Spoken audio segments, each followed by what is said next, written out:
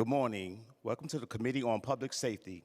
At this time, please place your phone on vibrate or silent mode. Thank you for your cooperation. Chair, we are ready to begin. Good morning, everyone. I am Councilmember Camila Hanks, and I'm Chair in the Committee on Public Safety, and I am joined today by Council Members Osei, Bottcher, Wan, Joseph, Brannan, Caban, Hanif, and Aviles. We are also joined by Public Advocate Jumaane Williams. I want to note for the record that NYPD was invited to testify but has since submitted a written statement that will be available to members of my council members and the public. It was also submitted for the record. I agree. Okay. I look forward today to today's hearing, where our committee will seek to examine NYPD's Strategic Response Group, also known as SRG. According to NYPD, the mission of SRG is threefold. The first is to deploy to targeted areas to suppress street violence through implementation of effective crime control strategies, and second is to respond to citywide mobilizations, civil disorders, and major events to maintain public order. And lastly, the SRG seeks to support the Emergency Service Unit in responding to active shooter and terrorist events. In recent years, SRG has evolved and expanded and is now serving as one of the department's primary response tactics in large-scale political protests and incidents of civil disobedience. More recently, the SRG has played a central role in the NYPD's disorder control strategy, providing tactical support to the department's efforts to clear homelessness entrapments throughout the city and maintain order at protests around reproductive clinics and other political gatherings. Soon after its inception, advocates began criticizing SRG and characterizing this unit as dangerous and unaccountable arm of the NYPD. More specifically, their criticism highlighted the misconduct of records of certain officers assigned to the unit, allegations of NYPD deployment of SRG to peaceful protests and demonstrations, and the use of its controversial crowd control tactics. Most notably, SRG was deployed in response to the 2020 George Floyd protests, where SRG officers were heavily involved in the department's protest response. Since these protests occurred in 2020, the CCRB has received at least 18 complaints against SRG officers, while it continues to investigate more than 750 complaints of police misconducts related to George Floyd protests.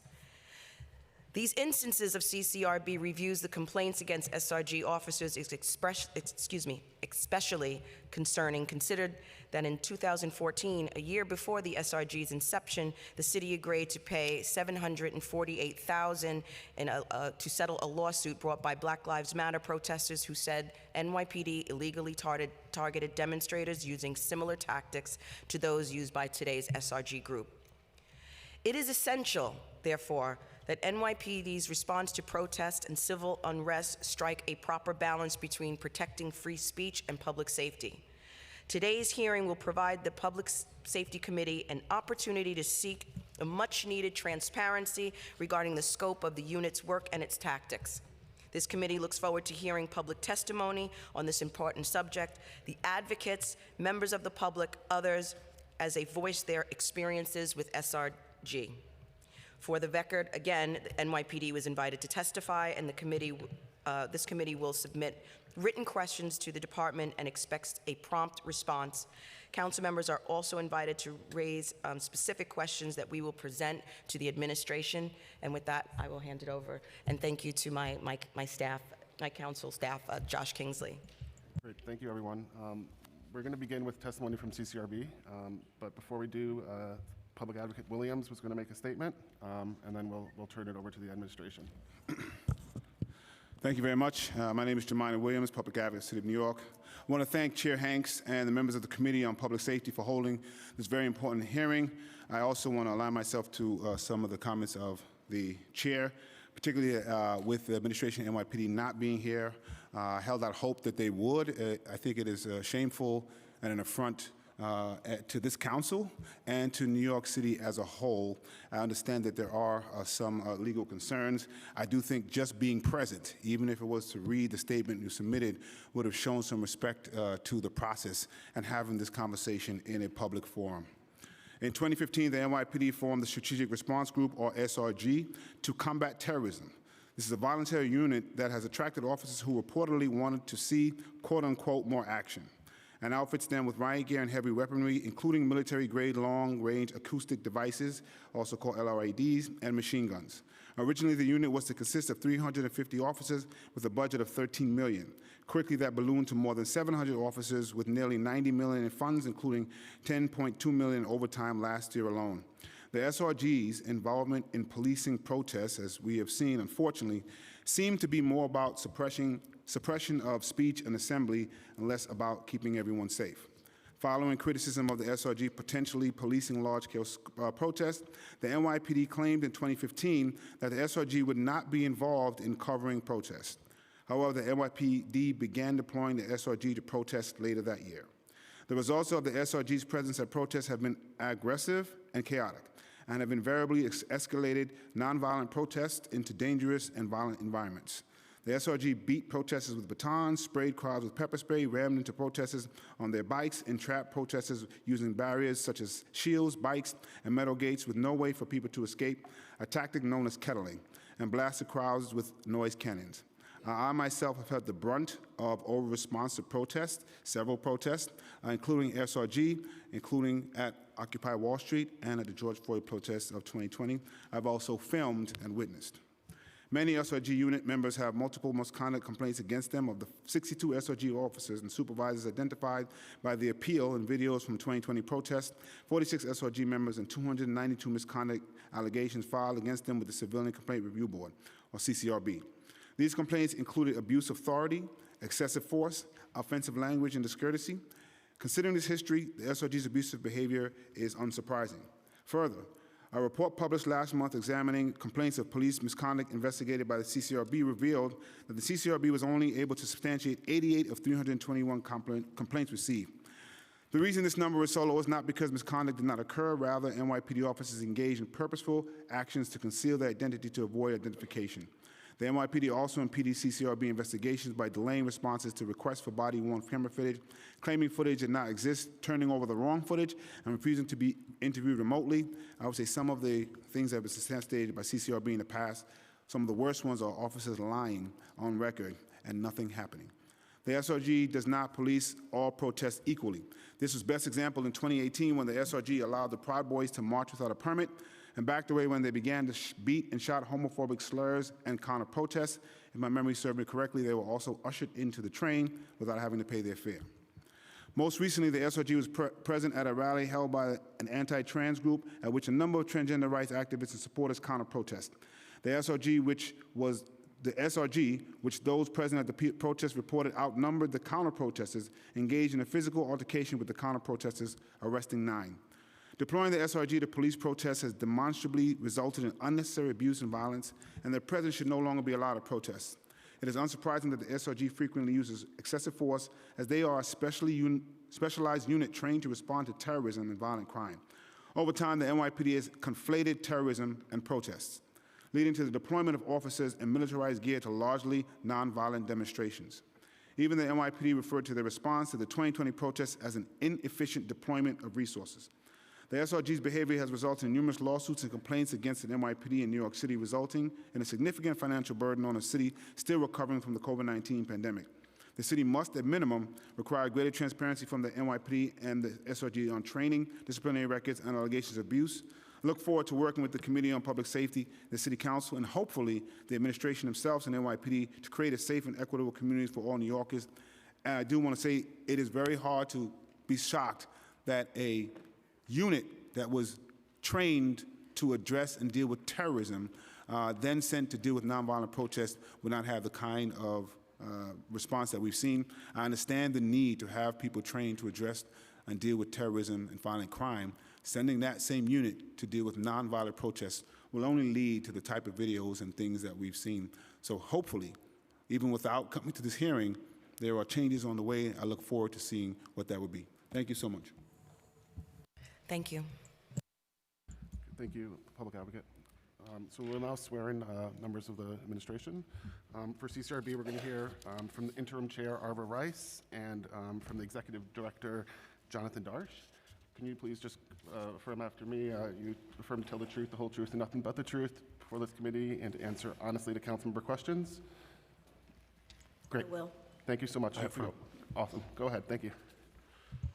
Good morning. My name is Arva Rice, and I use she, her pronouns. I am grateful for my second opportunity to address this council as the interim chair of the Civilian Complaint Review Board. I joined the CCRB as a member in 2021 and have proudly led the agency as interim chair for the last year.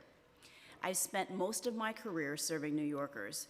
As current president and CEO of the New York Urban League, I work to enable underserved communities to secure a first-class education, economic self-reliance, and equal respect of their civil rights through programs, services, and advocacy. Under the last administration, I served as a commissioner for the NYC Equal Employment Practices Commission and Mayor de Blasio's Commission for Gender Equity. Before joining the CCRB, I worked with former Police Commissioner Shea and Mayor de Blasio on a department-wide initiative to reform the NYPD. In March 2021, the City Council passed a resolution adopting our final police reform and reinvention collaborative plan. After decades working to make New York City a fairer, more equitable, and safer city, I am pleased to use my expertise to lead the CCRB and improve police accountability. The CCRB is the largest police oversight agency in the country and will mark its 30th anniversary this coming July. While the CCRB was established in the 1950s, it did not take on its independence and civilian form until 1993 under Mayor David Dinkins. Following the Tompkins Square Park demonstrations, New Yorkers, outraged by the overt police misconduct and lack of repercussions for officers, began advocating for an all-civilian entity to oversee the NYPD. Since then, the CCRB has steadily grown and expanded its work. The board is made up of 15 members, 5 appointed by the mayor, 5 appointed by the city council, 1 from each borough, 3 designated by the police commissioner, 1 appointed by the public advocate, and 1 the chair, jointly appointed by the mayor and the speaker of the city council. Today, the CCRB investigates, mediates, and prosecutes complaints filed by victims and witnesses of police misconduct. The CCRB's jurisdiction includes force, abuse of authority, discourtesy, offensive language, untruthful statement, and bias-based policing. People may have filed complaints online, in person, over the phone, on social media, or at a police precinct. And thanks to this council, the CCRB now has the power to self-initiate complaints. After a complaint is filed, our intake team determines if the complaint is within the agency's jurisdiction, and if it is within our jurisdiction, assigns the case to an investigative unit. The assigned investigator then begins collecting and uncovering all possible evidence in a case. They often go to the scene of the incident, interview witnesses and victims, request CCTV and cell phone footage, as well as subpoena medical records. Investigators request NYPD documents, BWC footage, and other evidence in possession of the NYPD. Investigators will use sophisticated software to examine video footage, whether BWC or otherwise, watching a video carefully and repeatedly to determine exactly what happened. Once all that evidence has been collected, investigators conduct detailed interviews with the officers who witnessed or were involved in the case. The final step of the investigation is when the investigators marshal that evidence and write a comprehensive report detailing the complaint with the collected evidence and examine the incident through the lens of the patrol guide. The board then gathers in panels to review the underlying documents of each case and the investigator's recommendation before voting on whether misconduct occurred. And if misconduct occurred, what level of discipline to recommend based on the NYPD's own discipline matrix. There are 4 levels of discipline that the CCRB can recommend the NYPD impose on its members: training or instructions, Schedule A command discipline, Schedule B command discipline, and the highest level, charges and specifications. Command disciplines are shortcuts in the formal disciplinary process that the department negotiated with the police unions, where members of service accept discipline within certain parameters and give up their rights to a formal disciplinary process. The maximum penalty for a Schedule A command discipline is forfeiture of up to 5 vacation days. Schedule A command discipline automatically leaves a member of service's disciplinary history after 1 year. The maximum penalty for a Schedule B command discipline is forfeiture of up to 10 vacation days. Schedule B command disciplines must stay on a member of service's disciplinary history for at least 3 years. At that point, a member of service may request to have the Schedule B command discipline taken off their record, but that decision is the discretion of the department. Charges and specifications are the department's formal disciplinary process. Charges and specifications may result in lost vacation days, suspension, or termination. When charges and specifications are recommended, the case immediately gets sent to the CCRB's Administrative Prosecution Unit, or the APU. The APU was set up in 2012 and takes the most serious cases of misconduct to trial. The trials are presided over by an NYPD trial commissioner who writes their own recommendations to the police commissioner. In every CCRB case, the police commissioner has the final decision on discipline. When looking at all CCRB cases, the NYPD's Strategic Response Group makes up less than 1% of complaints since the group's inception in 2015. 472 SRG officers have received a complaint, and the CCRB has substantiated misconduct against 82 of them. The substantiation rate against SRG officers is approximately 10% higher than all CCRB complaints since 2015. Part of this can be explained by the 2020 protest cases. The 2020 protests resulted in the highest rate of complaints the agency has ever seen, with 300 complaints being filed in 48 hours. The CCRB received over 750 complaints that were then narrowed down to 321 cases after eliminating duplicates and incidents outside of our jurisdiction. Given the large deployment of SRGs to manage the protests, this resulted in a higher rate of complaints against SRGs. 15% of the protest cases involved an SRG officer, while regular CCRB cases involve an SRG officer less than 1% of the time.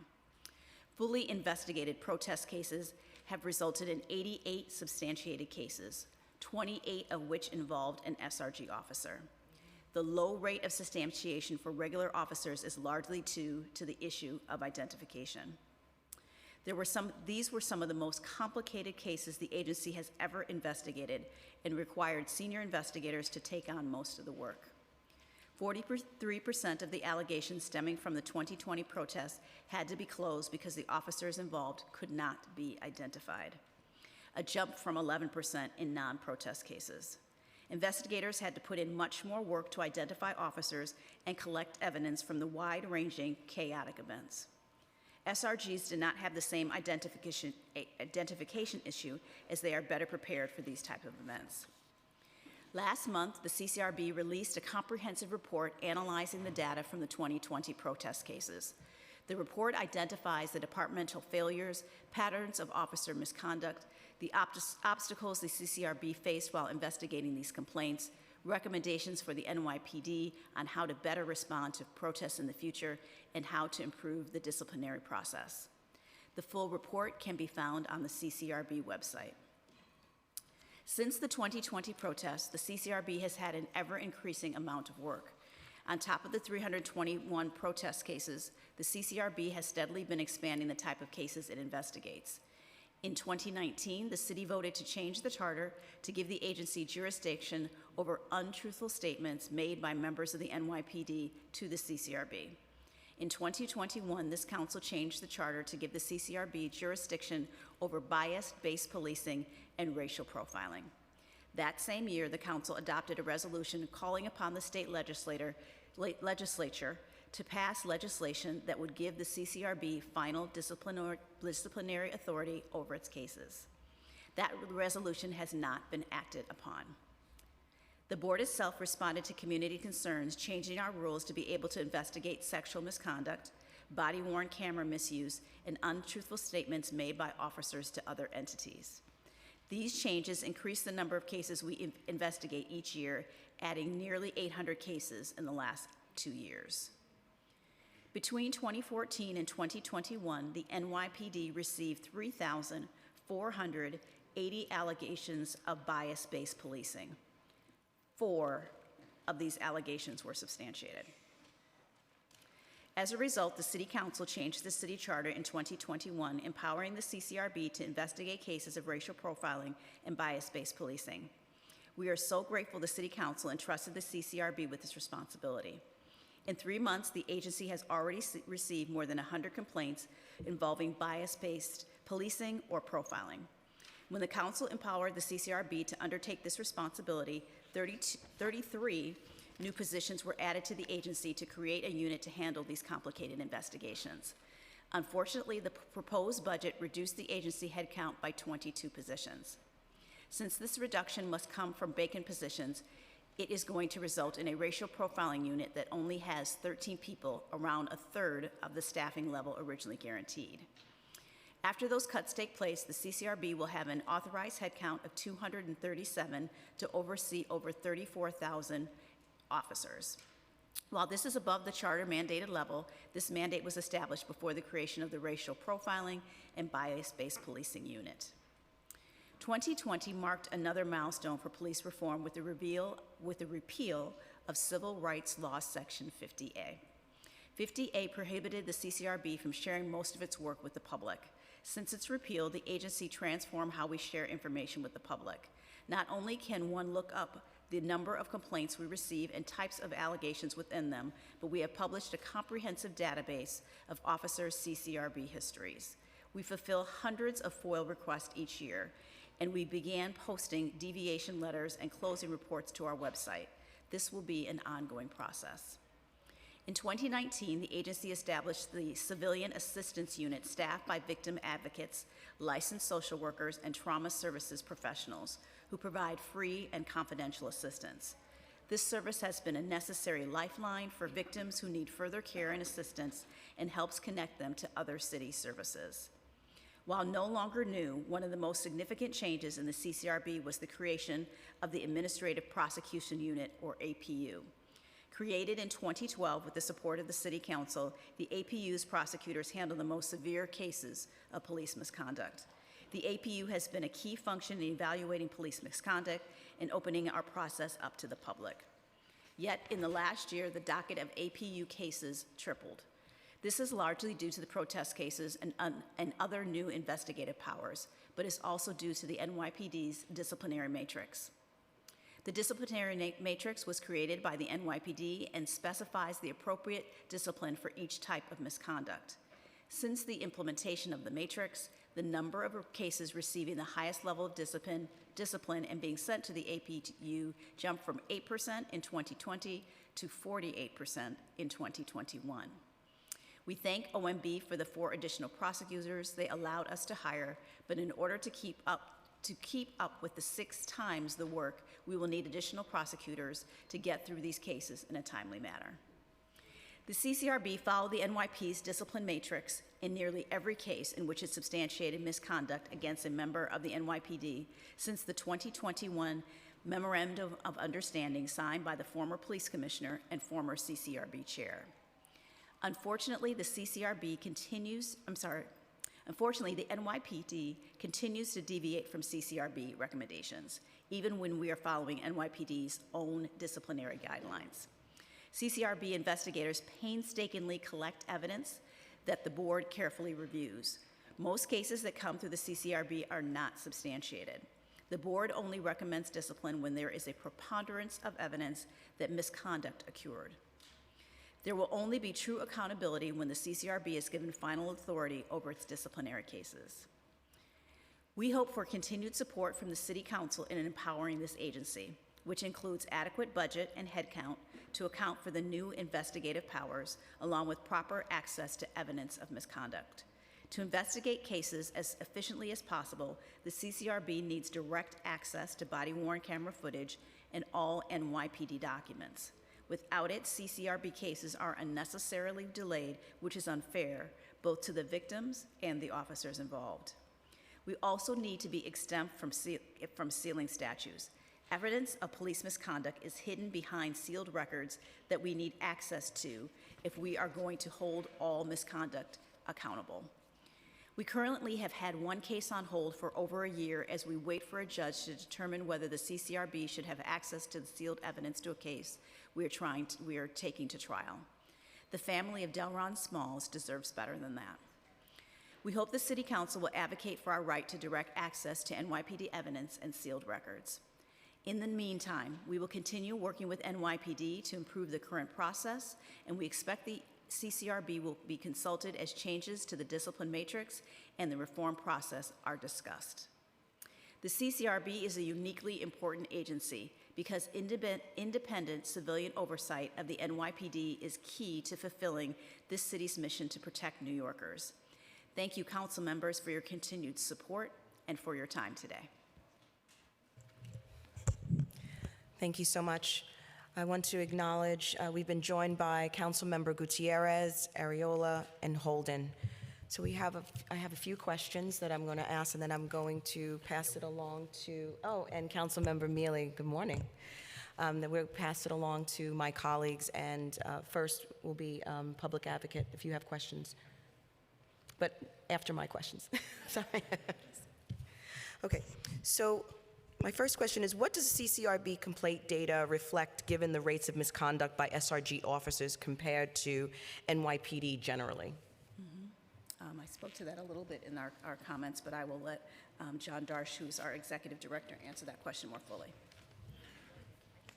So if you look at complaint data overall since the creation of SRG, approximately 1% of all of the complaints that the CCRB has received were about members of the SRG. If you focus in on the protests from the summer of 2020, almost 21% of the officers against who the CCRB was able to substantiate misconduct were from the SRG. That is 108 total members of service we were able to identify as subjects, and then of those members of service, 28 were from the SRG.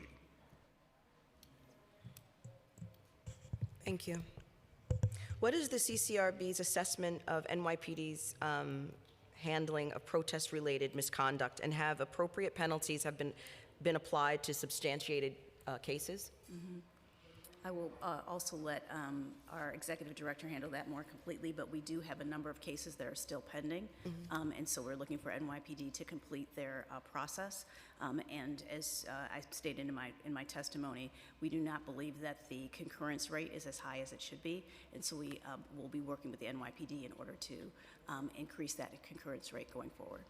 How long does it typically take for NYPD to substantiate or get back to you?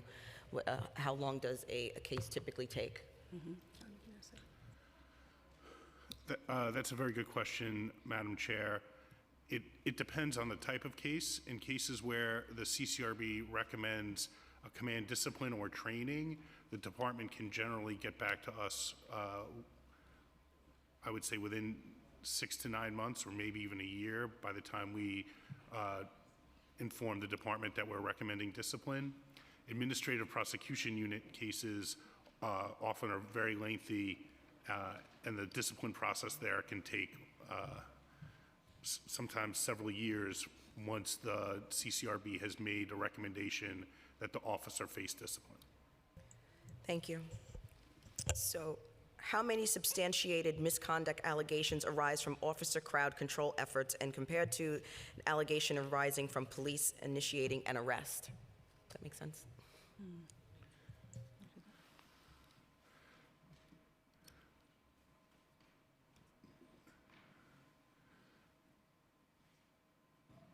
So I think there were 108. We substantiated 88 complaints of misconduct from the protests regarding protest activity. I can't break it down for you based on arrest activity. We could try and figure that out and get back to you with that later. I would appreciate that. Thank you very much. Does the CCRB believe that there are certain protest response tactics used by the NYPD that contribute to high rates of civilian complaints? Can we talk a little bit about that? I'm sorry, can you repeat the question? So, does the CCRB believe that there are certain protest response tactics used by the NYPD that contribute to high rates of civilian complaints.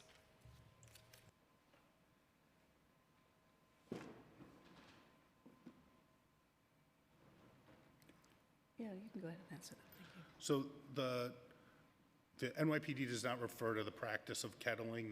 They call it something else. But one of the things that we noted in our report is that when civilians are not given an opportunity to follow the instructions from members of service before the members of service take arrest action, that is an activity that leads to an increased number of complaints. Also, the practice when I would say that's the main answer to your question. Thank you. In the interest of time, I'm going to pass the questions along to the public advocate, Mr. Jabani Williams. And yes. Thank you. Thank you very much. Appreciate it. I just wanted to clarify something. I think just on page 3 of the testimony, second paragraph. The last line, SRGs did not have the same identification issue as they are better prepared for these type of events. Were you saying that they did have their identification more clearly seen? Their equipment is tracked and traced at a higher level, and so that allowed us to identify officers. And one of the main reasons why we were not able to move forward with many of our cases was because of lack of officer identification, and so it was just a better tracking of the SRG officers. I see. So I want to give credit where credit is due. So if they were easier to be tracked, so that's at least one plus. But the officers who were not members of SRG, they were harder to track. Some of that is because there's a belief that they were hiding their identification. Is that correct? They were harder to identify for a number of different reasons. There were individuals whose badges, we couldn't identify their numbers from their badges. Body-worn camera footage that we received, it was difficult to make those identifications. Also, there was a lack of tracking of the officers' rosters, and equipment was checked out, but the equipment didn't match the officers, and so all of those reasons contributed to the lack of officer identification. Was the one I mentioned one of those many reasons? I'm not going to speculate on that one. Okay. Well, I did see some of that, and we've got a lot of folks who corroborate that as well. But you also said that, if I'm clear, the NYPD many times does not follow your recommendation, even though your recommendation is based on their own disciplinary matrix. That is correct. Have they given reasons why they do that? They do deliver letters to us, and I can have our executive director talk a little bit more about that. So we post the police commissioner's letters on our website so that people can see the reasons why the police department deviated from our recommendations. One of the most common reasons why they would deviate from our recommendations is they did not feel misconduct occurred. And so that is that. And while the CCRB understands that the police commissioner is the final arbiter of discipline, in every case that we substantiate, we think the officer should have been disciplined. So just to clarify, they believe what you substantiated just didn't happen? Or they don't think it was misconduct. Right. So it could have happened, but it wasn't misconduct? Correct. Okay. How many times is it the second that it happened, but it wasn't misconduct? Do you know how often is it? I'd have to get back to you on that. Okay. Thank you very much. The only thing I want to say is the CCRB is being cut with the budget, as well as most other agencies, while the NYPD is not. And in fact, they may be getting more money from the state government for overtime. So I just want to show the unbalance there. And I did want to mention, I understand the need to sometimes use law enforcement for large-scale protests. What I don't understand is using officers. I see you. But what I don't understand is that we would use officers who are trained in terrorism and violent crime. That makes no sense to me. And by the way, I would say from the many protests I've seen crowds police themselves if they're given a chance, and do so quite effectively. Thank you so much. Thank you. Thank you very much. I want to acknowledge Councilmember Stevens has joined us. At this time, we will hear from Councilmember Osei. Thank you, Chair Hanks. I want to start by thanking you both for coming to work today. It seems like something that the NYPD doesn't take seriously unless they're brutalizing folks. But I want to start by acknowledging that the CCRB clearly has no power. Last year in 2022, the CCRB has made over 70 recommendations on wanting to see changes within cases of police brutalizing folks within the city, and the police commissioner thwarted those because she does not want to offend good faith decisions made by police officers. In addition to that, the mayor has a majority of appointments made to the CCRB, so the entire CCRB, and I'm sure everyone in this room or listening at home knows that it's a completely failed board in terms of holding an agency like the NYPD accountable. So much so, the fact that the NYPD has chosen to not show up to work today proves that they are given special privileges compared to many of the other agencies that exist here in this city, which is unfortunate because our taxpayer dollars give them a large sum of money year in and year out. I do want to acknowledge that an article just came out from the New York Times today, and I'm sorry that I don't think I have that many questions to ask you because I'm not sure where we would move forward in terms of asking you questions, but the New York Times came out with an article today saying that New York City has agreed to pay $25,500 to each of hundreds of demonstrators who were penned in by the police in the Bronx during racial justice protests in 2020. First, if anyone in the room was at those Bronx protests, please get your coin, get your money from the city. But in addition to that, that proves that the CCRB is a proven, not the CCRB, the SRG should be disbanded, one, and two, there's clear litigation that is paying those that have been brutalized by the SRG. In addition to that, the mayor is proposing cuts across the board within our public school systems, within our libraries, yet we're continuing to pay, first, $11 billion to an agency that doesn't show up to a committee hearing, and two, $90 million to a unit within that agency that is brutalizing protesters. Now the city has to pay an additional $21,000 per person that was brutalized by that unit. So two calls to action to people that are listening or in person as well as online or at home. Councilmember Charles Barron has a bill that he introduced in the City Council. It is Intro 0463, and it would make sure that the City Council would create an elected civilian review board rather than one that is run on appointments, especially from appointments made by a mayor that was formerly a cop. So I think we need to push this legislation so that we are putting the power in the hands of the people and every single person that's in this room, rather than those that are appointed by individuals that have their own agenda. In addition to that, the police commissioner who's appointed by the mayor should not have final say in the atrocities that her agency is committing against the people of New York City. Thank you. Thank you, Chair. Excuse me. Thank you very much. Councilmember Osei. Very good question. So I just have a question to piggyback off of the public advocate. Explain the burden of proof used by CCRB in substantiating allegations of misconduct and recommending disciplinary action. The burden of proof is a preponderance of the evidence, which just means more likely than not, and that is the same burden of proof that must be used by the department when they're evaluating whether an officer committed misconduct. Thank you.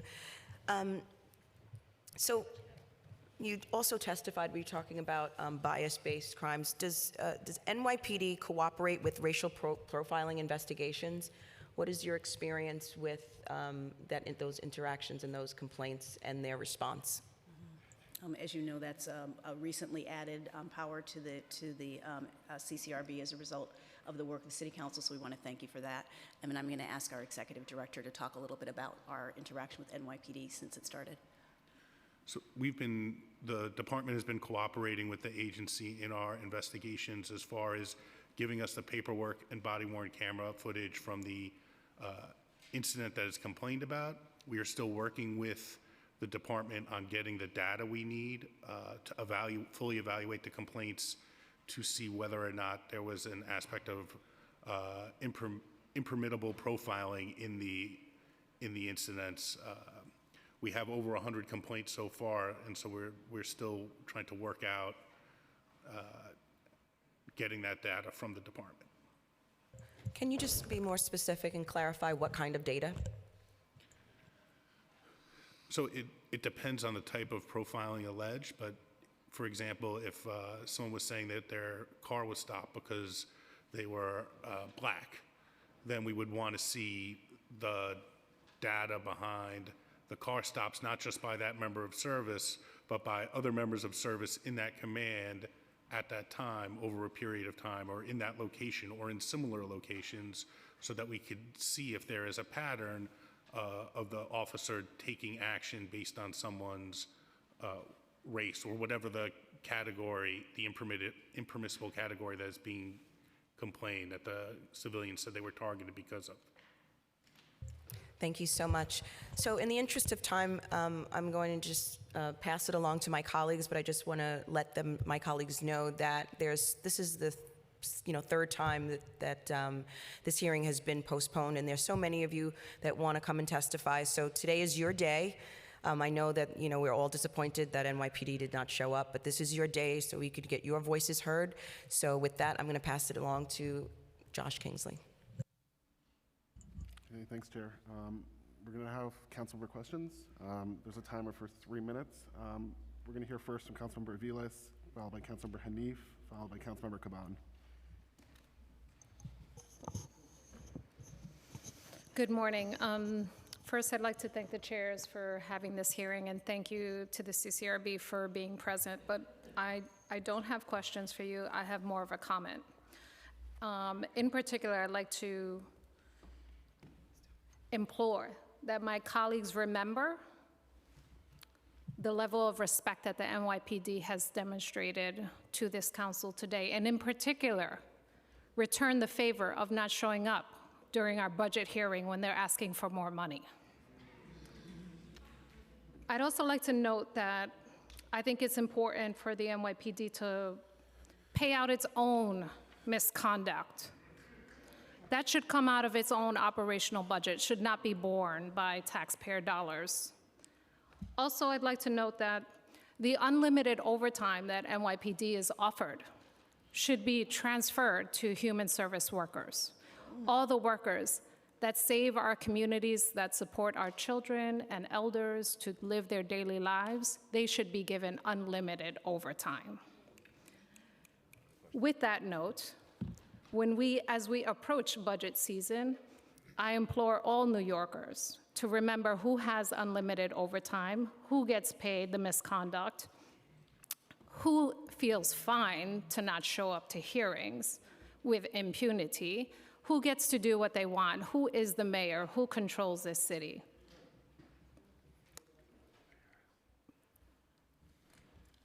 It is clear that this city needs to hold this agency to account in a real way. And it is clear that they feel impunity to not show up whenever they want to. This is an affront to this council, to New York City taxpayers. We know who keeps us safe, and it is most certainly not the NYPD. Thank you, Councilmember. Next, we'll hear from I see Councilmember Hanif is not here, so we'll go to Councilmember Caban. We'll turn back to, we'll go to Councilmember Juan. Okay. What's up? We're going to go to Councilmember Juan and then to you. Is that all right? Okay. Thank you. Councilmember Juan, followed by Councilmember Caban, followed by Hanif when she gets back. Good morning, everybody. I just want to first thank the public for showing up. I know that you're taking time out of a weekday during the week where many of you could be working or having childcare with so many other reasons, and I want to also recognize all the folks who have joined online. Thank you so much for taking the time, because I know that you've been waiting for months for this oversight hearing. It is implorable that the agency has not shown up. Every single city agency is accountable by law to the city council to be at oversight hearings, and it's part of the checks and balances process. And for them to not show up, it is not okay. And now we know for going forward, we'll have to subpoena the NYPD to make sure that they appear at these hearings. Just for the record, since the agency is not here to answer my question is for the 114 and 108 precinct, the two precincts that overlap with my council district, we are expected to have a deployment of the SRG in Woodside, Queens.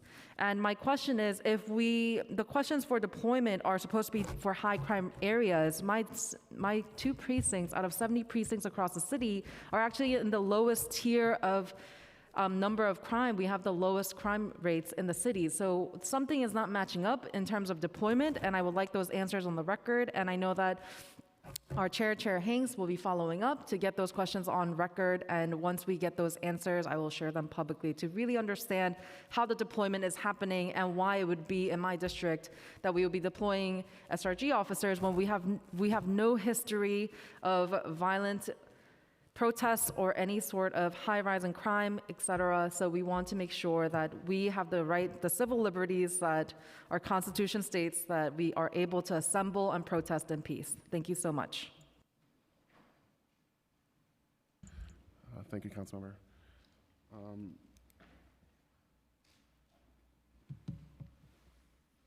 Next, we're going to, Councilmember Hanif, are you ready for questioning? Okay, Councilmember Caban, followed by Councilmember Hanif.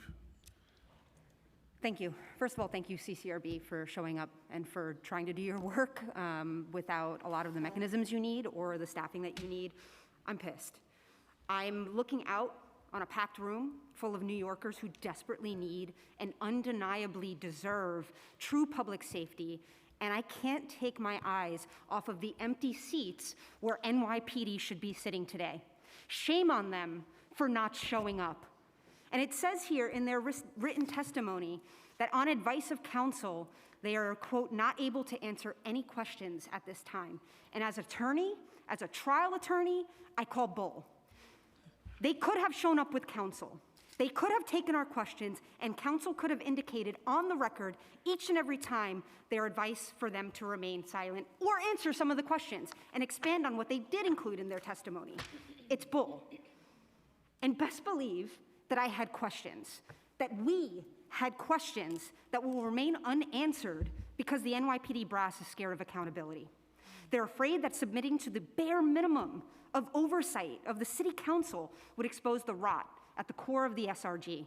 They are terrified that they might have to tell the truth and take steps to fix what they've broken. So instead, they run away when they should be sitting in those seats.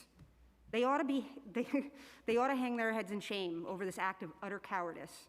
If you can't face the people's elected council, you have no business billing us for your unlimited overtime and disgraceful misconduct settlement fees. That's right.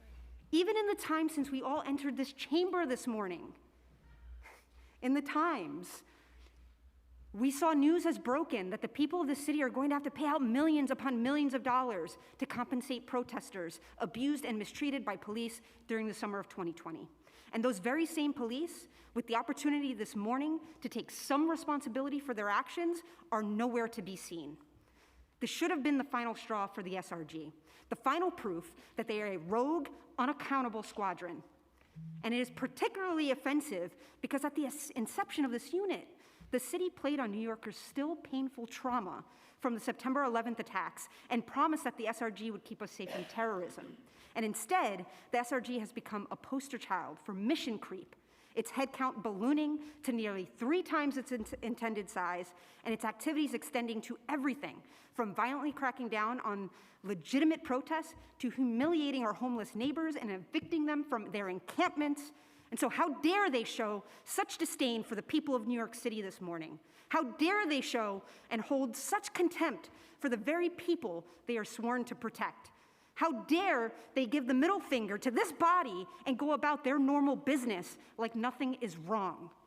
If you were undecided before, let this outrageous display help you make up your mind. It is time to disband the SRG and redeploy its funds to evidence-based safety strategies. And so I know that there are many of us that are certainly going to stay in this fight with all of y'all. So thank you for being here. Thank you for showing up. Thank you, Councilmember Caban. I'd like to acknowledge Councilmember De La Rosa, who's joining us via Zoom. Next, we'll turn to Councilmember Hanif, followed by Councilmember Ariola, Holden, and then Osei. Thank you so much. Like my colleagues have already expressed, this is deeply embarrassing. In this administration's city of yes, the NYPD continues to say no. And I don't know how they get away with that. And yet, our funds for education, our funds for healthcare, our funds for supportive housing, all of that gets slashed and divested. This is humiliating because this is not the first attempt that we've had to host this oversight hearing. And I know NYCLU, many advocates, impacted communities, New Yorkers have been calling to disband the SRG for many, many years. So from the NYPD, this is absolutely unacceptable. This council is watching, and we are deeply embarrassed that the NYPD refuses to respond to our questions. Unacceptable. And of course, I want to be clear that I'm against the headcount cuts that the CCRB is being faced with, and that is what I'd like to focus on, because we need the CCRB to be the unit of accountability. And it's disgraceful that over and over you've seen cuts. So I'd like to know if you could share again for the council and the public the headcount of the CCRB's racial profiling and bias-based policing unit. So when we originally came to the council and discussed this, we thought we would need 50 people to man the unit. 15? 50. 50. When the unit was created, there were 33 people assigned to it, in theory. We have been building the unit. We're up to 13 people. We have a director of the unit, a deputy director, a data scientist, and then 2 squads of investigators and investigative attorneys. But with the proposed cuts to the budget, we think that'll be the maximum size of the unit. 13 will be the maximum size. Yes. And the goal is 50. Yes. And how much funding is being cut from the CCRB? $950,000. And how much is the amount that you need to achieve the 50? I'd have to get back to you on that. I don't know off the top of my head. And what does the CCRB need from the PD that you're not currently getting in order to do your work effectively for New Yorkers? So for the racial profiling unit, we need access to the data that we're currently working with New York City, the NYPD's Department of Legal Affairs to arrange how we get that data. Could you share what the hurdles are from receiving that data? What is the PD preventing here? So it is both the length of time, the timeframes that we're requesting the data for, the fields that we're requesting, and then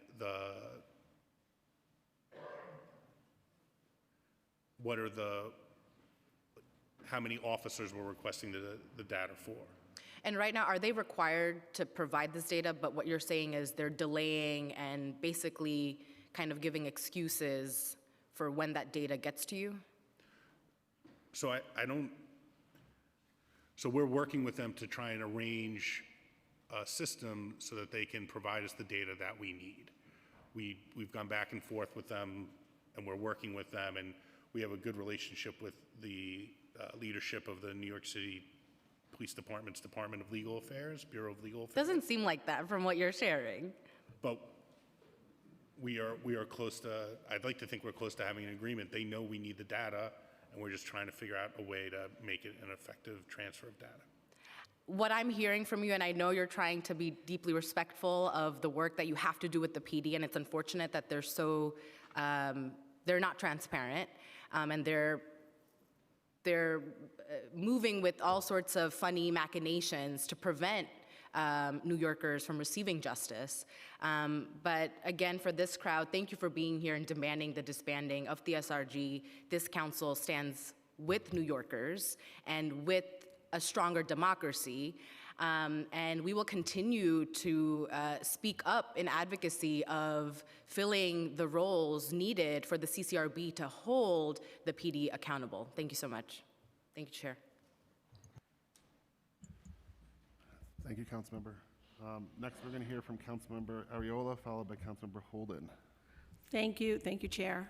Thank you for coming to testify today. So you were saying in your testimony that it was difficult in 2020 to really identify SRG with regular officers and kind of get that. Now, that was under an old administration. To the new administration, where the SRG has really been reimagined, retrained, vetted, and wearing different uniforms than most police officers, is it more likely that you could identify them if they were acting inappropriately in a certain situation?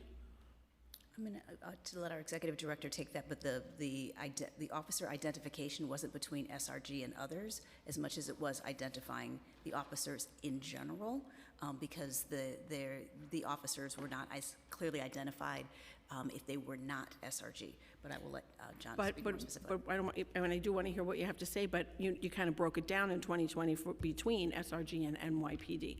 So I'm going to stop it there. I'm going to kind of change my question.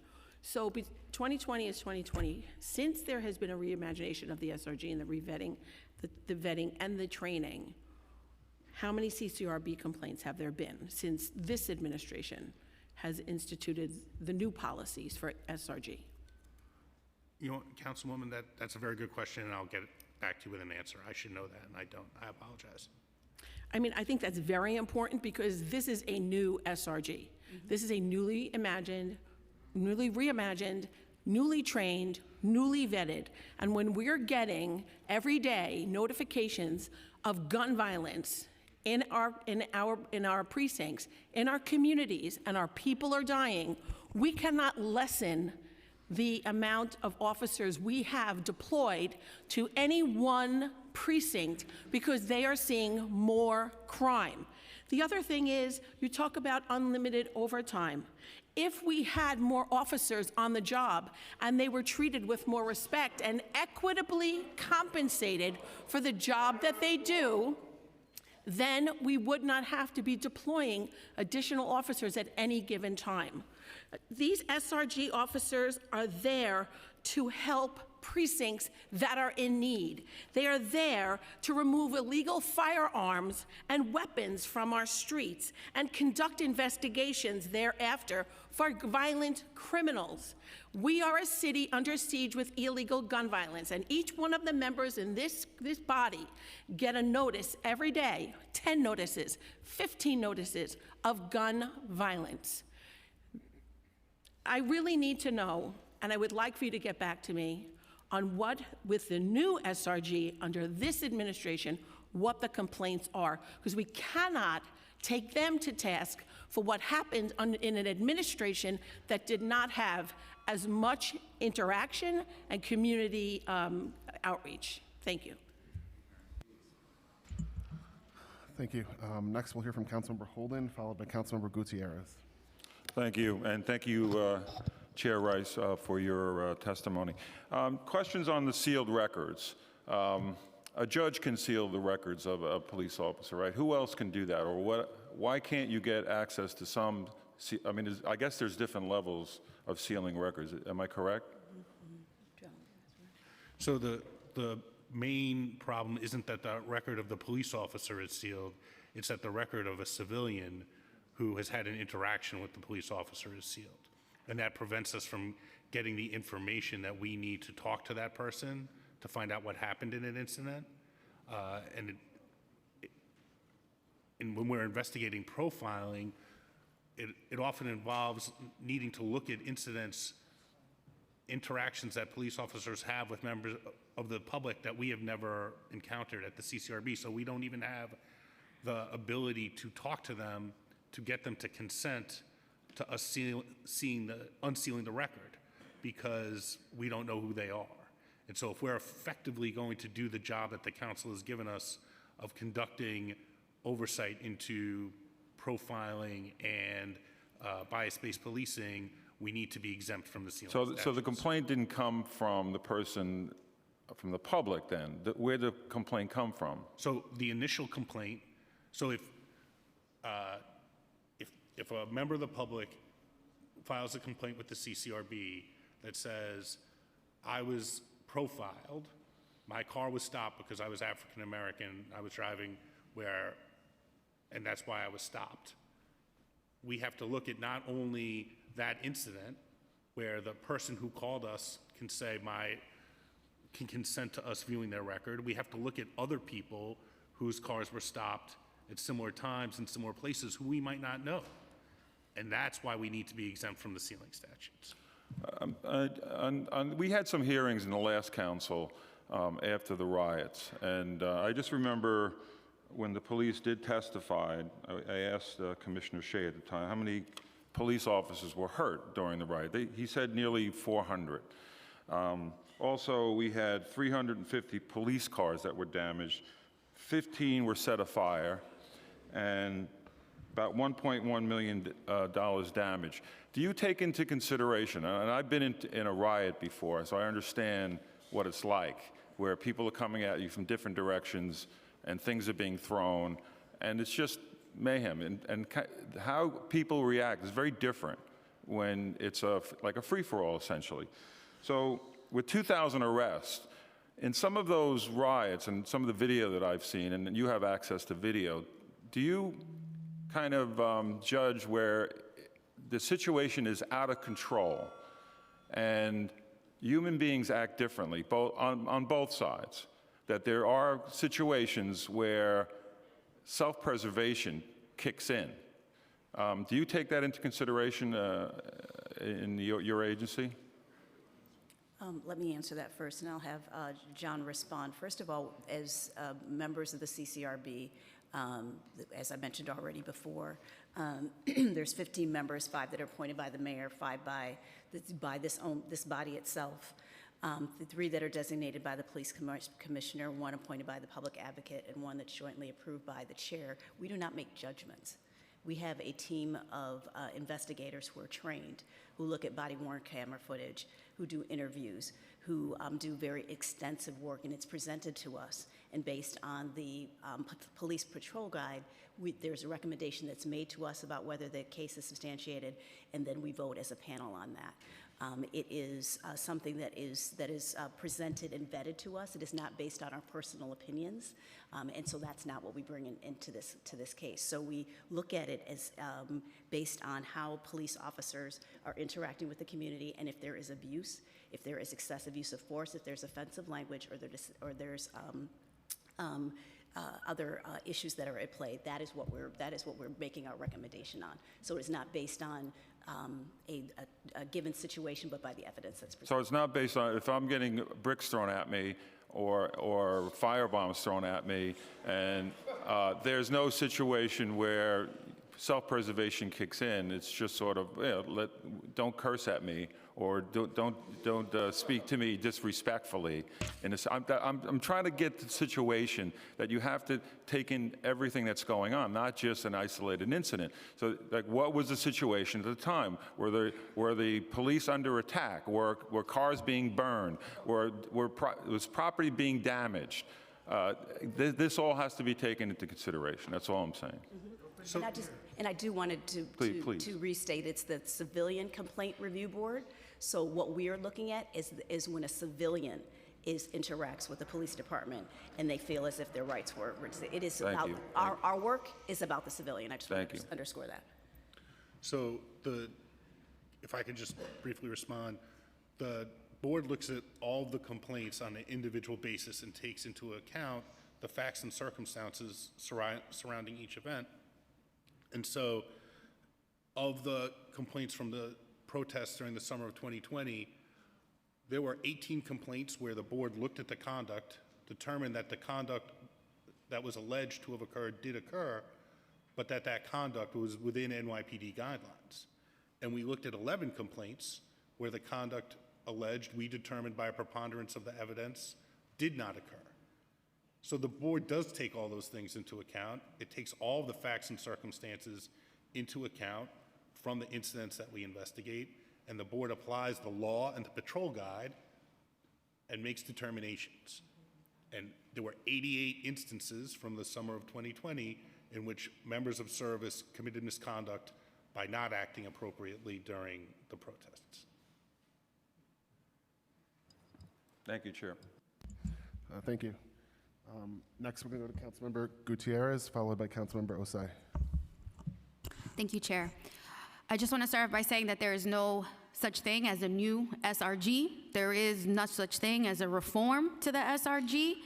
The only thing new about them is that they're even more emboldened by a cop for a mayor and a department who views their responsibility in public service as an option and not an obligation. I do have a question for CCRB, but I just want to highlight the fact that the CCRB exists primarily by admission that the PD abuses its power, that the PD is incapable of being held accountable. So the entire agency, while I respect the work that you do, exists because there is known cognizance of PD's repeated abuses, of inability to be held accountable, inability to provide service and public safety to our city. So with that being said, my question to the CCRB is, do you believe that police accountability would improve if the PD instituted even a fraction of your recommendations? And this is a legitimate question. Yes. You would? Yes, we believe that Yes. we stand by the recommendations that we make at the CCRB. And do you believe that it would transform public safety in this city?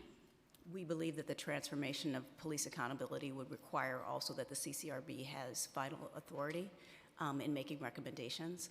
And so we believe that that's the next step. Thank you. So, and this is not for you, and I also, like my colleagues, just want to thank you for showing up to work today. Knowing what you are saying, and I appreciate your response, because I believe you're being genuine in saying, hey, if the PD did a fraction of what we're recommending, things would be different. Knowing what we know, why would this council stand to continue to empower the SRG, whose abuses are even more egregious than standard PD officers who are not even in the SRG? I'm talking from a place of passion, from a place of hurt, seeing my neighbors, seeing constituents, seeing people who are exercising their amendments get abused and then become marginalized, be categorized as villains, when we understand the role that PD plays in villainizing our communities. We know that this responsibility falls on them. It's disheartening that they're not here. It's a slap in the face. I second what so many of my colleagues have already said, which is it's disrespectful. And when they deign to come to council asking for more money, we're going to continue to push on them and demand that they show up. You do not get to even entertain the conversation about increased funding if you do not talk about public safety in a real way, when you do not acknowledge the disrespect, the abuse that you have facilitated and with ease executed in our city and our communities at large. So thank you all, and thank everyone here for testifying. I appreciate all of your advocacy. Thank you. Thank you, Chair.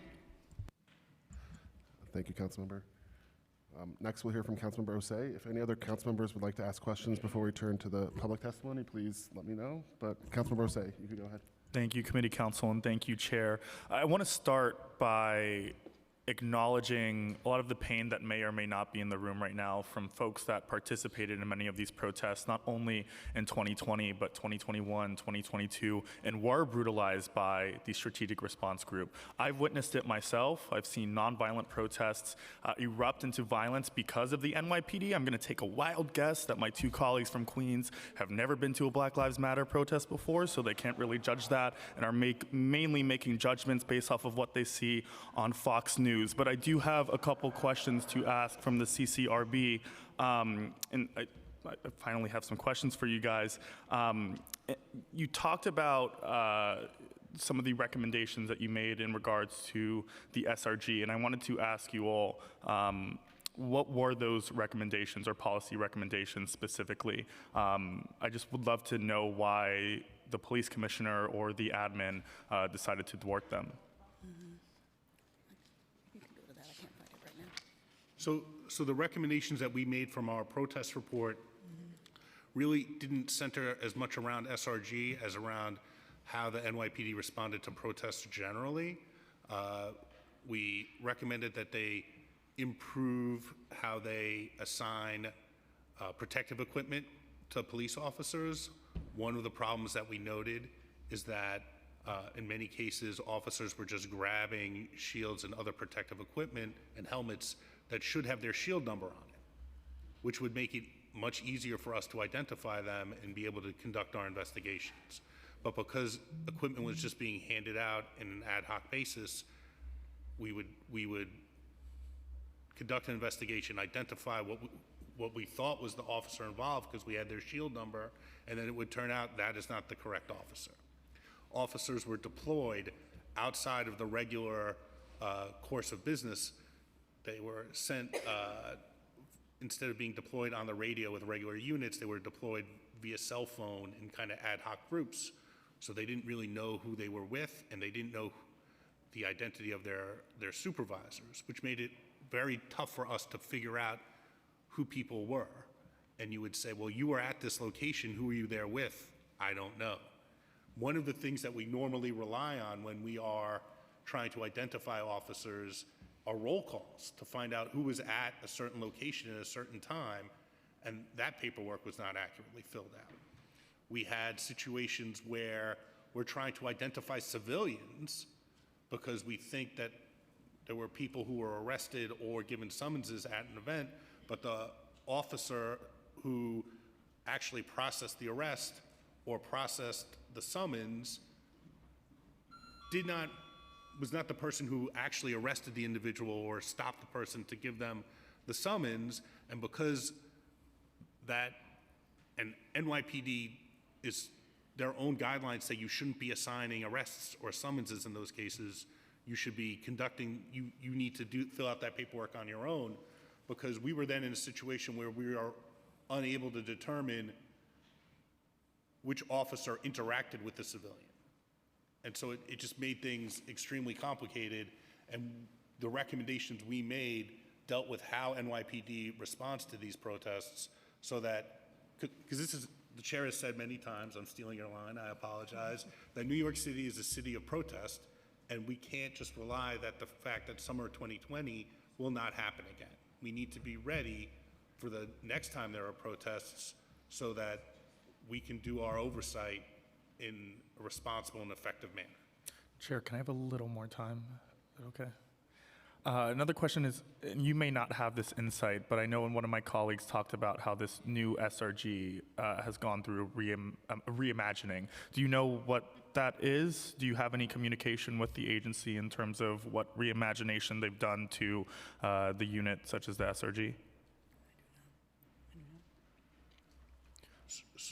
So no, but we really focus on how we do oversight of things after the fact.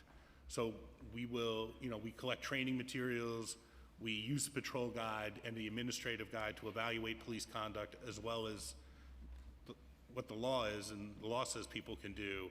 And so I will get the number that Councilmember Ariel requested on how many complaints we've received about SRG since the new administration was elected. Thank you, and thank you, Chair. Last thing I want to note is just to hammer down on the points of, this lawsuit that, the city is going to make these payouts to those that have been brutalized by the NYPD.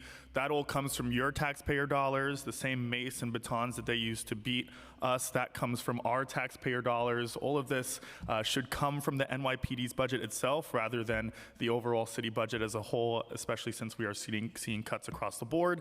And, finally, the NYPD's excuse that they couldn't come here today because of litigation and lawsuits. They are always dealing with lawsuits for very apparent reasons. So thank you.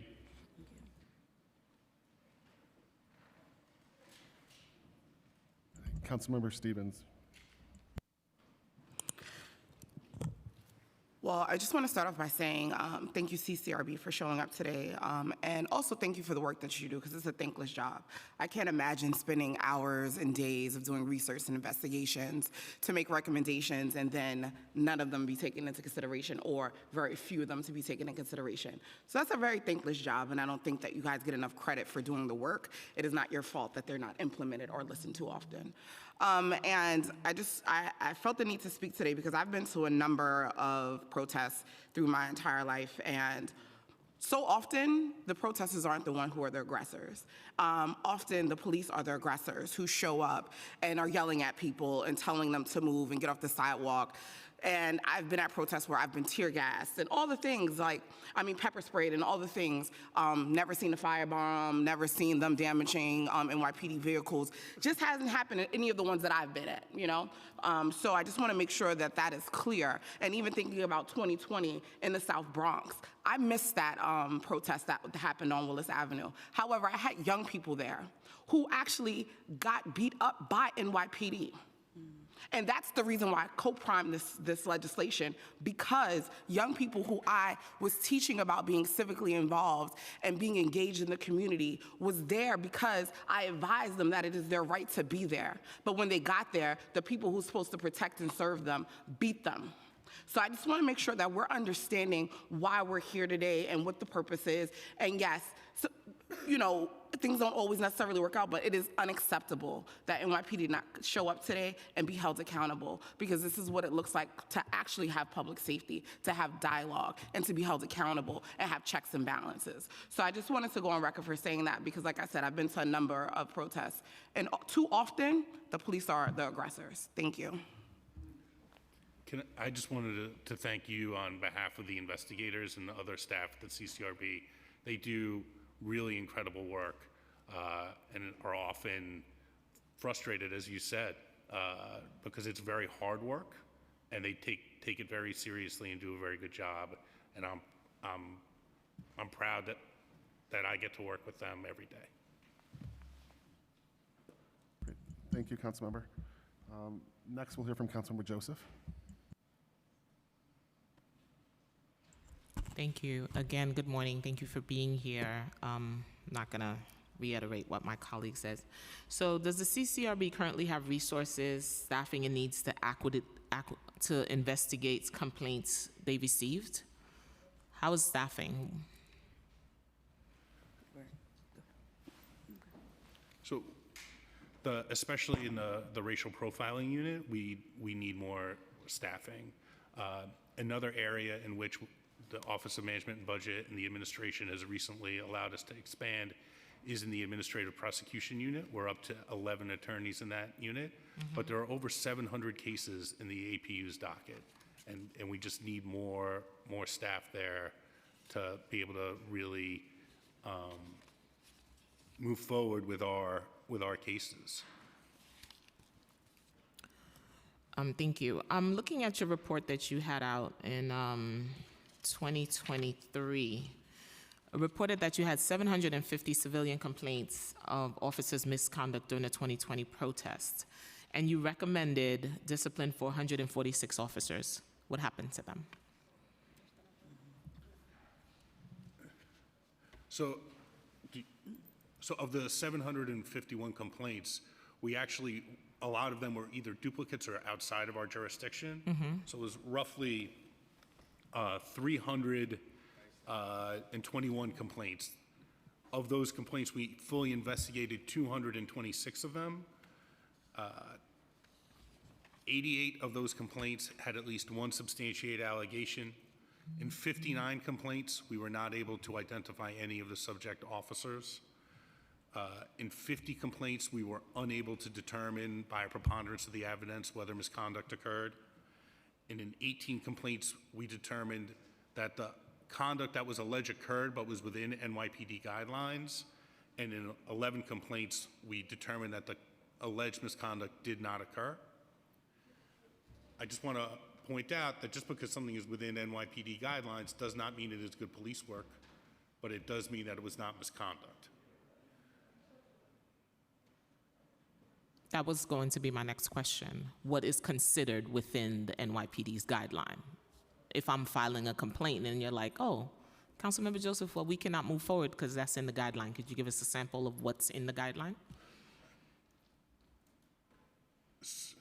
So from the protests or just Yeah, generally yeah, speaking? as a protester, correct. So one of the issues that was there was the curfew, and so the way the curfew was implemented by the prior administration, it was often unclear whether people actually were allowed out after the curfew, and so we had people who ended up getting caught up by police action where it was because the officers had a tough time identifying who was allowed to be out after curfew and who wasn't. That might have, for example, led to something being within guidelines. Also, officers have, once there is enough information for them to arrest someone, an arrest is an inherently violent act. They have wide latitude to use force when they are trying to arrest someone.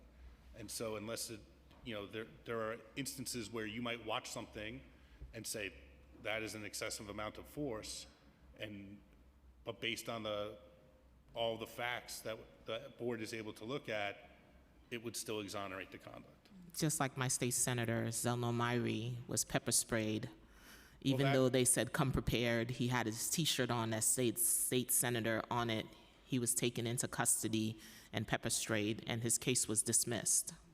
The CCRB substantiated the misconduct against Senator Myrie, and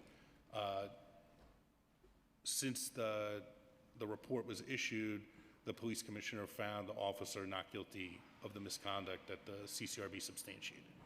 Correct. Your operating budget right now is how much?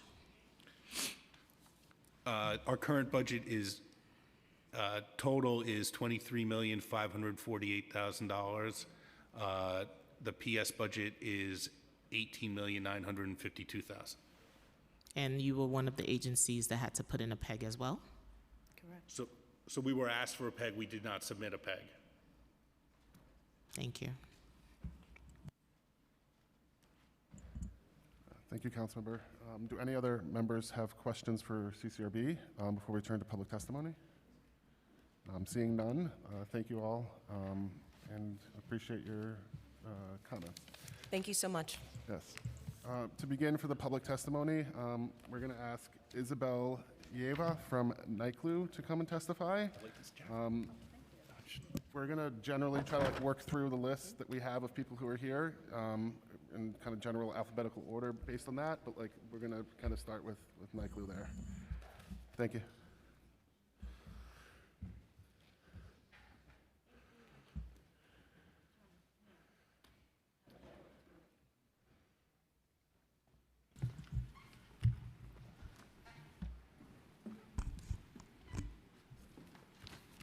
Whenever I'm ready.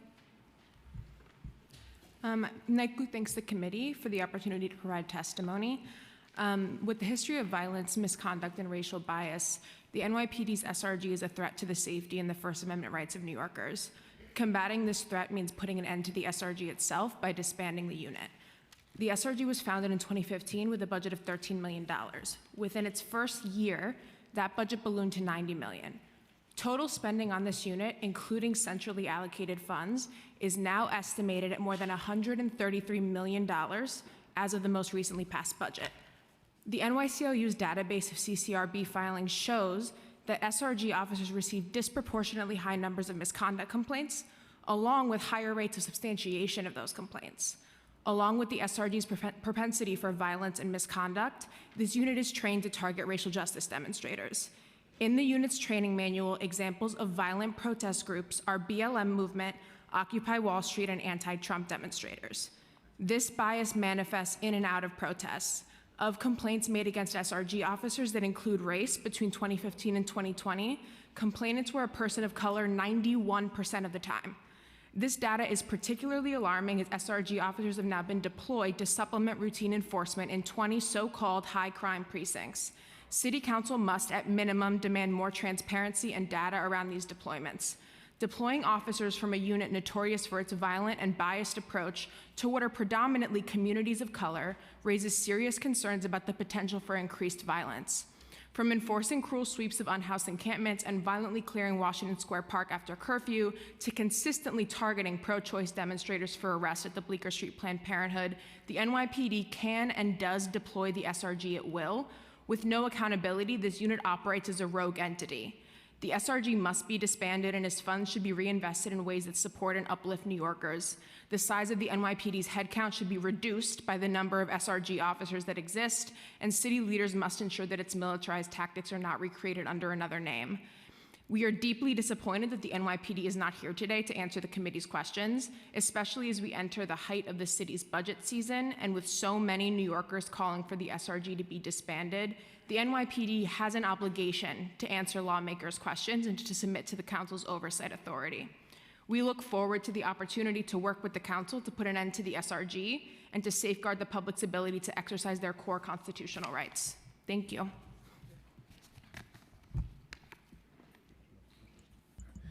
Councilmember Caban. Yes, I have a question for you. Thank you for your testimony. So I think you made mention of the SRG Bike Squad training manual, where protest groups are divided into quote-unquote nonviolent and violent groups. Can you reiterate the examples that the NYPD gives in their manual as what constitutes, quote, violent groups? Yes, the examples given are BLM, Occupy Wall Street, and anti-Trump demonstrators. So they didn't include the Proud Boys? No, As and an there example? are no examples given for a nonviolent group. They, Yeah. okay. They, for violent groups, they didn't include the Proud Boys. No. Did they include neo-Nazis as examples? Did they include white supremacist groups as examples? No. Okay, thank you.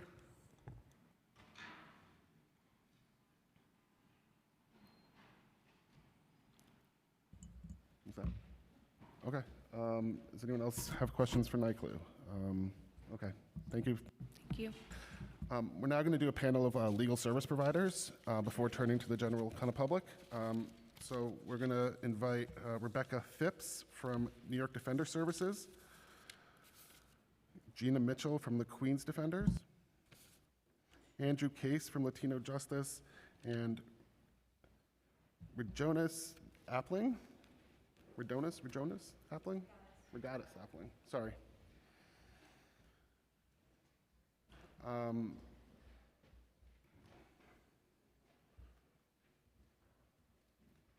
We also have Jackie Gostigen from Brooklyn Defender Services, who are going to be joining us via Zoom.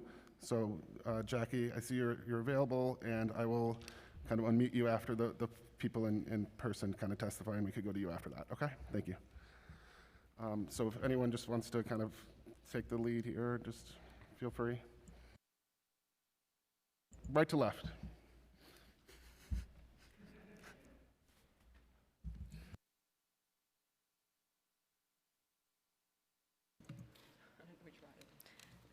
Okay.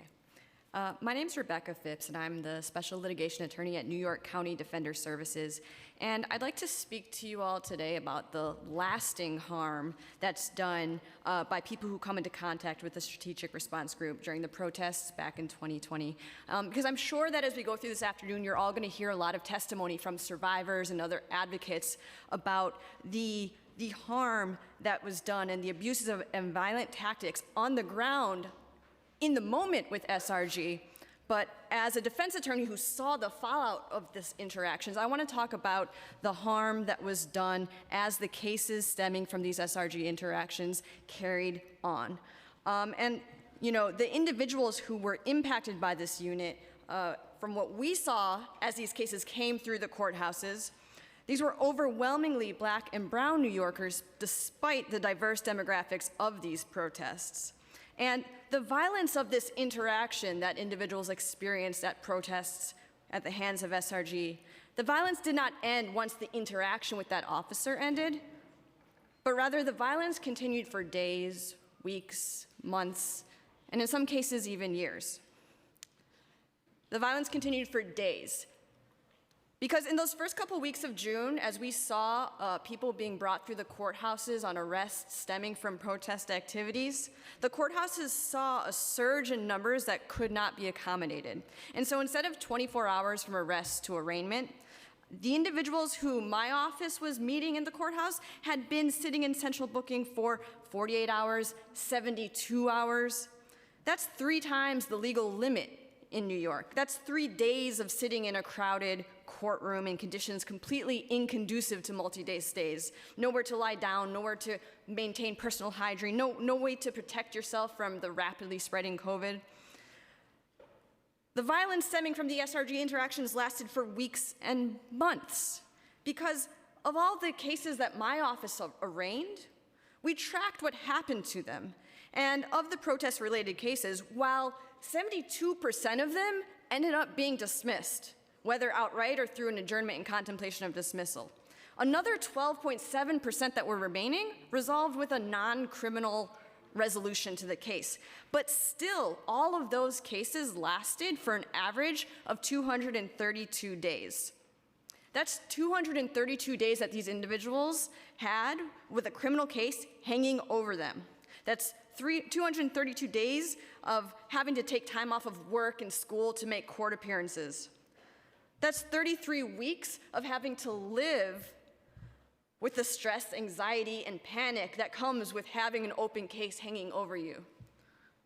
And in fact, the violence continued in some cases for years, because for some of our clients, that's how long their case carried on. My colleague had a 22-year-old young woman whose case stemming from an arrest at a protest in June 2020 lasted for 26 months. For 2 years, she had a pending felony indictment hanging over her, which, mind you, resolved ultimately with a plea to a non-criminal violation. But for 26 months, she had this felony charge hanging over her. So when SRG utilizes its militaristic tactics to police protesters and target Black and brown protesters specifically, I just want you all to remember that the damage they're inflicting lasts well beyond that one night, and SRG must be disbanded. Thank you. Thank you, committee members, council members. My name is Gina Mitchell. I am a staff attorney at Queen's Defenders, and I'm here to echo the sentiments of Councilmember Wong when she indicated her concern about SRG being present in the Queen's communities. What we saw with most of these actions, where we saw disgusting and brutal police violence from SRG, occurred mostly outside of Queens. But what we are seeing as staff attorneys and as public defenders in the courthouse is that our clients need specific services. Public safety is never going to be created by putting more heavily militarized, violent police on the streets. We are subject matter experts in our communities, in our clients' lives. And what we are seeing on a daily basis is that they need access to housing, supportive housing services. They need universal and affordable health care. They need protections for non-citizen New Yorkers, meaningful violence interruption and diversion programs. We had comments here about gun violence in our communities. We need diversion programs so that we can have equitable and just resolutions to these kinds of problems in our communities. Overwhelmingly, we see our clients are victims of police brutality. We do not want to see more militarized police coming into Queens. So whilst we did not see these actions happening necessarily in Queens, we know that there were some officers present in Queens Central Booking. We are seeing these CCRB records. We are reading them on a daily basis in our discovery files. We know which officers are problematic, and the city also knows. We are calling upon the city to do something about this, to get rid of these officers, to dismiss them, to sanction them, to discipline them. This is not a situation where they don't know who these people are. We are asking that SRG be completely disbanded and that their funds be divested and diverse to the community resources that we so desperately need in the Queens community. Thank you for your time.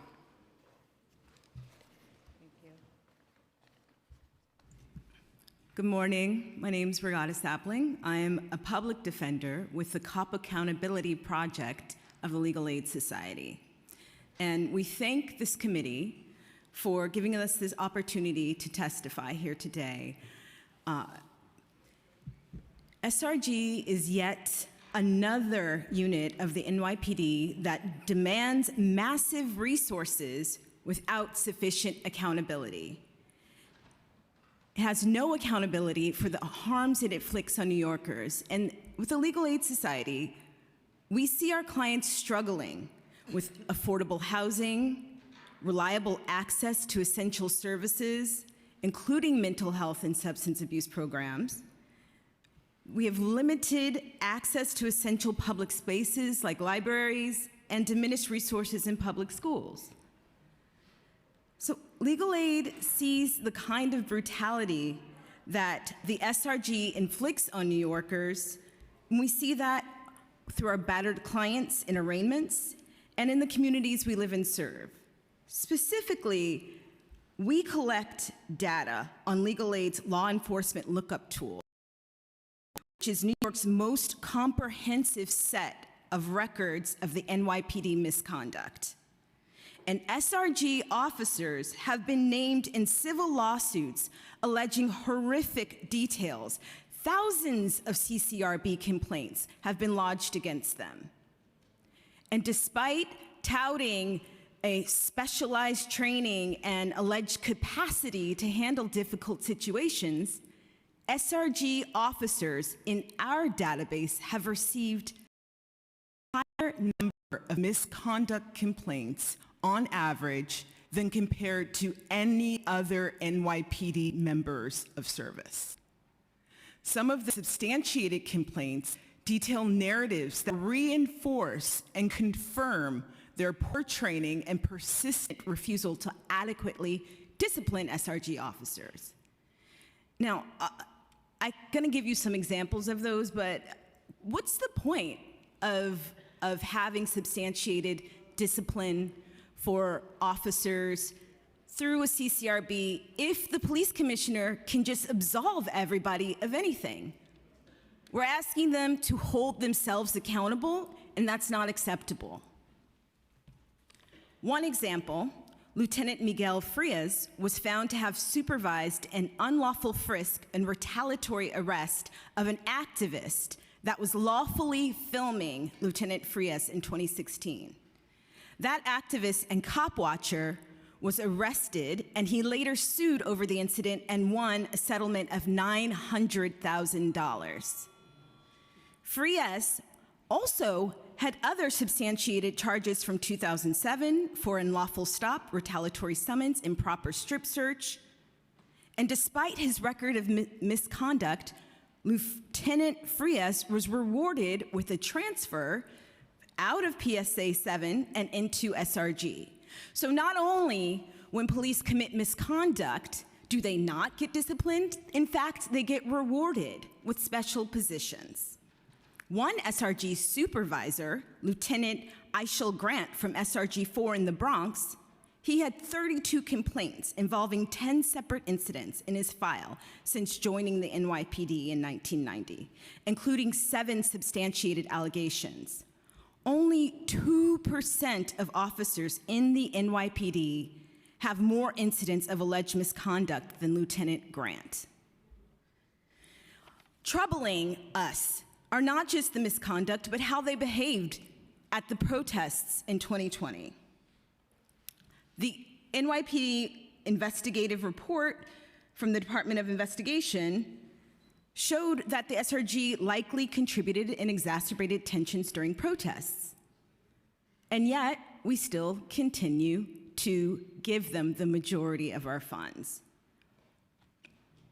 The NYPD's empty promises in 2015 that SRG would not be involved in handling protests and demonstrations have long been forgotten, and instead, city leadership allows NYPD to unleash violent, militarized unit with a dismal history of accountability onto civilians who are lawfully exercising their First Amendment rights.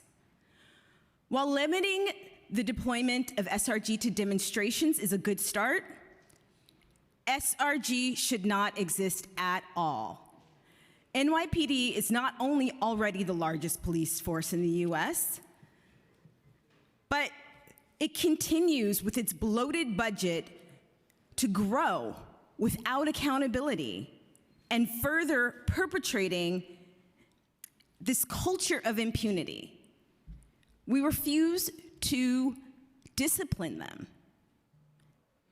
They continue the hundreds, the thousands of complaints with zero discipline. In fact, they get more money.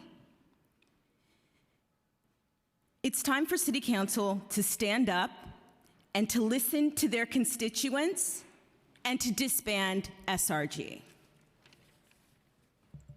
Thank you. Thank you. Dear Chair Hanks, members of the committee, my name is Andrew Case. I'm supervising attorney at Latino Justice Pearl-Deaf. We have submitted written testimony going over significant innovations that have been made over the past 15 to 18 years in the science of policing crowds and demonstrations, most of which come out of the UK, and all of which have not been incorporated by the NYPD in any of the tactics it uses for crowd control. I want to talk about two examples that demonstrate the SRG and the NYPD's unwillingness to follow evidence in what works for providing safety to crowds. The first is the use of pepper spray on crowds, and the second is a lack of accountability. We've known for decades that using OC spray on a crowd is dangerous and ineffective. In 1997, the CCRB's first report on OC spray emphasized that it should not be used for crowd control. And in response, the NYPD prohibited the use of OC spray on crowd control and still does, except for officers in the SRG. And in the CCRB's report on the 2020 protest complaints, they cite the SRG standards for using pepper spray, which state that it may only be used when an immediate life safety emergency exists.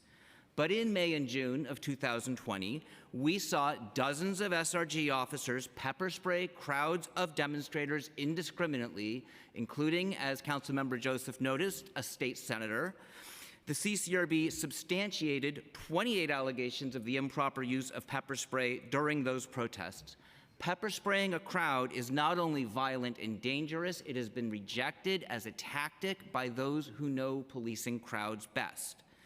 The SRG also embodies the NYPD's disdain for accountability.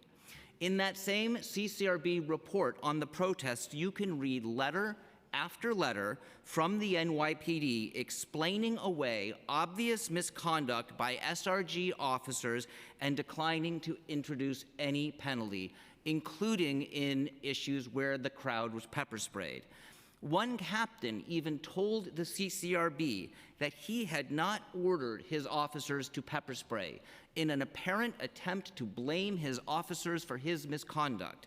They all testified he had ordered them to pepper spray, and it would have been a violation for them to spray without his order. The CCRB substantiated allegations against him, and even this officer, who had lied about ordering pepper spray, was not disciplined by the NYPD. The SRG embodies an aggressive and undisciplined approach to crowd policing that is outdated, ineffective, and cruel. We urge you to investigate it, disband it, and keep the NYPD from using these tactics again. Thank you so much. We're going to turn to a Zoom testifying. Just bear with me. Jackie Gostian, you could testify once you're unmuted. Go ahead. Thank you. Good afternoon. My name is Jackie Gostigian. I am Senior Policy Counsel at Brooklyn Defender Services, and I am a public defender for the past 13 years. We thank the Committee on Public Safety and Chair Hanks for the opportunity to address the Council about the NYPD's Strategic Response Group. Despite its intended purpose, in recent years, the SRG has been deployed to police protests, actions, and demonstrations across New York City and has gained a reputation for being violent and operating without oversight. The SRG, however, not only responds to reports of large gatherings or civil disobedience, but has now been deployed to areas that were deemed as high crime. In Brooklyn specifically, it was announced that SRG would be deployed to the 67th, 73rd, and 75th precincts. These Brooklyn police precincts are already infamous for their mistreatment of New Yorkers and have some of the highest rates of CCRB complaints and lawsuits citywide. As public defenders, we represent people living in communities with high rates of police presence and government surveillance. We know how dangerous the presence of these units can be for people. Instead of investing in improved services, schools, infrastructure, and community, heavily armed officers trained in paramilitary tactics are being moved into Black and brown, low-income neighborhoods under the pretense of public safety, when in reality they contribute to over-surveillance, escalating violence, and unlawful arrests. The terror and risk of police encounters caused by heightened law enforcement monitoring in certain NYC neighborhoods mirrors the tactics used by the SRG during protest actions and gatherings. In the case of the latter, police presence discourages would-be protesters from assembling and exercising their First Amendment rights. And this is particularly true for people of color and low-income communities. Harassment of protest activities by law enforcement, especially in these communities, may present as a great deterrent impact on freedom of expression and assembly. New York City has already invested more than $1 billion in a 20-year surveillance infrastructure building program. This city is blanketed in surveillance, and no police department in the country has more military-grade surveillance resources than the NYPD, and SRG is part of this surveillance network and exploits it by identifying and pre-labeling groups likely to attend protests, causing further unwarranted surveillance in the communities we represent. We know based on years of data as well as stop and frisk encounters that police, including SRG officers, already detain and arrest Black and brown New Yorkers at disproportionate rates. The last thing our city needs is to arrest Black and brown New Yorkers and other marginalized community members who are speaking up against the injustices in our communities. These arrests will only continue to wrap up vulnerable New Yorkers in the criminal legal system, further perpetuating the criminalization of Black and brown New Yorkers. We must disband SRG and other specialized law enforcement groups that have a history of violence and lack of oversight, and who in particular suppress the rights and the voice of marginalized communities under the guise of law and order.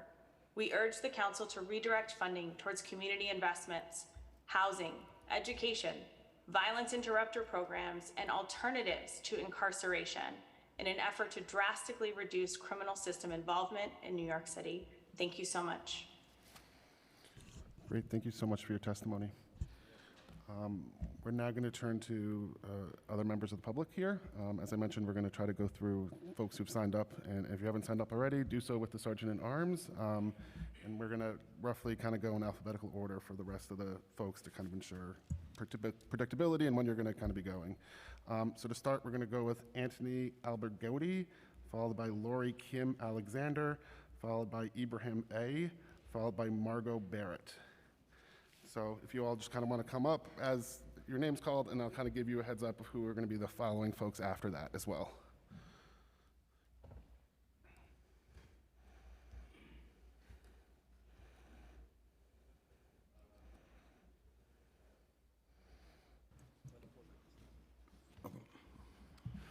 Okay, you may begin. And again, if I've called your name, you could come up to the dais and go after this gentleman as well. So, and then we'll continue from there. Go ahead. Hi, my name is Anthony Albergotti, and I'm a court administrative student certified by the State of New Jersey Judiciary.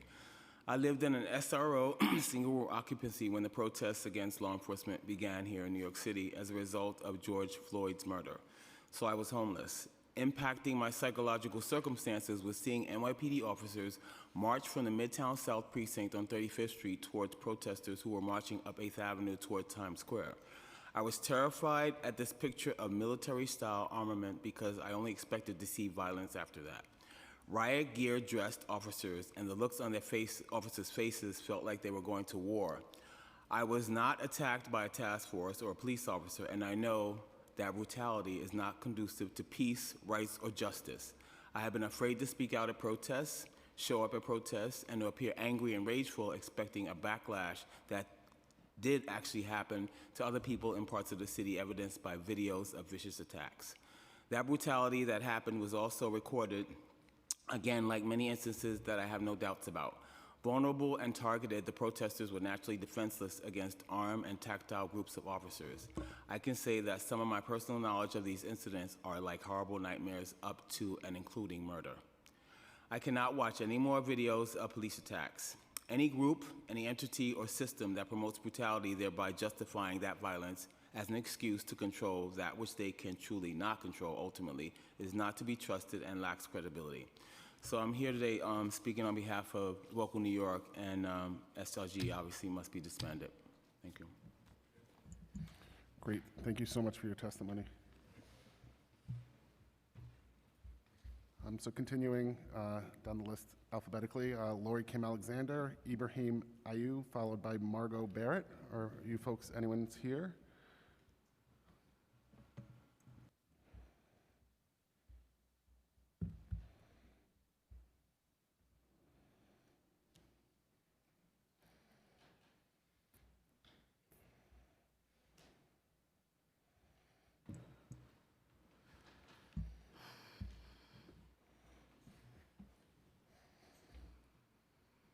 Hello, my name is Lori Kim Alexander. My pronouns are she, her, and we, our. And I live and work here in New York City. I also want to say that I came here for most of the length of the 4 train to be here. And there's a lot of people here who I wanted to talk to, and they're not here. I don't understand that. So, and I mean the City Council as well as the NYPD. So I sit here today as a survivor of multiple incidents of police violence. These range from sexual harassment to most recently physical assault by the SRG 2 years ago, which has left me with permanent damage and limited mobility in my upper body. I was 21 years old when the Disorder Control Unit brutalized me. It was on the night of October 19th, 1998, when the DCU, which is the precursor to the SRG, forced scared and unwilling horses to trample my siblings. I narrowly escaped broken bones because my best friend pulled me up off the ground. We were on the ground, sitting peacefully when they attacked. I watched bones break, and I can still hear the screams. It was a vigil. It was a vigil for Matthew Shepard. And that has stuck with me my whole life. I'm 47 now. There was no threat which warranted that response, no need for self-preservation. We called for an end to the unit then, and instead, it was rebranded and more funded. Why has it taken over 25 years to disband these racist, overfunded, and free-reigning units? In 2020, a sergeant in the SRG tried to break my arm, threw me on the asphalt so hard I had its imprint on my arm for days, and painfully handcuffed me in zip ties behind my back for over 6 hours. This has caused the permanent damage. I had just watched him hit a small femme-presenting person in the face with another officer's shield. I can't identify him because he, like every other officer there, had removed his badge or anything that identified him. So it's not about whether we change and use other people's gear. You're not changing and using other people's shirt, you know. I'm in pain every day. I'm in pain right now. And it took over a year of physical therapy for me to be able to raise my hands to clap instead of clapping them together, like I did today. There were cops on my block almost every day after that, just rolling through. And I believe, thank you for this time, I believe that was to intimidate me and others. I just want to know how much more money and blood and psychological warfare are we going to allow the NYPD to take out on folks who live and work here? City council members, disbanding the SRG is possible. It is possible. Investing in our communities has been proven to make sense. Don't wait until it's too late. Don't let one more New Yorker face down discriminatory, militarized armored police in this city. Or are some of you just waiting until we aren't able to live to tell the tale? Thank you for listening to me today. Thank you so much for your testimony.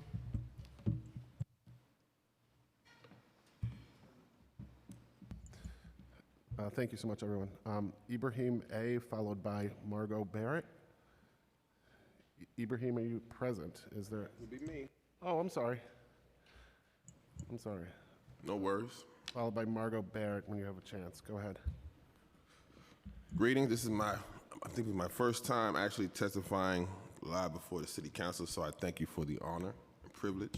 My name is Ibrahim Ayu. I prefer to refer to myself as Ibrahim X for the purposes of testimony before the government. Police have a long history of suppressing protests, and the NYPD has its own checkered history of policing protests. The interesting name, Strategic Response Group, is the newest form of the NYPD's aggressive and biased response to protests. Quite simply, I'm somebody that, after 9/11 decided to join the military. I wanted to fight for a country of laws. I wanted to fight for a country where, I felt disrespected by 9/11 because another country came here or another group came here and tried to tell us how to live. And one of the best parts about accountability is that it brings closure and it brings finality to conflict. And it's interesting that I'm here and I haven't missed any of my court dates. But NYPD, who if I missed a court date would come to my door and physically commit violence to get me to come before the government, they don't have to come. So that's another way of the city telling me that they're better than me. I'm inferior. Because if I didn't come when I was called by or summoned by the government, I would be given a bench warrant. Happened many times in my personal life, unfortunately. So I just wanted to highlight that. Also, the lack of some council members to stay as well, because now I know where to vote. Because I've actually come to this room and seen how it operates. And then the gentleman and the lady from Queens talking about gun violence, as though they know anything about it. Bricks. I don't know when the last time a brick was thrown at you, sir. I doubt it's been very recently.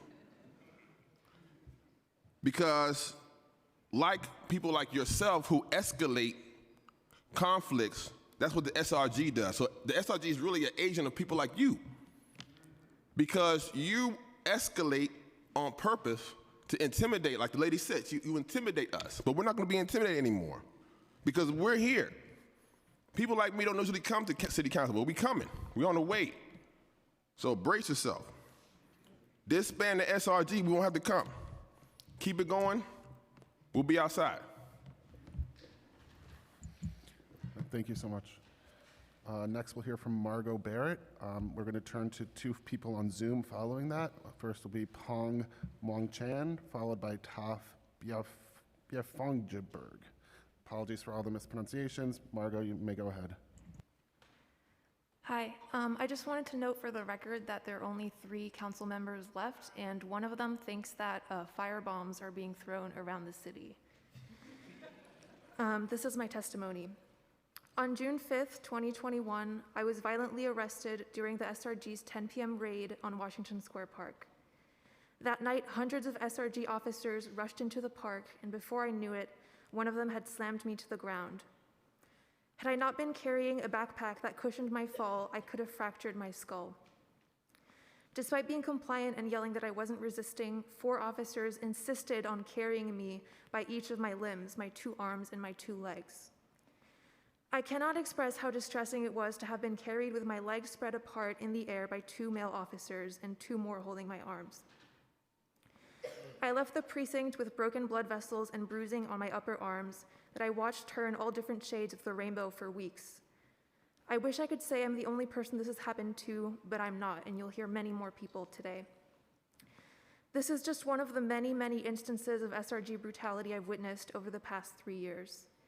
I have personally seen the SRG officers beat, shove, drag, pepper spray, tase, kettle, strip, and humiliate civilians, press, medics, and legal observers at protests. I have witnessed the SRG thrust heavy bikes into people's chests and use the LRAD, a military weapon that can cause ear damage and migraines even when not used at its full power. Removing the SRG from policing protests isn't enough, because the unit also harms communities, specifically Black and Brown communities, outside of protests. In 2018, SRG officers were involved in the murder of Sahid Vassell in Crown Heights. They have participated in the city's violent sweeps, arrested clinic defenders, including myself, and threatened to play the LRAD, which again is a military weapon, in front of young children at a drag story hour. The SRG needs to be stopped. I appreciate Councilmember Osei's bill to limit the deployment of the SRG at protests, but it is nowhere near enough. I urge you to fully disband the Strategic Response Group and prevent it from ever being recreated or rebranded in any form. Thank you. Thank you for your testimony. Again, we're going to turn to two folks testifying online. First will be Pong Wong Chan, followed by Taf B. Forgenberg. Are either of you available? If so, can you turn on your, oh, there you are, sir. Go ahead. Starting time.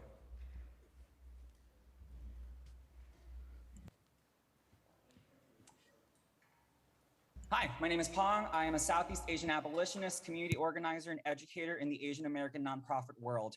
Born and raised in Brooklyn, I previously worked at a CUNY college and am currently unemployed due to having long COVID. I am joining today's demands to disband the SRG. There are thousands of hours of footage of evidence of the repeated violence inherent in the NYPD, including in the SRG. They need to be disbanded. Other units cannot continue to carry out SRG functions, and the NYPD cannot recreate SRG under a different name. This is not a demand for more transparency or any reform that keeps the SRG and its functions intact. We are demanding for it to be disbanded. Money is being used to provide it with weapons, bikes, riot gear, military paraphernalia, and shields to hurt, harm, maim, and kill New Yorkers that others have shared today. Against this backdrop of organized violence, there are New Yorkers out there starving who don't have housing, and institutions like public education and healthcare are continually defunded in an ongoing pandemic. There is no reimagining, revetting, retraining policing. There is no creating equitable salaries for a job that specializes in inflicting violence, coercion, incapacitation, and surveillance. I also want to respond to an earlier comment from Jumaane Williams on his claims that crowds police themselves.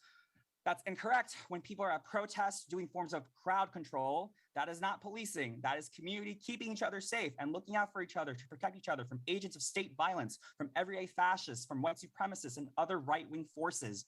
The police do not have a monopoly on safety. They're not able to sell or provide safety, a fact that many of the abolitionists and the progressive speakers on the council and those in the chamber testifying today know. All policing is violent due to by virtue of existing, depriving communities of resources and punishing and killing people, disproportionately Black and Brown people. I want to commend those in the city council members in the chamber right now who remained in the Progressive Caucus as you continue to support defunding the NYPD. I also want to bring attention that there's a cop on the Zoom call right now for those in the chamber. Thank you.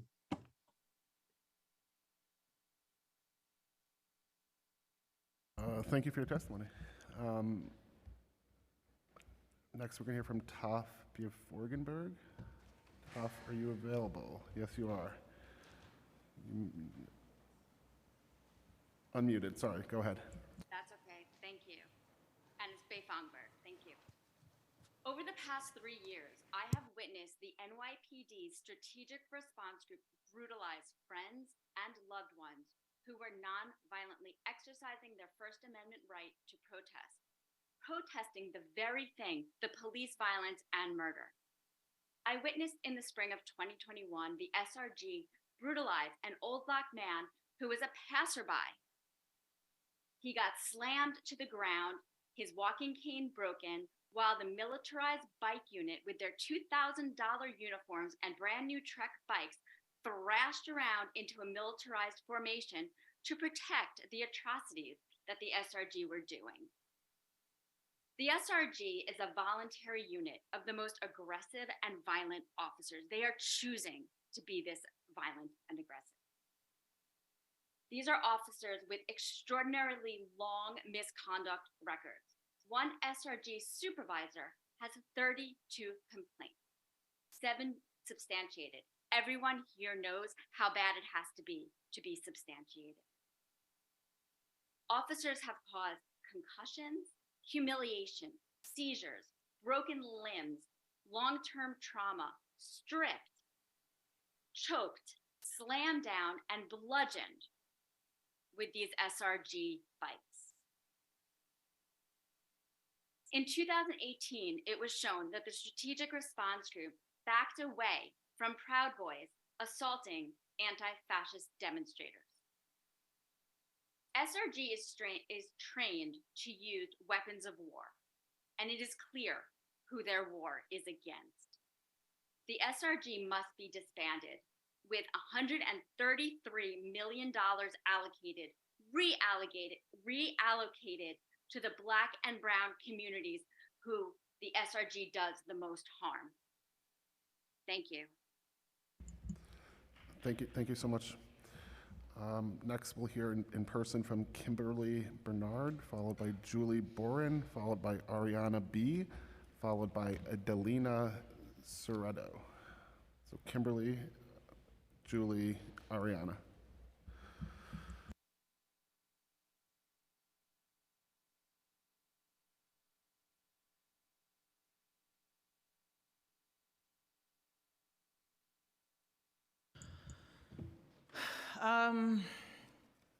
I'm Kimberly. I am an activist and organizer. I remember the very first day I went out to protest on June 2nd, 2020. I was supposed to go out on June 1st, but I turned on my TV and I got a little scared, I have to admit. I'm not scared anymore though. But on that day I remember seeing a police officer who I now know was a member of the SRG, violently push a woman who looked like she couldn't have been more than 100 pounds to the floor, sent her body flying and fractured her skull. I said to myself, if they're doing that to white women, I don't know what they're gonna do to me. And I took a breather and I waited and I went out the second day. And in that time of leading, I've led hundreds of thousands of protesters through the streets of New York City, preaching abolition, preaching against police violence. And in those 3 years of doing that, of leading those marches, of leading Black Lives Matter marches, Abolish ICE marches, reproductive justice marches, I can't tell you how much violence I've seen. And the violence I've seen has not been at the hands of the people. The violence I've seen has been state-sanctioned violence from members of the NYPD, from members of the SRG. To sit before the people and say that you can't do anything about this is completely unacceptable. We are not asking you to do something about this. What we are doing is we are demanding, we are commanding you to do something about this. You work for us. You are public servants. You serve at our pleasure. We buy your houses. We buy your cars. We pay for you and your wife's vacations. And the people are serving notice on the government of the United States. We are serving notice on the state of New York. We are serving notice on the the mayor of this city. We are serving notice on the city council that if you do not do your job, you will no longer have a job. We are commanding and demanding that you disband the SRG. We will no longer fund our own oppression. We will not fund our own oppression. We will not pay you to exact violence upon our communities. Remove those hundreds of millions of dollars from the SRG and put it into our schools. Fund our schools, fund our children.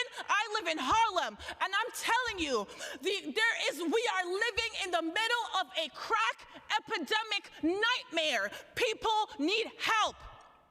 It is a violent circle of oppression when you create the situation, and then when we go out to protest the situation, you in turn exact more violence upon us. We are saying no more. No more. It ends here. Thank you. Thank you for your testimony. Next, we'll hear from Julie Boren, followed by Ariana B., followed by Adelina Soretto. Hello, my name is Julie, and as a resident of New York City, I want to testify about why the City Council must hold the NYPD's notoriously violent SRG unit accountable for its abuses and disband the unit completely. Since the NYPD doesn't think it needs to attend these hearings regarding the SRG, then what does that say? It tells us that the NYPD really runs this town and can ignore you and any oversight with no consequences. If you, the democratically elected representatives of the City Council, have no control over the NYPD, then how is this a democracy? If they are not accountable to you, then to who? If the motto of the NYPD is to protect and serve, then what is the purpose of having a violent unit like the SRG? They are a highly militarized and weaponized unit who are sicked on some protesters, but not others. This is a critical point because these actions have political implications. I am a pro-abortion activist in NYC, and every month I and others defend a Planned Parenthood healthcare clinic from rabidly anti-abortion zealots who harass the patients and actively try to stop them from entering the clinic to get health care that they need. We are there to protect these patients and prevent the anti-abortionists from invading the clinics. The SRG are always there in great numbers to escort and protect these anti-abortionists, and yet they only arrest us. I have personally witnessed the SRG chase members of our group down the street and place them in chokeholds and arrest those and others who film them and just happen to be standing there.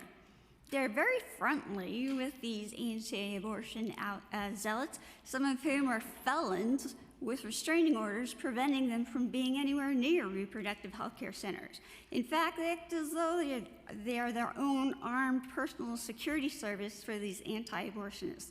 But you wouldn't know it from the way they just laugh and joke with each other, which shows clear bias on their part. I urge you to rein in the out-of-control NYPD and its equally out-of-control budget. The first step to having safer communities is to disband the SRG instead of sending them into communities to terrify them. That is not community safety, and this is not acceptable. And I applaud the previous speaker because I can't surpass her thing, but thank you very much. Thank you so much. Ariana B., followed by Adelina Soretto, followed by Phil Campbell, followed by Maximilian Clark. Thank you. I want to take this space before I start to say that I've been at marches that have been organized by Black women, because most of these movements, if you want to know where they start and you want to know who's behind them and who's making them run and who's creating solidarity, it is Black women. It is Black femme-presenting persons. I've been at marches that are organized by Kimberly, by other people at Freedom March NYC, by people who are organizing with Warriors in the Garden. So I don't understand where you have this notion that we are the ones creating violence. All of these protests that I have been to, the violence that has been started has been by the officers that are there, that are sent there to harass us. I'm talking to the gentleman down there. I don't understand. I cannot fathom how you are talking about property when we are being beat. I cannot fathom why we are here today to disband a racist and a terroristic organization that needs to be disbanded and held accountable for their racism, for their brutality, for their aggression, for their terrorism, and you want to talk about property. Be so for real. Be very for real. Before you want to talk about property, and before I was 20 years old, I would appreciate it if you could look at me when I'm speaking to you. Before I was even 20 years old, I don't understand what you're laughing at. Excuse me. Before I was even 20 years old, I had a gun held to me, a 9mm held to my chest because a fellow protester that I was trying to help who was pulled from the march without provocation and randomly, and as he was pulled was then being beaten with the bikes that they have with them. As I try to help him and pull him up, the officer, who was apparently so scared of unarmed people who were trying to help each other, pulled his gun on me before I was 20. But we want to talk about property. Before I was 20, I was trying to get off of the Henry Hudson Parkway where we were kettled in. Police officers in front of the march, police officers behind. SRG officers, we had nowhere to go. And they're screaming, disperse, disperse. With the water on one side and Riverside Park on the other. We're hopping the fence to try to get into the park, and I can't get over the fence because someone is pulling me. Someone who? An SRG officer pulling me from my backpack and punching me repeatedly in my knees. I had bruises on the back of my knees for weeks. We are asking you to disband them. We are asking you to take away the $133.7 million that you give them. We are asking you to make a safe New York for us. Thank you. For people who live here. Thank you. That is all we are asking for. Thank you very much. Thank you for your testimony. Next we'll hear from Adelina Soretto, followed by Phil Campbell, Maximilian Clark, and Sophia Costanzi.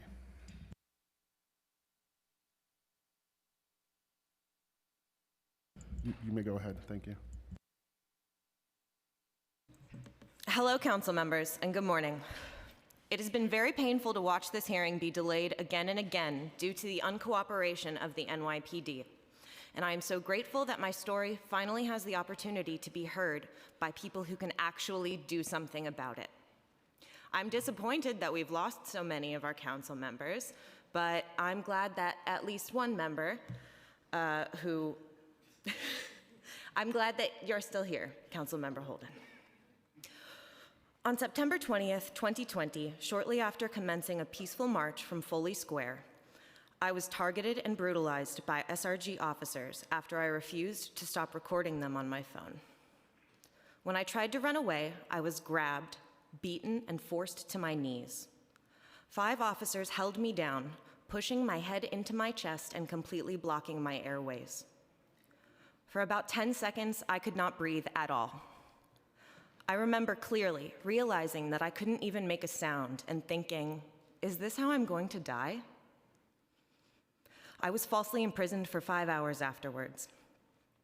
My entire adult life has been split into a before and an after by the actions of the officers who choked me. They cost me a peace of mind that I have yet to get back, and they also cost the city thousands of dollars in settlement money, although nowhere near close to what I believe I could have won had I taken my civil suit to trial. The SRG is responsible for taking many things from me. They broke my glasses and tore the straps off my favorite backpack. I have permanent nerve damage in both of my hands from the zip ties they refused to loosen. They took away my ability to move through this city without feeling visceral fear around every corner at the sight of a blue uniform. But maybe the biggest thing that the SRG took from me was the belief that nonviolent dissent is my right as an American, or that it is even capable of effecting change. When peaceful protest is consistently suppressed, even here in New York City. How could I? Although this was certainly my most traumatic and brutal arrest, I was wrongfully arrested for protesting 3 other times as well, all at completely peaceful events that posed no conceivable threat of imminent violence, all with charges that the DA declined to prosecute. Since 2020, I have watched the SRG escalate to violence in the face of peaceful protest over and over and over again, with the exception of one white supremacist group from Long Island, who I personally witnessed them escort very nicely. I've seen the victims of this unconstitutional violence fall into devastating hopelessness and political radicalization, the kind that these guys are actually afraid of, or potential for that, I would say. More training will not fix this. Replacing the SRG with another unit of riot cops will not fix this. On the day that I was choked, before I left, my partner, a Venezuelan immigrant seeking asylum, told me not to go. He was afraid that what happened to people in his country would happen to me. I told him, don't worry, I'm not going to disappear. We have a constitutional right to peaceful assembly. That's not how it turned out. And I don't believe in that right anymore. It's just been proven to me that, at least in New York City, that constitutional right is not granted to peaceful dissent. You have the power to finally make my trauma mean something. Please hear the cries of your people here today and do the right thing. Disband the SRG and invest in our communities. Thank you. Thank you. Thank you for your testimony. Next, we'll hear from Phil Campbell, followed by Maximilian Clark, Sophia Costanzai, and Alvin Dan.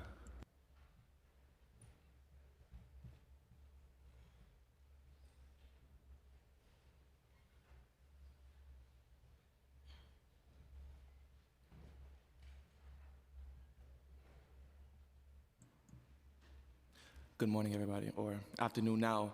I'd like to say my name is Phil Campbell, and I am a photography teacher. I am a journalist, and I'm a student at Hunter College currently that's missing my Audre Lorde class right now. So, as someone who protests, before I get into it, I'd like to say or request a formal letter to any of my students when their teacher misses their photography class, because he will keep protesting and he will keep going to take pictures as I tell them to do. So, as I am a poet, and as I often explain things to children, let me put this in a good metaphor. Imagine leaving your home one morning to realize the crossing guard now wears a NASA insignia.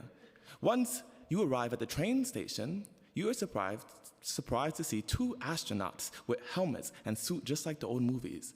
As you pass a popular station, you see 5 more astronauts and hear an announcement. Attention, if you have any questions or need to report an issue, NASA is located at the nearest station. You spend your ride wondering how a space engineer could help answer MTA questions. You then hear, hello everyone, the NASA would like to remind you that backpacks and other large containers are subject to random search by these astronauts. You wish you had driven, but something tells you that their space cruisers would pull you over without reason. You imagine the Hayden Space Telescope surveilling your neighborhood and the many instances of astronaut abuse caught on camera. You arrive in your destination, a protest. To no surprise, you see astronauts flanking the protest. They have the state-of-the-art spacefaring technology, some of which you have never seen. What are they prepared for? Why are they here? Why are they so heavily equipped? It gives you the impression that NASA has nothing to do with space. You wonder who paid for their suits and why. Though you can't figure out the point of astronauts on the street, you are thankful that they are not police. Though they are both over-equipped for a protest, the policeman carries a loaded weapon. Though they both use new technologies, the astronaut surveys the sky, not black communities. Astronauts do not have a history of strike-breaking, infiltration, and suppression of protests. Police do. They are both inequipped, in fact, over-equipped for a different situation. If you have to choose NYPD or NASA, I'd choose NASA, because at least they'd look for a scientific solution to my concerns instead of terrorizing and brutalizing my community. Fund the next generation of astronauts, and maybe you won't have so much crime. So with that last 20 seconds, I'd like to reach out to my students who, going forward, I will encourage to keep doing the journalistic thing, covering these protests so some people will not think people are throwing firebombs and bricks at the protesters, as good civilians do. That's the First Amendment. Keep protesting, everybody. Thank you. Thank you. Thank you for your testimony. Next, we'll hear from Maximilian Clark, followed by Sophia Costanzi. Maximilian, you may go ahead. Whoa. Hey everyone. Hey, Patriots. I just want to bring some balance to these proceedings. 1791, when this country was first founded, our founding fathers gave us the Bill of Rights, ensuring that citizens would have the First Amendment right to peacefully assemble and speak their mind. Now, it's worth noting that back then, women and minorities were legally considered objects, like a throw rug or an end table, a lamp.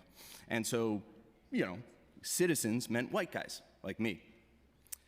And I am proud to say that 232 years later, the NYPD upholds the originalist interpretation, ensuring that I, above all others, have the right to gather and speak my mind. Everyone else can have First Amendment. You can have all the First Amendment you want when I'm done with it. So says the NYPD. Now, I've heard it said that neutrality favors the oppressor, and I can't even imagine neutrality. It would be terrible. When I go to these protests, NYPD, they come up, they ask about my kids, my vacation plans, they let me into the subway for free. If they talk to me like they talk to some of these guys, I've seen them, push pregnant women to the ground, tackle photographers. I've seen them hit people with bikes, move or I will move you is the first thing they say to people standing peacefully. If they did that to me, or even just if they didn't do violence, none of this would work. None of it. Look, am I supposed to bring my own unprovoked violence to these protests? What am I even paying tax dollars for? I'll give you a visual. People are visual thinkers. I'm a graduate of Andrew Tate's Hustler University, so I understand body language, okay? When cops are out there, they face the danger, they face the threat. So I want you to imagine, me and 30 of my guys, many of whom are unarmed, are facing off against the Gay Straight Alliance, who want basic human rights. Which direction are the cops facing? Which way? That's right, towards the threat, protecting me. Because if they weren't there, some underweight, non-binary librarian might say something mean to me.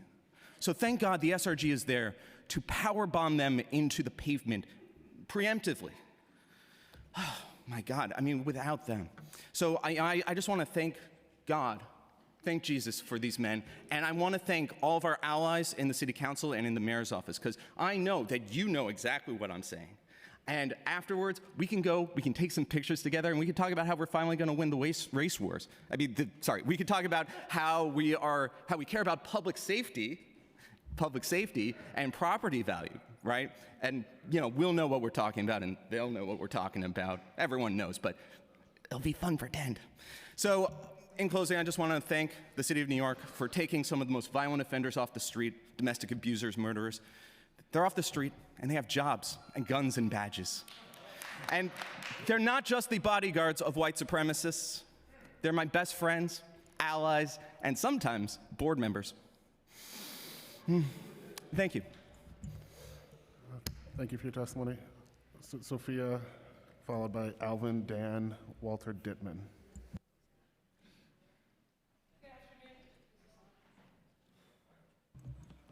Good afternoon, council members. I am a Bronx native, theater artist, and musician. I have participated as a percussionist in at least 150 protest actions presided over by the SRG in the last 3 years. In that time, I have personally witnessed SRG commit countless harmful acts against protesters, as well as civilians in the wrong place at the wrong time. For those who would liken us to rioters, I urge you to put your phone away, step down from your ivory tower, and educate yourself. As you have heard, SRG routinely pins people to the ground with multiple officers. I can't keep count of the number of times I feared I was about to witness the next Eric Garner, and they killed Shahid Vassal. They would wait for even the slightest chance to tackle someone. When none came, they would push people into the street and then arrest them for being in the street. They plowed their bikes directly into crowds. They tased people. They broke bones, musical instruments, our safety team's bikes. They broke photography equipment to destroy the evidence. They left a pregnant woman handcuffed on her stomach for over an hour. They shot legal observers with rubber bullets, stalked leaders and safety team members, systematically trying to manufacture their arrests in order to disempower the movement as much as possible. All this while our tax dollars pay their salaries and their civil suits. My last experience with SRG was at a clinic defense in Soho.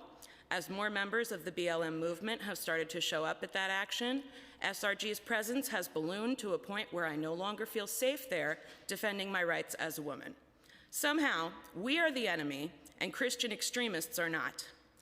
Most recently, SRG happily escorted a group of Proud Boys into the subway without paying the fare. These Proud Boys had just finished attacking a drag story hour in Queens.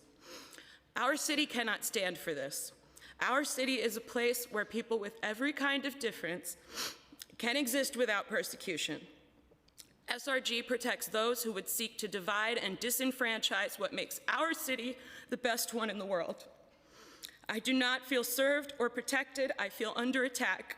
This anti-terror group serves only to terrorize your constituents. Please disband them. This money could be better spent literally anywhere else.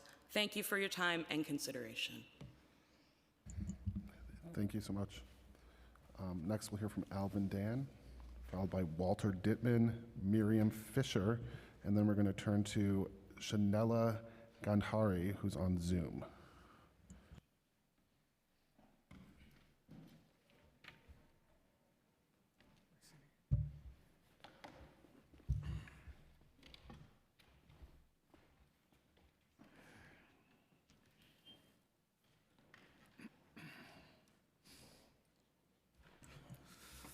Hello, my name is Alvin Dan. I'm getting my master's degree in social work at Hunter College. I'm missing class right now to be here.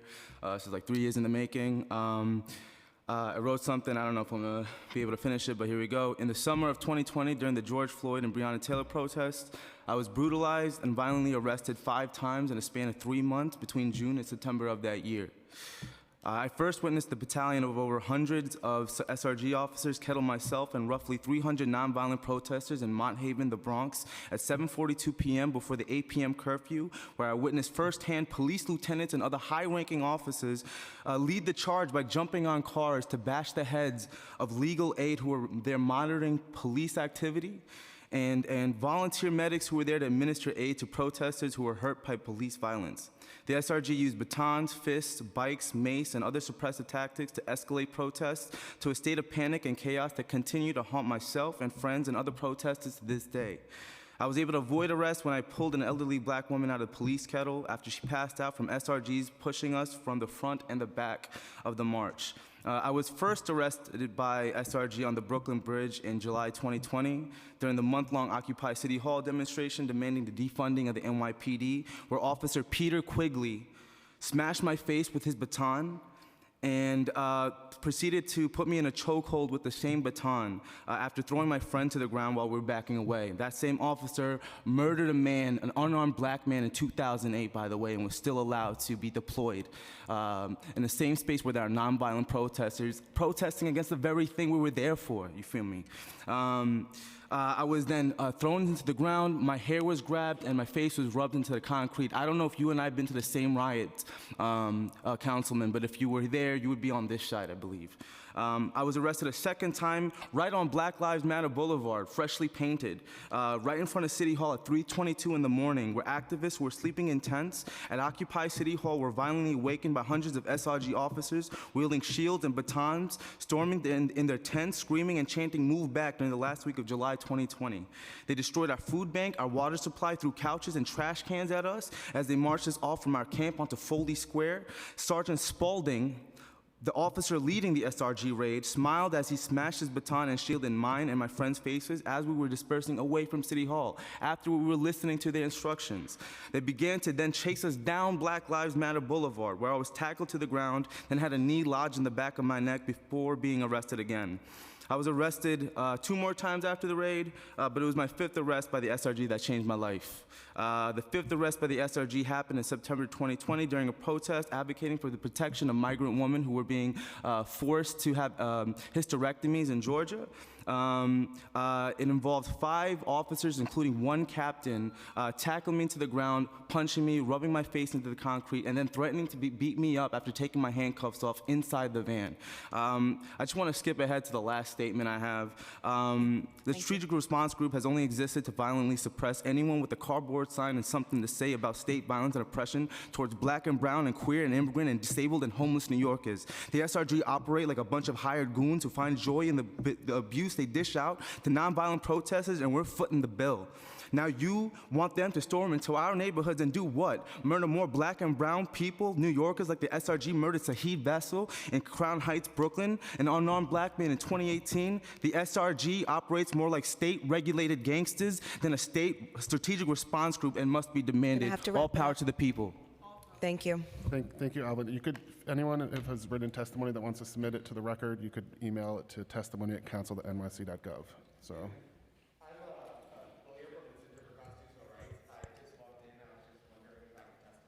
Excuse me, you can sign up at the table there? Okay. Yeah, please. Okay, so. Speak to the sergeant, please. Go ahead.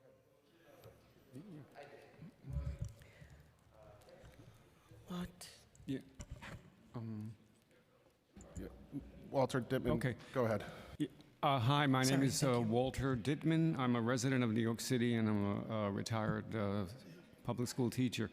I came today to recommend that the City Council look into the abuses by the Strategic Response Group against nonviolent protesters. I've witnessed 3 times SRG members brutally assaulting and arresting a number of individuals who were trying to assist female patients entering a Planned Parenthood clinic on Bleecker Street. At the same time, the SRG actually escorted a group of religious forced birth advocates right up to the clinic entrance. Why does the SRG help Catholic Church members try to prevent patients from obtaining reproductive health services? Why do we need a police unit that targets nonviolent protesters? That's why I urge the City Council to hold the SRG accountable and disband the unit. On Saturday, December 3rd, 2022, I arrived at Old St. Patrick's Church on Mott and Prince Streets around 8:30 a.m. to join a nonviolent protest against Catholic members who try to prevent abortion access. This is 2 blocks from the Planned Parenthood clinic. I joined about 15 to 20 individuals led by New York City for Abortion Rights, who were beginning to march in a picket line on the sidewalk in front of the church. About 50 NYPD officers, who I learned were part of the SRG, were standing guard outside the church. Soon, about 5 men dressed in gray togas like Franciscan monks exited the church, attempting to head down Mott Street toward the clinic, led by a man who's been under a court order to stay at least 500 feet from abortion clinics. As the religious figures walked toward the clinic, some protesters stood their ground on the sidewalk, slowing the passage of the figures. Then, at least 10 cops roughly shoved the protesters aside and formed a protective cordon around the monks, actually escorting them to the clinic. As some protesters attempted to move ahead of the monks, the police grabbed at least 5 of them, threw them to the ground, slapped handcuffs on them, and hauled them away to a waiting police van. Meanwhile, the police permitted the monks to proceed to the clinic entrance, where they tried to discourage women from entering. A short while later, the police aggressively arrested and hauled away a few more protesters who were simply voicing their outrage at the unfair treatment their fellow protesters were receiving. Thank you so much. Again, you could submit your testimony if you'd like to testimony@council.nyc.gov.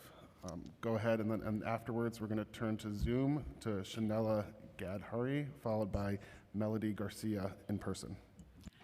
Hello, my name is Miriam Fisher, and I was coming here mostly to speak with my council person, Eric Botcher, who is not here now, which is so fun. A local activist from our district and myself, I wouldn't call myself an activist. I'm more of a stay in my apartment and seethe kind of person, but I get out to a few things. But anyway, we spent 90 minutes with a fellow in Botcher's office, and it gave me some insight, because one of the things we were saying, we want the SRG to be disbanded, but Sean, who works in Botcher's office, said, well, a lot of our constituents like the police. And then he explained how he was framing this SRG moving into local districts and being part of community policing, that, well, this is a good thing for public safety, and it's just more community support for your safety, which I guess is going to fly with older people. I'm an older people. It's not going to fly with me, but it's going to fly with a bunch of older people. And we're like, that is like calling, you know, a militarized war unit friendly Boy Scouts who are going to help you across the street. This is malarkey. I actually curse a lot, and I'm going to try not to here. It isn't just the SRG. The NYPD in general has full impunity. They can do whatever they want, have as much overtime as they want. They can murder, rape, pillage, and they don't have to even pay when they lose. You know, when New York City loses millions of dollars because of that brutality, that doesn't even come out of the police budget. Why not? So what do we expect to get? The whole structure of the way policing is organized in the city is abhorrent, and the SRG is just the, you know, it's the head of the pimple or whatever, like boil or something disgusting. I'm annoyed that Botcher's not here. So some people have brought up how the SRG is used to disband homeless and unhoused people's places where they can stay, as if the people who are unhoused are making the disorder. No, they're not. What's making the disorder is the government, being New York State and New York City,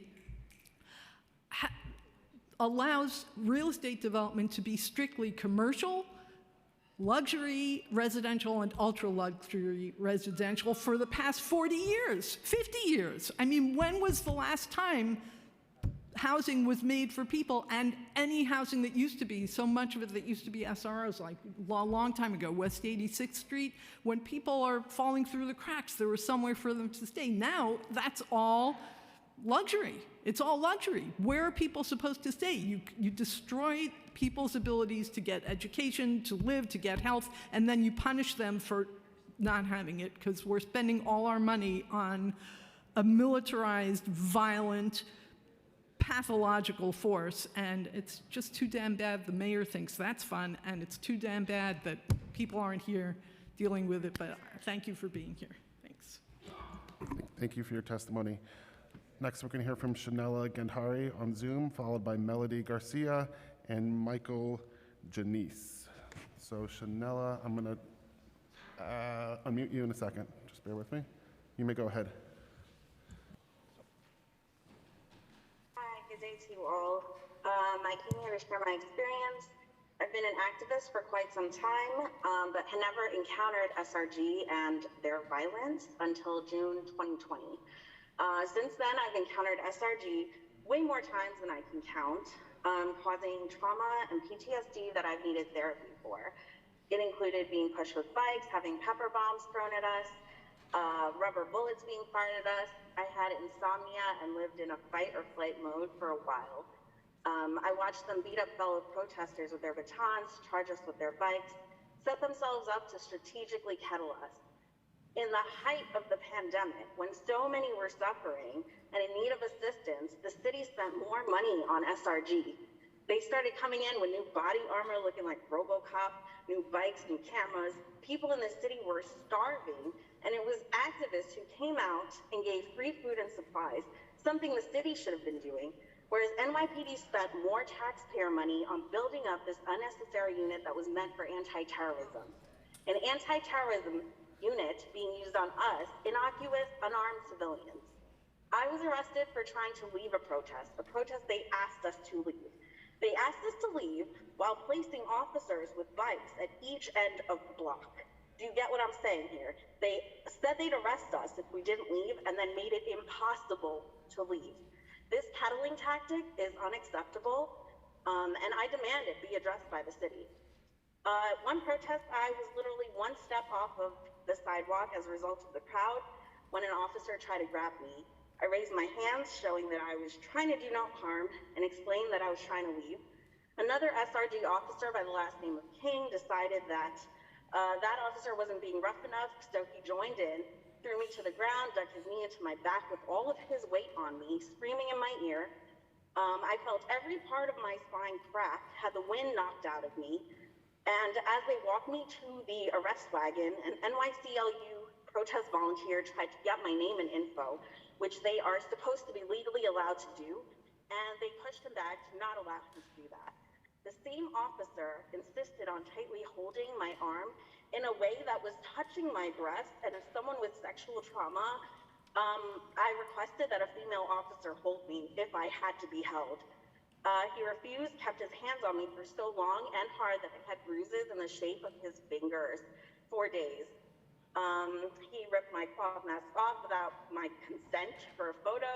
In another instance, an officer pulled me by my hair for standing next to a 15-year-old that was punched in the face by another officer and given a black eye. My wrists were cut and bleeding from zip ties. I was arrested and given no water, food, working toilet, or phone call for about 16 hours. When I asked to be escorted to a Your time has expired. I was told no. I'm asking the council to just think about the millions that are wasted in the name of protecting New Yorkers, and I want to ask that you consider what you have to gain by keeping SRG around. I'm terrified of having them on our streets, and I think they should be abolished completely. Thank you. Great, thank you for your testimony. Next, we'll hear from Melody Garcia, followed by Michael Janice, followed by Jeremy Burton, followed by Alfredo Gill. Melody, you may go ahead. Oh, hello, I'm Melody. Well, I've never done any testimony like this before, so I'm very scared to come up here. But, and I've never been to any protest, so I've never had any encounter with the SRG. And I thought I was a coward for this, and the fact that the SRG and NYPD are not here means that they're the more coward because they didn't even show up to even hear the trial. And I'm the one who's afraid of speaking. It's just so wild.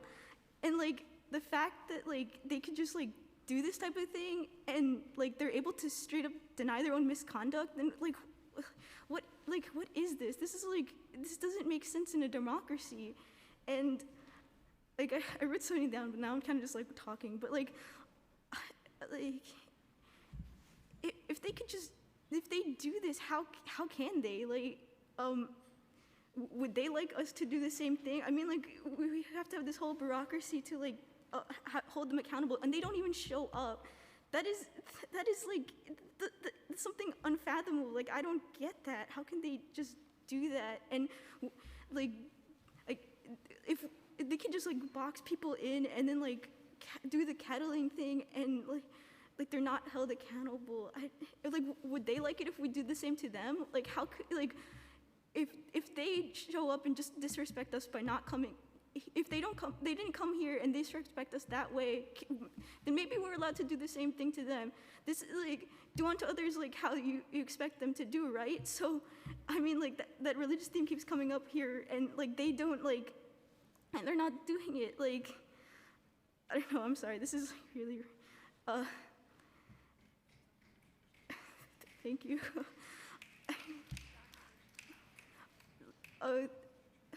Yeah, like, as Dr. Martin Luther King Jr. said, a riot is the language of the unheard, and what is it that as America has failed to hear? What is the status quo that the SRG is holding? Why does it pick which protests are allowed to hear and what does not? Why does it let certain people dissent, and like, why does it not? Like, the fact that they pick and choose, they cherry pick which protests, that's not a democracy. No change is going to get done. Why do we keep pushing back against the change that we know we should have? A police force that prevents innovation is the very antithesis of democracy and freedom of speech. How can we tout our beliefs if we do not practice what we preach? And I just don't get how we can do this. Like the SRG is basically like I don't know, how can we solve this if we can't understand the roots of the problem? If the SRG and like NYPD don't come here, then how can we hold them accountable? Thank you. Thank you. Thank you so much for your testimony. Next, we'll hear from Michael Janice, followed by Jeremy Burton, Alfredo Gill, and Terrell Harper. Good afternoon to those who are still brave enough to listen to us all speak. I have seen the SRG break bones. They have murdered my neighbor, and weekly they line their pockets with overtime pay pretending they're in a militant video game. At the height of SRG's brutality in 2020, Carmen Simmons said, "Doctors were in trash bags, and police are outfitted for World War III, and I will absolutely never forget that." The SRG has given white women who've run their vehicles through protests police escort from actions. And as a voluntary unit, the seemingly innocent cops that we're paying to scroll through Twitter on subway platforms are many of the ones signing up to beat teenagers in the street with the SRG.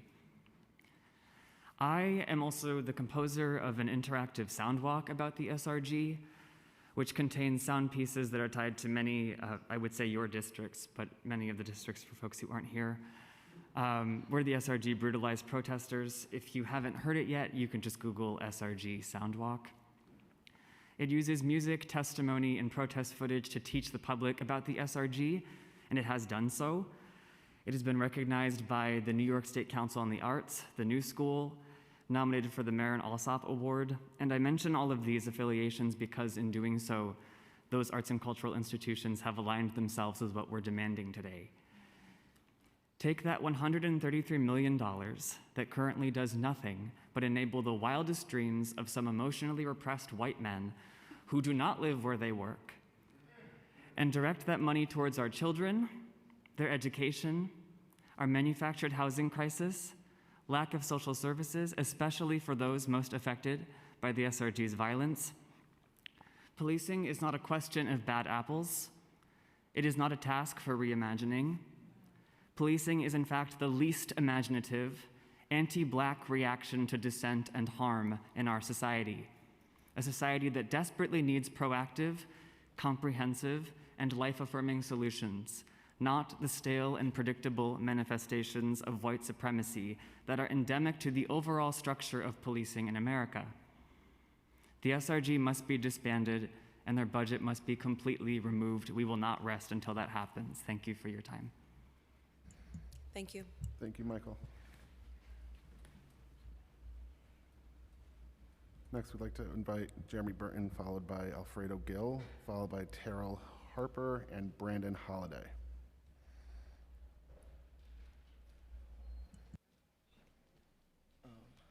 Good morning to everyone. Good morning to everyone. Yeah, lovely. I love that they can speak as well when we're in this room. Yeah. Absolutely. If you're okay, I would prefer to just use my voice. Absolutely, then I'll back up. I appreciate that. I'm going to speak like this, but the mic is, thank you. Is my time going? Thanks. My name is Jeremy Burton. I am a Birth to Justice Fellow at the Center for Constitutional Rights. I'm also an alum of NYU Law as well as an alum of Princeton University. My father was also an alum of Princeton University, the class of 1974. My mother is an alum of Northwestern Law. These are all just facts. The fact that I am a fourth-generation Chicagoan and the fact that I've lived in New York since 2018, just one might say I no longer have any kind of veil, but I simply have burned the veil that W.B. Du Bois once described. So I'm here to talk about SRG and the disbandment of SRG, really the abolition of all of the carceral system, but I'll do it very quickly and concisely as I only have 2 minutes left. My name, again, Jeremy Burton. I'm a African American. I identify as Black as well. I also identify as queer, and I use African American vernacular English, which one could say is a dialect of English, but another could say is a completely different language from that which was handed down to descendants of chattel slavery by those who did not believe someone like me could ever speak English as I do. My native tongue is African American vernacular English, as is put in the dictionary, but really, my native tongue I don't know because I'm African American. I moved to New York, as I said, in 2018. New York was one of the 13 original colonies, I believe, and I think everyone would agree. So, by nature of the fact that we're here talking about the SRG, a unit of the New York Police Department, and they're not here, it's clear to me that they aren't actually interested in listening, as many people aren't actually interested in listening to anybody that they pass on the street who might look like me. In fact, yesterday I did give someone who lived on the street, as one might say, or another could say someone who has been disenfranchised by the United States, and I gave them my coat. The day before, I attempted to do the same as someone who actually does not look like me and looks more similar to you, who was shaking on the ground, and 2 police officers stood right next to him. As I attempted to give him the coat off of my back, the police officers, one who looks more like me, one who looks more like you, told me to move. They told me he was okay. They actually saw him shivering, shaking on a gate. So I'm here to talk about abolition. I'm here to talk about the fact that we are only using 2 of our senses to look and see one another, but the people who use African American vernacular English, we use all 5, as Beyonce does, as Kendrick Lamar, actually Pulitzer Prize winner Kendrick Lamar, and #1 Grammy winner Beyonce does. I'm really happy I'm fluent in African American vernacular English and English, as I'm really happy everyone can hear me today. So thank you so much for your time. I'm so grateful for your ability and willingness to let us in this room. I'm so grateful for all of the decorations, a government of the people, by the people, for the people. I love Lincoln. He's from Illinois. Great, thank you. Oh, they can't clap. They can do this. Next we'll hear from Alfredo Gill, followed by Terrell Harper, Brandon Holliday, and David Jenkins.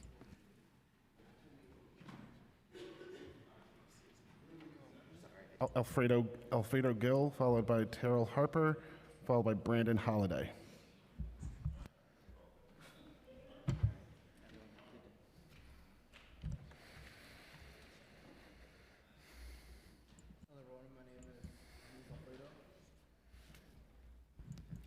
Thank you. Hello everyone, my name is Alfredo. I am a proud New Yorker from Queens. I admit this is not easy for me. I am here. I'm also an immigrant, and I'm here to use my privilege of citizenship to speak on behalf of the migrants who were recently terrorized by the SRG.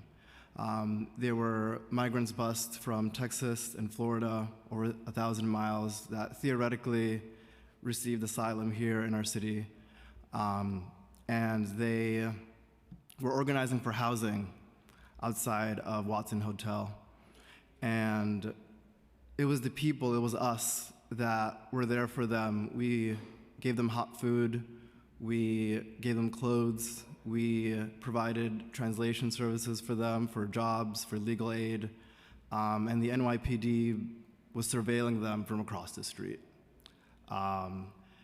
And after a few days of this, at 8 p.m., like a military operation, the SRG came and scrambled them and made them abandon their belongings, made them abandon the supplies that they were gifted from the people of New York.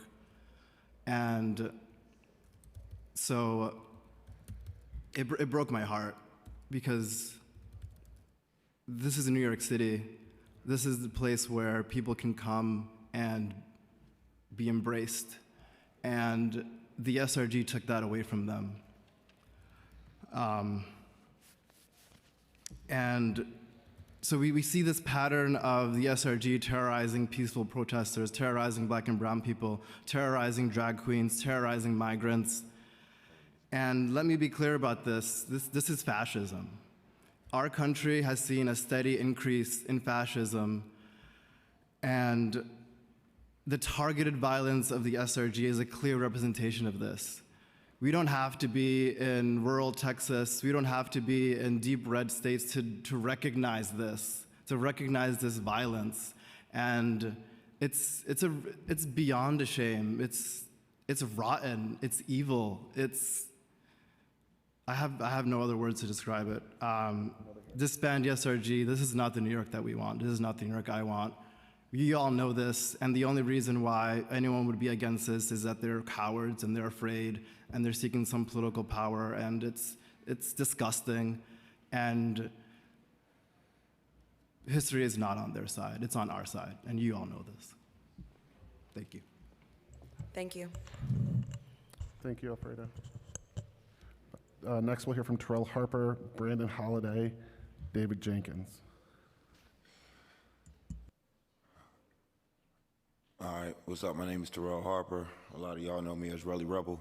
I just want to say this. I think it's crazy that y'all came out here to hear the public. Y'all came out here to hear us. And the people that we wanted to hear us, y'all done cleared out. I don't know what's going on, but and I hope everybody's paying attention to those county officials that's up there, because y'all already know what to do. We don't vote for them anyway, but y'all already know what to do when they come out here. That's bull. That y'all came out here, and I think y'all need to reverse it. Next time, y'all need to hear the public first. Next time, y'all need to hear the public. Them cameras out there, they should have got our message, not y'all's. We don't want to hear y'all. You feel me? Y'all should have did that meeting by yourselves if y'all wanted to hear yourselves speak.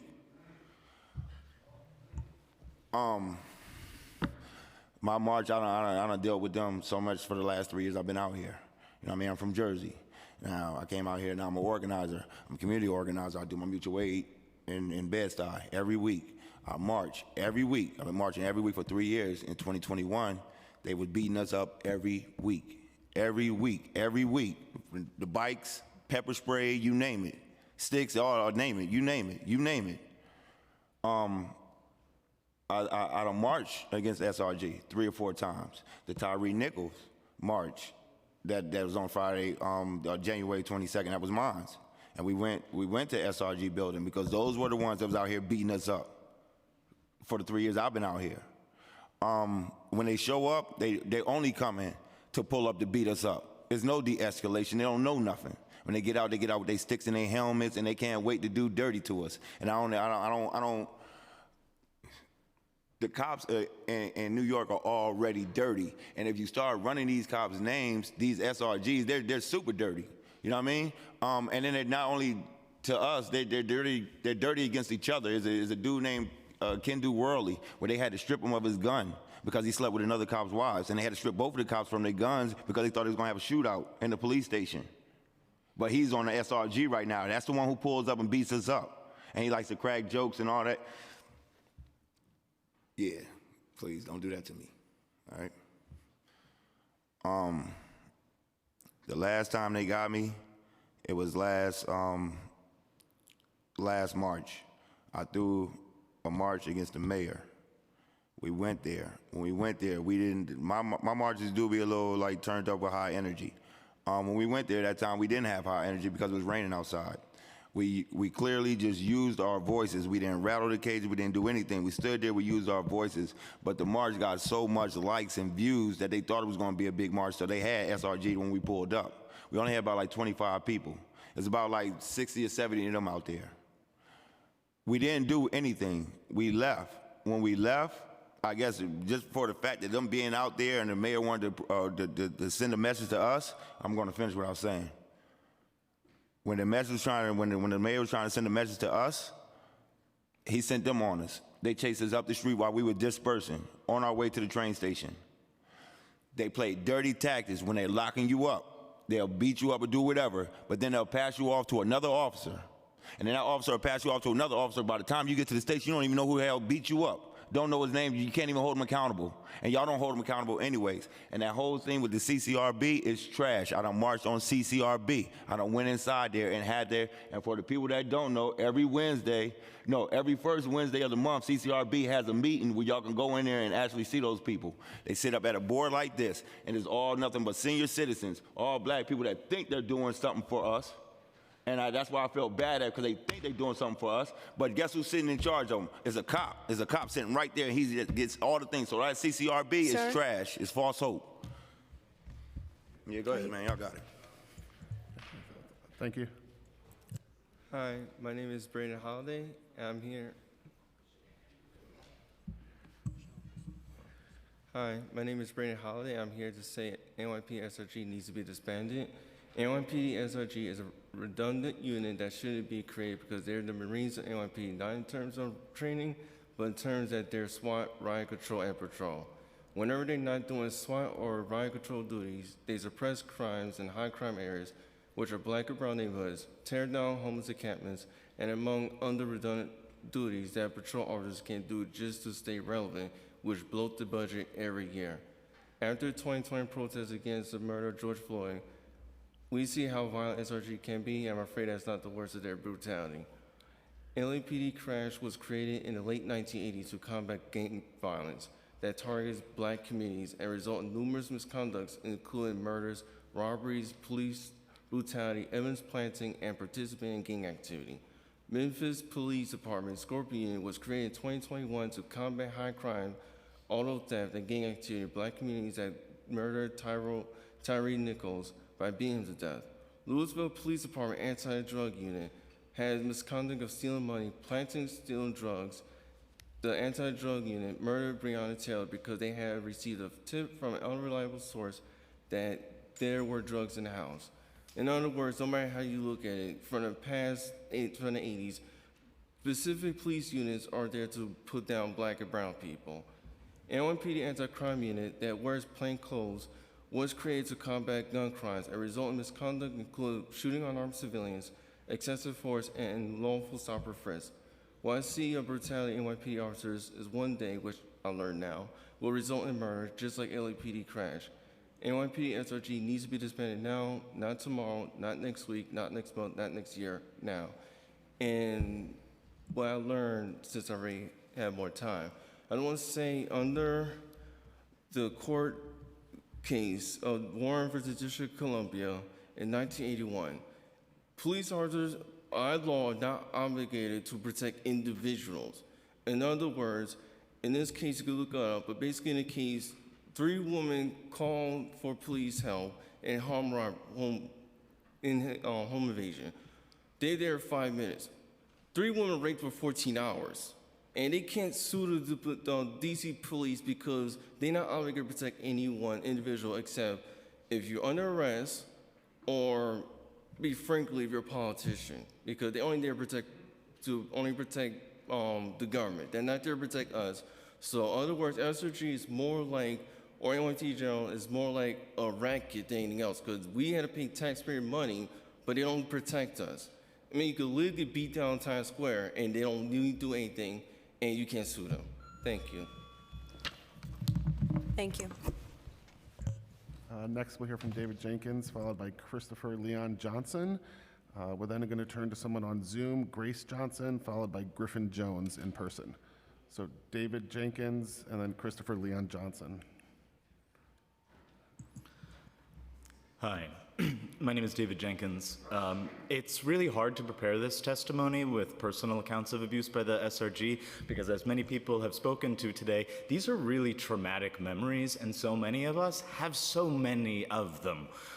From countless escalations in the summer of 2020 to the monthly provocations at clinic defenses to completely cruel sweeps of encampments, it's hard to come here. And it's especially hard to come here and watch council members just leave over the course of this. I agree with Relly that the public testimony should be first and should be the priority. And it's really rich to hear almost every single council person excoriate the NYP for not showing up and doing their job and then promptly leave the chamber. So it's really wild. So it's hard to come here and bare our souls and be vulnerable. But it's not hard. In fact, it's very easy to actually identify a pattern here.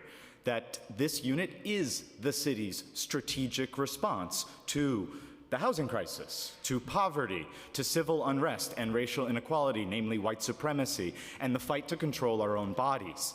Suppressing protest is literally in their manual. We've all seen it. It's been reported on. That has been the strategy. And it's been the strategy since they were created, even though the city explicitly said that it wasn't. And when the city created it in 2015, right, the NYPD's budget had already exploded by half since 9/11, and we're spending $300 million a year on intel and counterterrorism, and has the completely duplicate force of the Critical Response Command. So why do we have the SRG? It's clear that the real strategy, even back then, was in response to the uprisings in Ferguson and Baltimore, and the growing realization everywhere that not only do police not keep us safe, they make us less safe. And now the strategy seems to be to deploy them to neighborhoods while we cut libraries and schools and social services. And we've been making this case for years. If Councilmember Joseph were still here, she might remember conversations I had with her and her campaign about the Public Safety Pledge, which she and many other people who are no longer here signed. And a lot of them signed it because we're making a really good case about how to address public safety. And it's never been honestly tried. Instead, like last Friday, we're lectured on public safety by a deputy mayor best known for resigning in disgrace from the police force and being named a co-conspirator in a corruption scandal. That's who you've let run the show. That's who's running public safety, while letting activists be maligned for demanding something different. And so the city must disband the SRG, ensure it's not recreated under some new name, and directly reinvest its $100 million into communities impacted by over-policing and chronic disinvestment. Thank you. Thank you. Wait, this thing is on. All right. It is. Go ahead. Good afternoon. On the record, this is my personal capacity. I'm usually press. You see right here, I'm press, blah, blah, blah, whatever. All right, so this is coming from a press point. What I've seen with the NYPD and the SRG, I think these people here have a valid reason why it should be disbanded. I record these guys' events. I record the Tyree Nichols rallies and marches going from Times Square. Then we marched down to, the Farley Library. And then I saw the Rally Rebel crew. They was going up Times Square. And what went down with that was discussing how to handle the situation. Now, I understand what went down with the car. Okay, fine, all right? They were justified with the car. Now, after the fact, it was recorded on my camera. A lot of people record that part. One of the cops, he was part SRG, picked somebody out of the crowd and purposely did some WWE tackle on the guy. I'm like, what was that? To be honest with you, if you want a reason to disband the SRGs because of crap like that, a number of these cops are corrupt. And I think they purposely put these guys in that unit for a reason. I'm not saying all cops are bad. We all know that. Not all cops not bad. But they put the messed up few in certain units for a reason. And to be honest with you, you got to get rid of it. It's just no point. It's a waste of money. What are they really doing other than just, okay, let's find a nonviolent protest and just want to be bullies, trying to find some little dirty way to get arrest and try to say, oh, we're being effective. But everybody knows it's real ineffective. You got to get rid of it. You got to get something different in there. Let the people do what they do. They want to protest, let them protest.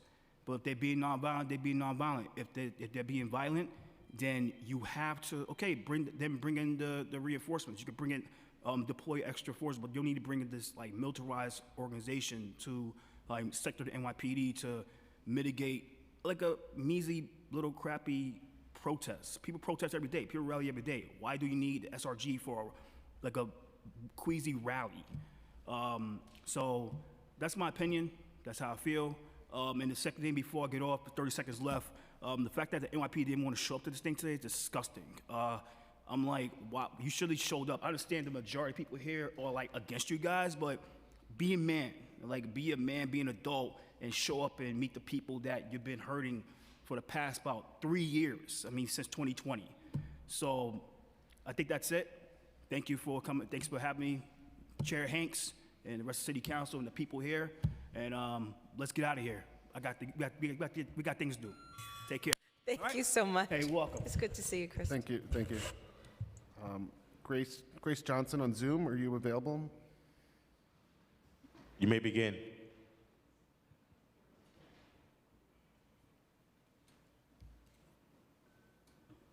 Grace, you could go once you're ready. Are you?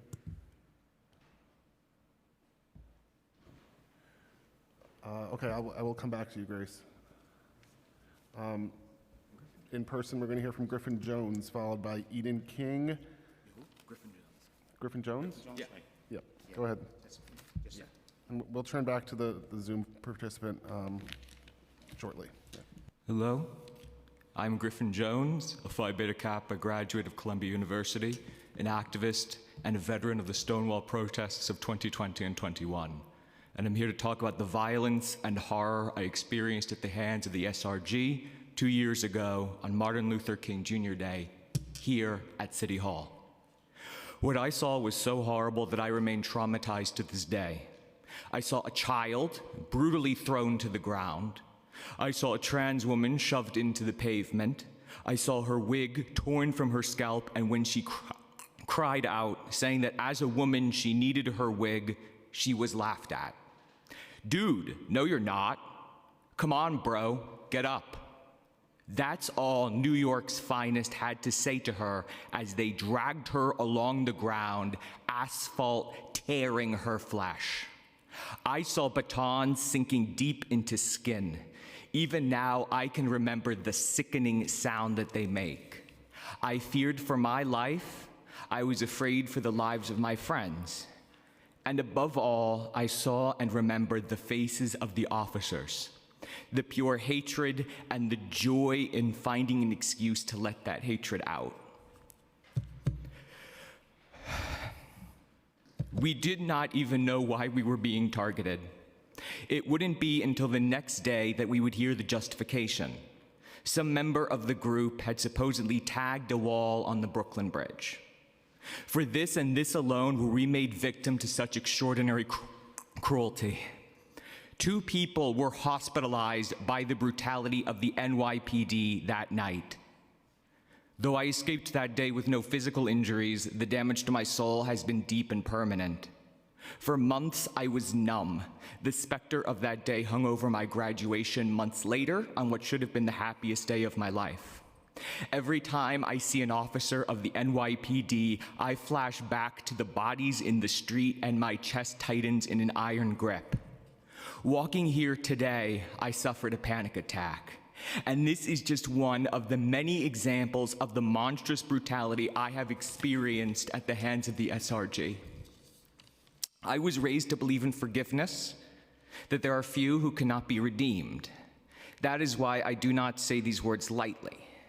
The SRG is completely beyond reformation. I saw their thirst for violence, their giddy cruelty, and their unbridled aggression. The right thing is never easy. It is often hard. I know disbanding the SRG is not a simple task. But I urge the City Council now to do the right thing and be known forever as having been on the right side of history. Thank you so much for your time. Thank you so much. Next, we'll hear from Eden King, followed by Devin Krishnaswamy. Thank you. Followed by Jose LaSalle and Dwayne Lee. Good afternoon. This is my testimony. I've learned a lot of things as an activist in New York City, but perhaps the quickest lesson I learned was simply this. When the NYPD Strategic Response Group shows up, the potential for violence has just increased exponentially. I have witnessed this violence enacted upon the bodies of my friends and community members time after time, and I have also experienced it firsthand. On the night of June 5th, 2021, I was in Washington Square Park with others to hold space in response to what we believed to be an unjust curfew. The curfew was set for 10 p.m. At 10:01, the SRG rolled in like an occupying military force. They surrounded the park and everyone in it, so not just activists, but people passing by and evening parkgoers enjoying what had been, just moments earlier, a public space. The SRG blocked off the exits and then demanded that everyone leave. I witnessed members of the strategic response group pushing, hitting, and grabbing people. Others they singled out individually for targeted arrest. I was attempting to leave via one of the park's west exits, as instructed, when I was arrested. 4 members of the NYPD, all of them men, much larger than me, participated in my arrest, holding my arms and legs, pinning me face down on the ground. While this was happening, one of the SRG's bikers ran up from my right. He shouted, "Stop resisting, stop resisting." He was holding his bicycle horizontally across his body, and he used it to strike me several times in the head and face while I was lying on the ground, unable to move. The bike's pedals and gears left cuts and bruises on my scalp and forehead, and I feel really lucky I wasn't permanently injured.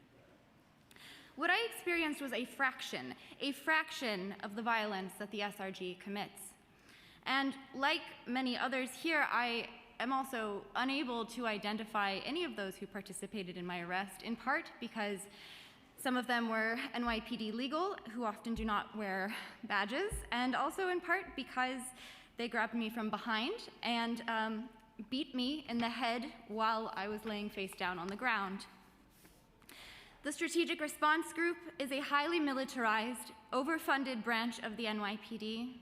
They are violent, volatile, and dangerous, and they have no place in our communities or on our streets. Thank you. Thank you. Next, we'll hear from Devin Krishnaswamy, followed by Jose LaSalle, Dwayne Lee, and Brenna Lipset.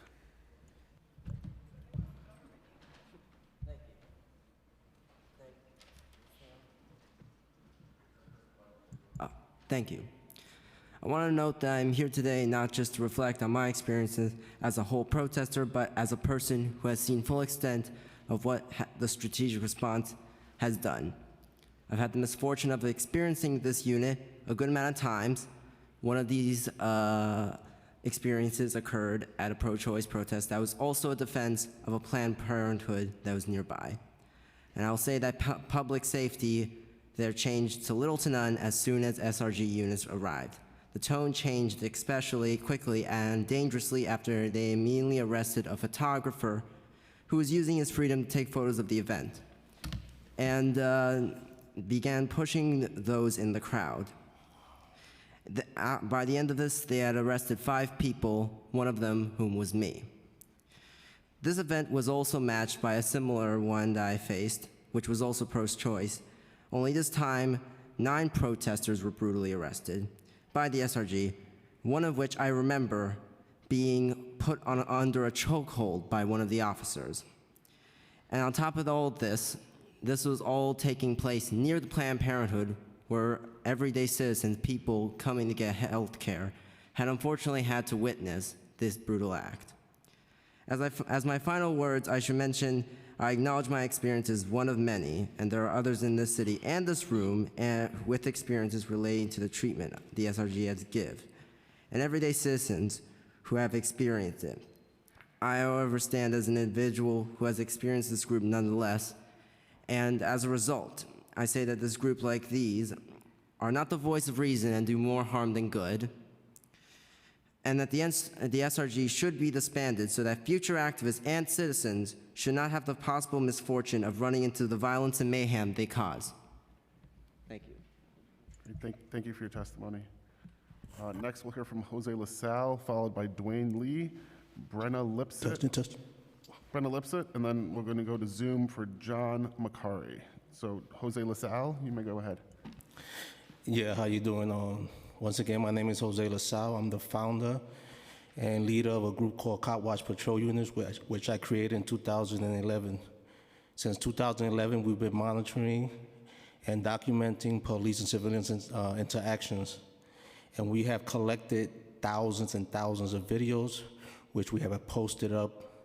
And that's our way of getting accountability, is making sure that people see exactly what happens to black and brown people in communities of color, and we try to give them the insight of what's happening there through our videos. SRG was deployed in 2015, but in 2016, I'll say around September 2016, SRG was also deployed to communities of color. Many people probably don't know that. In the Bronx, they had SRG2, and the first documentation of SRG inside community of color that we received, that we have, is from 2016, and they are still in community of color. The main things where they do in community of color is on stop and frisk. We have a lot of documentation of SRG conducting stop and frisk, and they're not filling out on stop and frisk reports, so it shows that we are the only ones that have the documentation of these cops doing these stops and frisks. Also, doing traffic stops has become a big thing with SRG, especially in the past 6 months. They've been doing a lot of checkpoints in the community of colors, and their main targets are around projects and where a lot of people of color live. So we have a lot of documentation of that as well, that we know for a fact that it has not been documented by them and has only been documented by us. And what we're doing is we're working on putting this documentary together, dealing with the SRG and all the videos that we have collected since 2015, since SRG was deployed out into New York City. And we will be putting a documentary together with that and all the facts that we have, and we will be presenting it to council members and other people. Also, I want to finish up as Legal Aid Rajadis applying for staff attorney. She was speaking about my case that took place in 2015, where I was recording a stop and frisk in the Patterson houses, and it was Officer Elvis Duran, Philip Byers, and a few other officers that ended up arresting me for documenting the stop and frisk. And I recorded almost 2 hours of them trying to, it's gonna take another few minutes, of them trying to talking about planting guns on me, talking about finding felonies to charge me with. When I was taken to the precinct, they was laughing and clapping, saying, "Oh, Jose LaSalle," and celebrating my arrest. Or when the sergeant said, "Oh, we had a two-way radio that we carry us to communicate." When they seen the two-way radio, they said, "Oh, does it transmit?" And it said, the rest said, "Yeah, it transmit." And he was like, "Oh yeah," and they started clapping again and celebrating. And they did not want, I was ready to take it to trial, but they did not want to take it to trial, so they settled for almost $1 million just for that case. Now, this same officer, Elvis Duran, who was the main officer who lied on the oath on the Bronx to the ADA, who lied on the oath to the CCRB, who lied on the oath to IIB, and I have all the documents. This same officer now, at then was just a regular police officer, and now he's a lieutenant in the SRG group.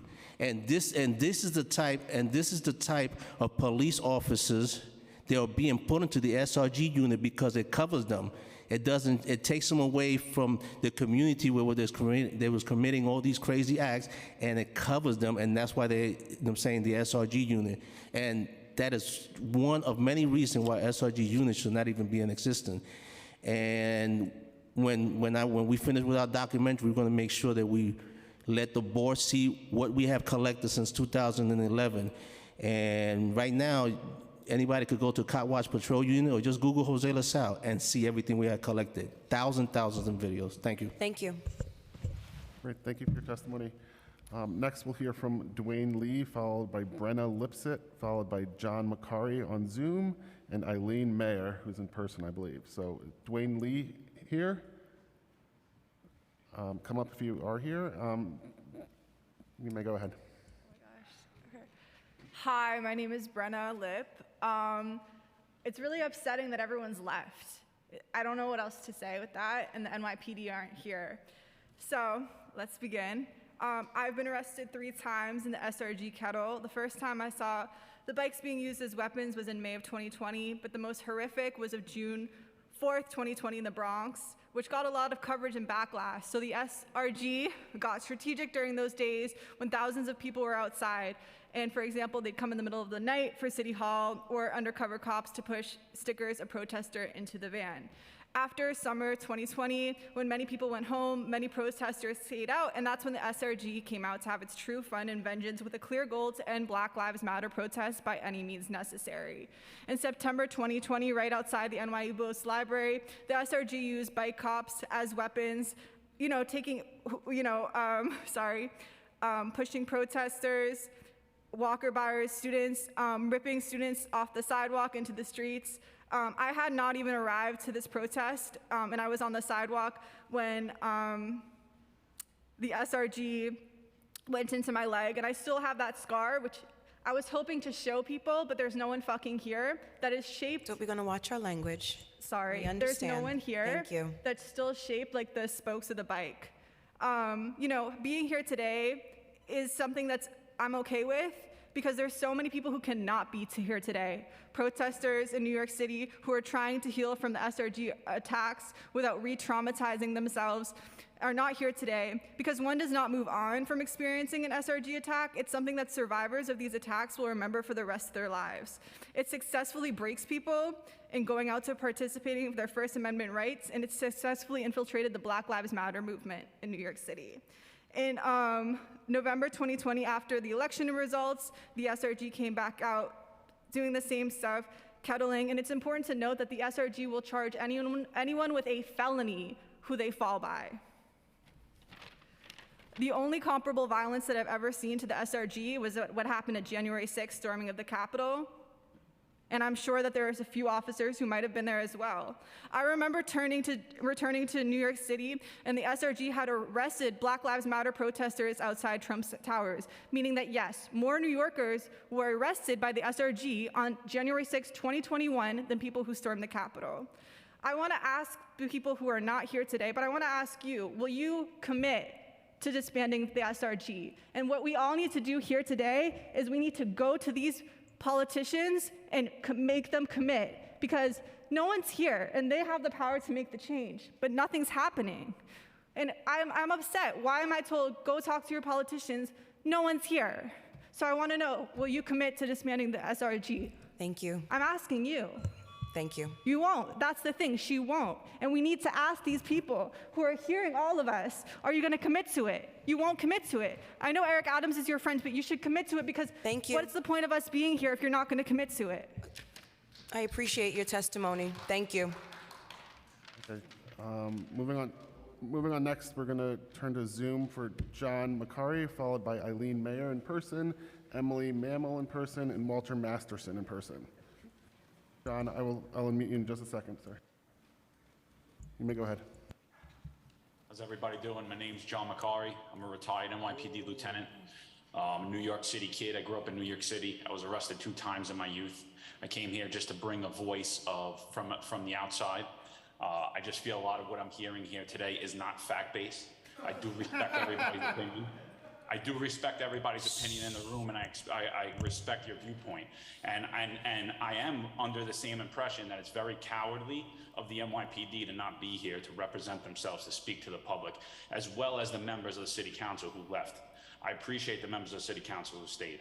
But I will say, to sit here and say to disband the SRG without fact-based presentation, I have a problem with. You know, there are 3 sides to the story.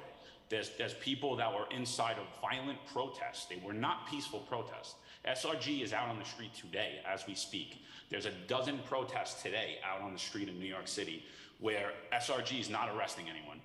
There's no one's being assaulted. And those are peaceful protests. But what we saw, particularly in the Bronx, June 4th, 2020, and in the summer of 2020, a lot were violent riots where urine was being thrown at officers, bricks were being thrown at officers, wheelbarrows, officers were being assaulted. Yes, I do agree. In the mix of that chaos, there were people who potentially were harmed and put under arrest situations but while they put themselves there in a violent riot. And there were peaceful protesters who were saved by the NYPD during that time. I don't believe the message of sitting here and stating that the NYPD is a racist organization and the NYPD is out here to go after civilians to beat them up is an honest conversation. It's just not. During violent situations, violence will be deployed by officers, and it's an unfortunate situation. And I do agree. I'm here today to say we need to start having conversations like this, and I applaud the committee for putting this together. However, they should be fact-based, and the CCRB was unable to show any difference between the SRG and the NYPD as far as complaints. And I would like to remind everyone that complaints happen largely at these large-scale mass arrest situations where there's violence.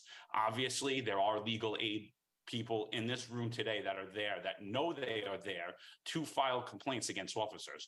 And many of those complaints are frivolous and unfounded. And there are issues with the CCRB and their investigations. I was also the commanding officer of the CCRB liaison unit at one time in my 18-year career. And there are, and as much as they have done some good work, there is a lot of those investigations that turn out that the officer gets unpunished by the NYPD because the investigation was not proper. Based on a preponderance of the evidence is not enough. And based on the preponderance of the evidence of what has been presented in this room today, I believe this is just another systematic approach to Your time has expired. And I thank you all for your time. Thank you very much. Okay, thank you. Next we'll hear from Eileen Mayer, followed by Emily Mammal, followed by Walter Masterson, sorry. Good afternoon. Wow. My name is Eileen Marr. I'm a civil rights union leader from Vocal, New York. I'm also a social worker and a survivor of domestic violence, which I was criminalized and incarcerated for. I'm urging the NYPD in New York City to disband the SRG. I was present for their abusive and antagonistic behavior during the George Floyd protests of 2020, as well as many other peaceful protests. They were the catalysts for and created all of the violence and aggression. They were purposely antagonistic, and in many instances, when their verbal abuse, racist and homophobic catcalling did not elicit a violent outburst from the protesters, the police would then resort to brutalizing and physically attacking myself and all of the other nonviolent protesters, which included the kettling that they claim not to use. Had they not been there and behaved in such a deplorable manner, the actions and protests would have continued in the peaceful manner to which they began. There is absolutely no reason for the SRG, an over-militarized, racist, and abusive unit, which is a waste of our monies, as New Yorkers. The funds used for the SRG and the excessively bloated budget must be redirected to medically proven intervention and human services, including violence interrupters, education, mental health, and domestic violence services. When someone is having a mental health episode, rather than criminalizing the person via an NYPD intervention,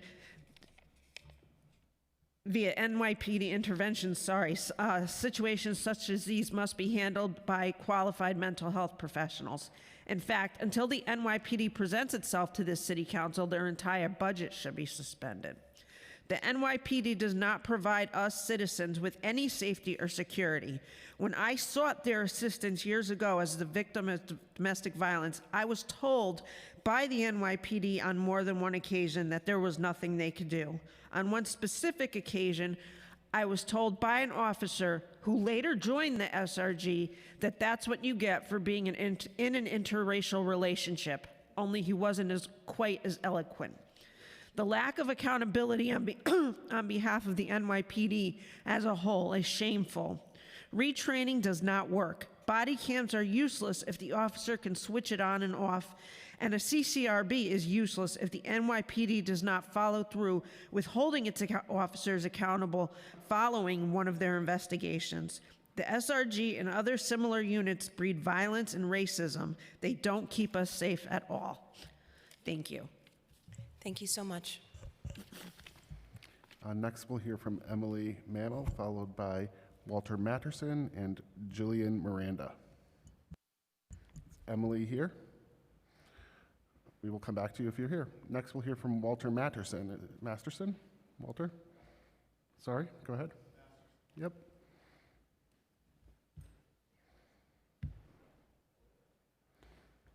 Okay. You may go ahead. Thank you.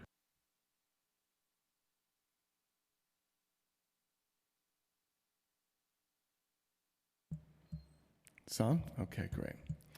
Since the NYPD didn't show up today, I think I'm going to speak for them. I'd just like to thank all the city council members for showing up for this public comment. It lets us all know how important you think this is. All right, so yeah, I'm glad that all of you are in attendance. Thank you. I just got to say, I am appalled that people are meeting today to discuss disbanding the strategic response group in the NYPD. I mean, has anyone seen the crime statistics? All right, look at this. Top 10 most dangerous states in America. Louisiana, Missouri, South Carolina, Arkansas, Tennessee, Alaska, Maryland.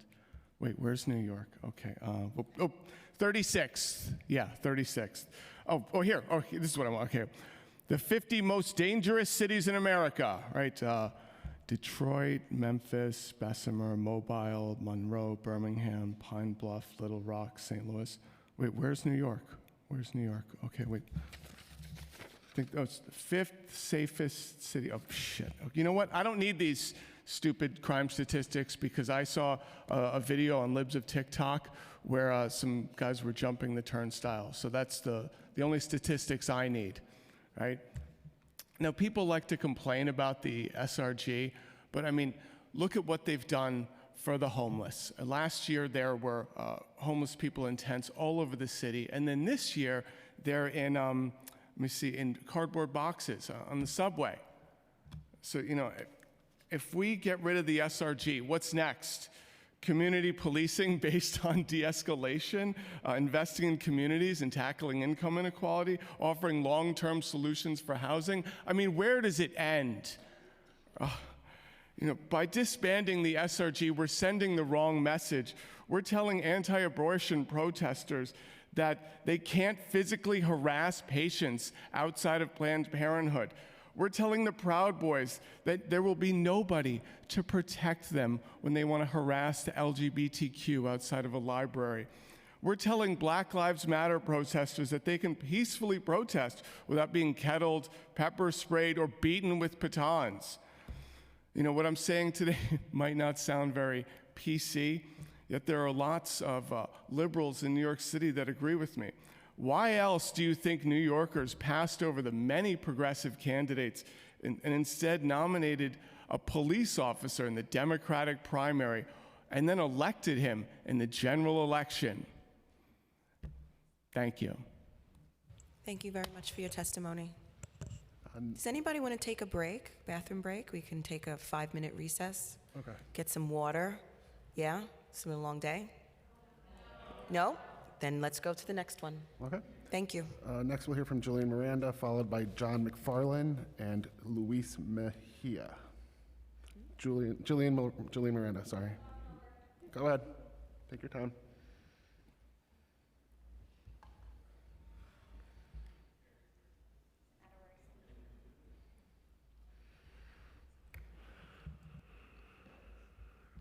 Hi, Jill Miranda. That's loud.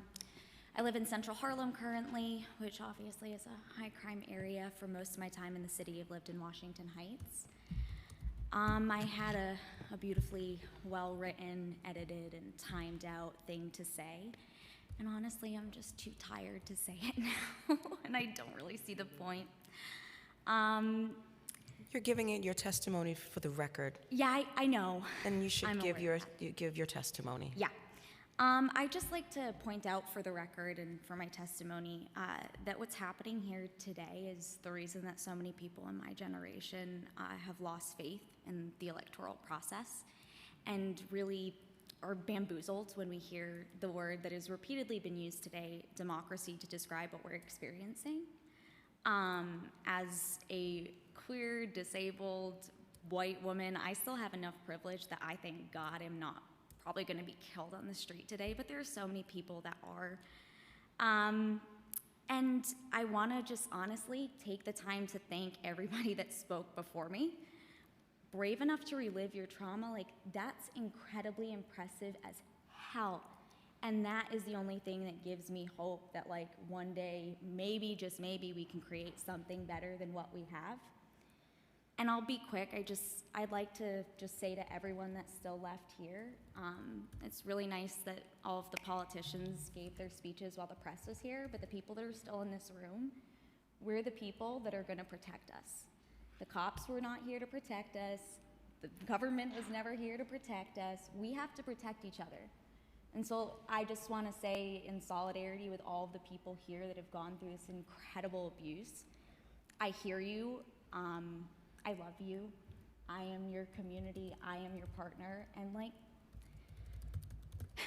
it's good that we're here, but let's not miss the point and have hope in institutions that have never served the people.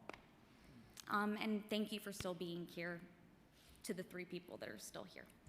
That's it. Thank you for your testimony. Thank you. Next, we'll hear from John McFarland, followed by Luis Mejia, followed by Lauren Molina. Is this on? Yeah. How's everyone doing? Well, how are you doing as one of the only council members left? I was going to say a little something about the absence of the NYPD and most of the city council members, but the young lady to my left said enough, so I'll move on.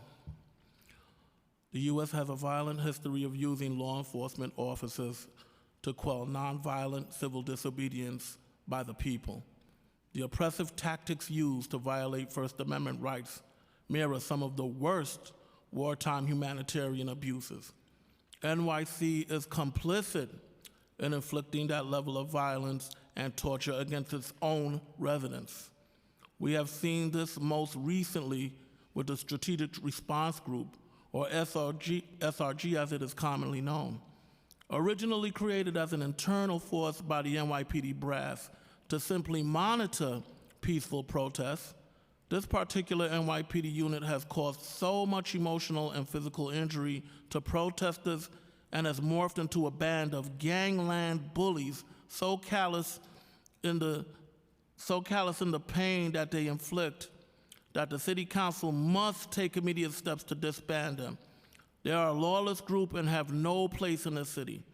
From kettling to beatings to assaults, the SRG, at the direction of white shirts, executes these dangerous tactics against peaceful protesters with little to no warning.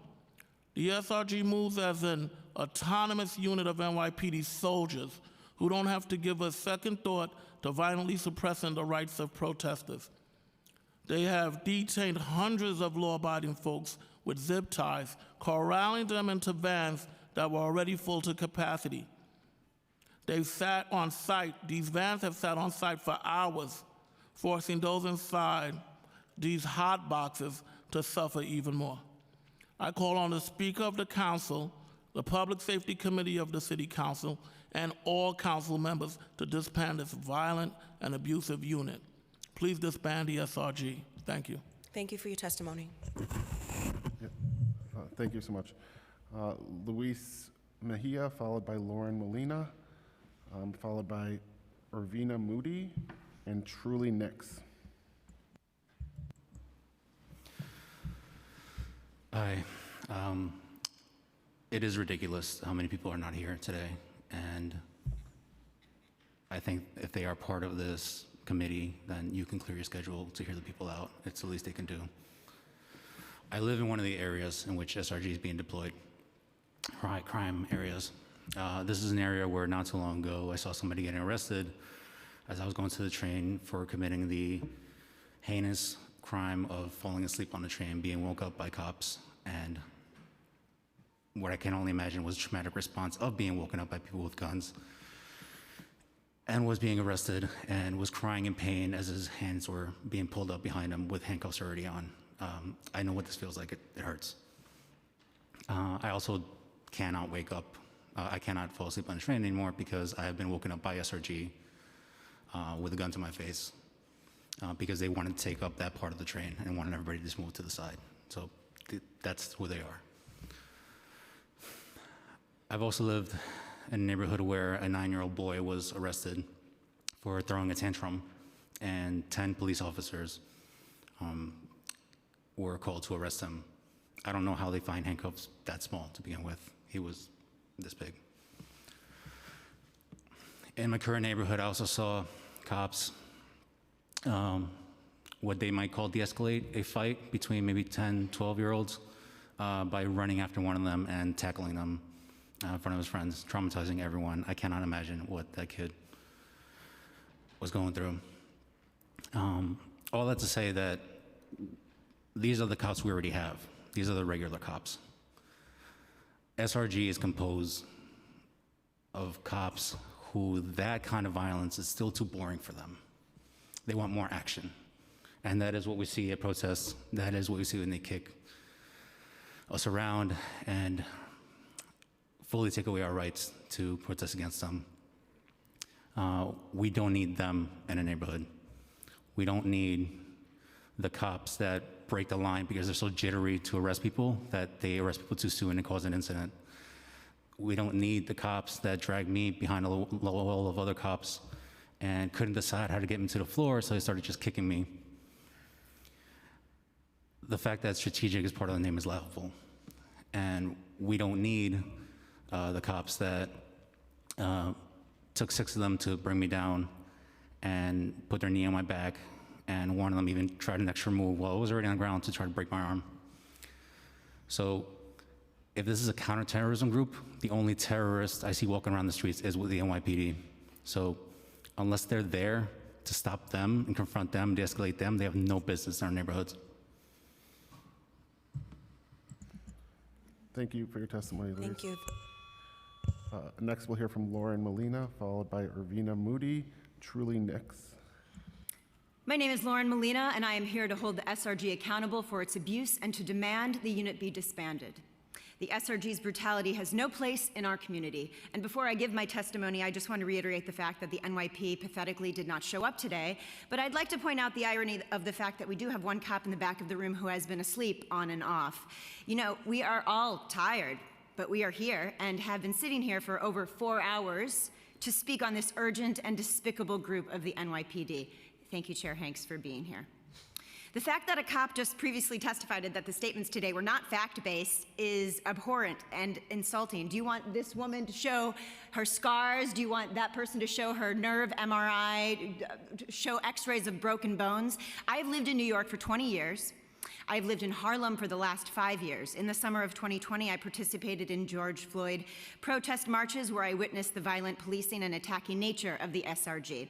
With bicycles, they cornered and shoved protesters, escalated tension, even using the bikes as weapons to hit protesters. I had a friend get trapped by the SRG using the kettling method on the bridge right outside this courthouse. They were pepper sprayed by cops for no reason. They were beat with batons. Some experienced broken bones and a fractured skull. They were arrested and held in a packed cell without PPP during COVID. These were peaceful protests in which the SRG instigated violence.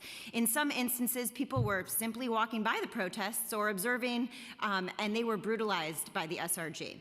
I've had friends tell me just today who had to leave because, again, we've been here for over 4 hours, that they've had family members, a minor at 17 years old who was following orders from the SRG at a protest and still aggressively arrested and was not given an opportunity to contact her parents.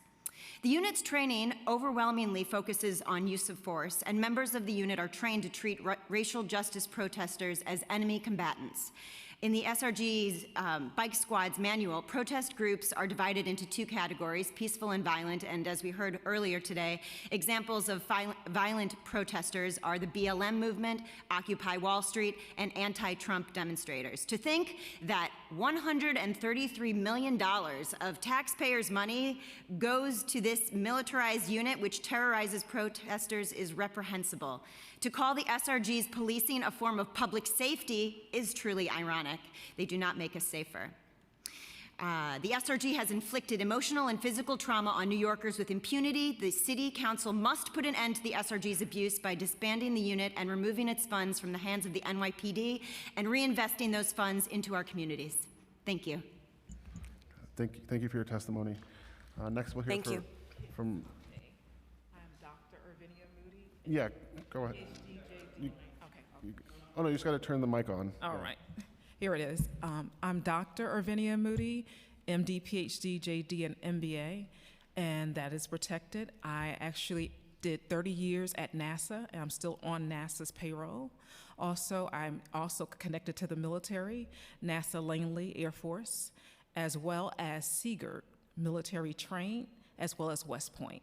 And I have a numerous background with MIT, Harvard, and all those other great things. So I deserve that respect after all these years. I also am the lineage of G.W. Carver. That is my uncle. Tomorrow I'll be speaking at my schools, G.W. Carver abbreviated, and I open up the schools in different locations. So I have put money into funding. I started my nonprofit, but I also started my businesses years ago. And with that money, some of that NASA money has helped build some of the buildings, some of the educational programs, some of the charter schools, Long Island City, Queens, New York, and different areas. However, because of my interest, I lived in Brooklyn. I actually was there temporarily, and I was actually speaking out on some of the things that were going on. There were gang violence in the building. So as a result of that, I was retaliated for speaking out on my behalf, but also on these women's behalf. Also speaking out in reference to Breonna Taylor. So I was targeted based on that, where I was such targeted that they went into my places where I could not go back into my living circumstance and basically went into my accounts and stole my money, stole my identity, and also sold my information, my social, and all of that. And I got that on the news media. So when I went to the police, I started my businesses years ago, but continued my businesses within the New York area and went to the 17th precinct to tell them what was going on, basically. And then from there, once I reported the incidents, because I have a background not only in municipal court, but also in the police, I actually had to do my own investigation. When I submitted the information to them to let them know what was going on, they came back to me and told me that this was a theft. And as a result of that, now my point was, when can I get my complaint? Or when can I get my report? They did not give me that report yet. And they found out that this person is connected. His father is he's now retired, a police officer. So I'm saying, all the work that I have done, all the successes I have done, he has now been in my buildings, he's now utilized my name, he's done all these things.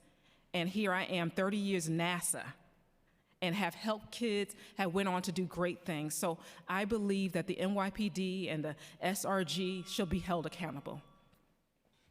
Thank you. Thank you so much. Next, we'll hear from Truly Nix, followed by Alexandra N., Charles N. I think it's on, yeah. Charles N., and then Johanna Smith. Hi, I'm Truly Nix. I was born and live in Harlem. My precinct is number 28, and the SRG is being deployed into my community. So I went to the NYPD website, and I read in the Department of Investigations report on the website, they identified several deficiencies in the NYPD's response to the Floyd's protests that undermine public confidence in the police department's discharge of its responsibilities to protect the rights of citizens to engage in lawful protests. The report made numerous recommendations for changes within the department. One of many said the NYPD should reevaluate the central role of the SRG and Disorder Control Unit in response to large protests, given their orientation to handle counterterrorism, riots, and other serious threats, and better collaborate their use to circumstances that require such specialized force. So there was a response to that, the recommendation that was made from the DOI report. The response, according to what's on the NYPD's website, was the NYPD has reevaluated the role of the SRG and the Disorder Control Unit in response to large protests, and it has recalibrated their use to circumstances that require supplemental resources and specialized training or equipment. I don't know what any of that meant. It sounds like gibberish, but I do know a militarized unit in combat gear has no place in the environment where citizens are practicing their First Amendment rights. The NYPD is the largest police department, not just in America, but in the world. It's only second to the Army, the US Army. We aren't even the mostly densely populated city in America. That would be California, we're half the size. Yet, we have an army to protect us, supposedly. So we have enough police in this city. The monies that fund the SRG need to be reallocated in areas like mental health, not just for the public, but for the police as well. Education, addiction, homelessness. But as a side note, I just want to say, in June of last year, the Supreme Court struck down a New York law that placed strict limitations on carrying guns outside of the home. What's going to happen when the SRG or the police come across a person who has an open carry gun, especially a person of color? I promise that's going to be the incitement of our next big protest. Thank you. Great, thank you so much, Julie. Alexandra N. or Charles N.? Yeah. And we got registrations for both of them, so. And then Johanna Smith, followed by Alyssa Paskin.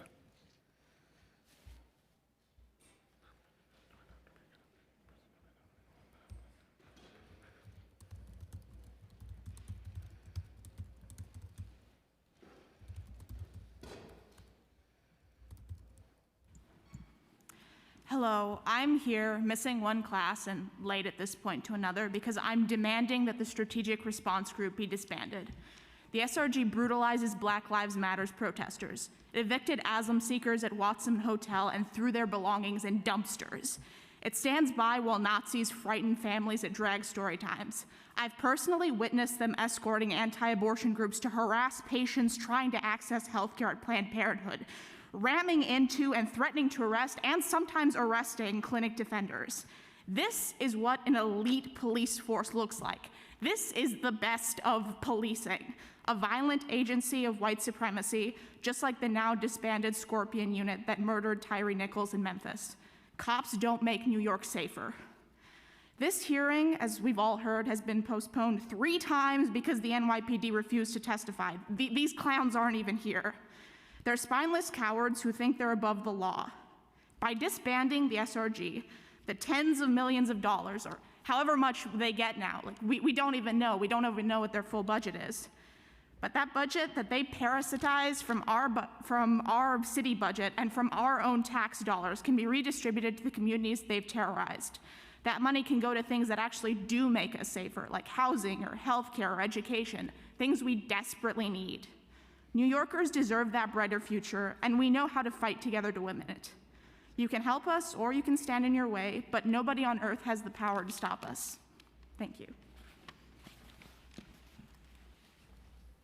Thank you. Go ahead. Good afternoon. My name's Joanna Oltman Smith, and I wanted to start my testimony by thanking my fellow New Yorkers from the bottom of my heart. I have heard such amazing testimony today, and I would also like to say shame on the NYPD, shame on the New York City Council, shame on Mayor Adams' administration. I am a member of my local community board, a past officer on my local NYPD Precinct Community Council, and a graduate of NYPD's Citizens Police Academy. I'm speaking today as an individual. I have been a community advisor to numerous NYPD commanding officers and deputy commissioners on matters of street safety, open data and privacy, and community outreach, including one who has since been promoted to be the head of the SRG. Hi, Frank. I'm wondering where you are today.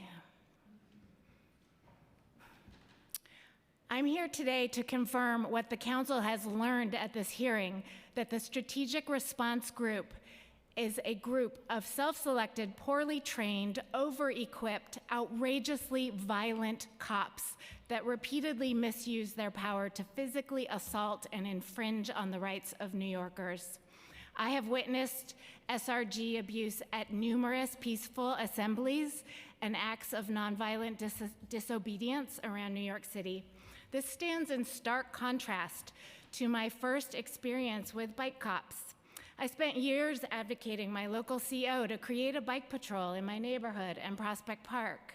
One summer afternoon in 2014, two friendly officers in bike shorts, Abate and Biagini, showed up at my house to proudly display their mountain bikes and share with me how happy they were to finally be able to easily connect with citizens with no barriers as bike officers and get out and enjoy our beautiful shared public spaces.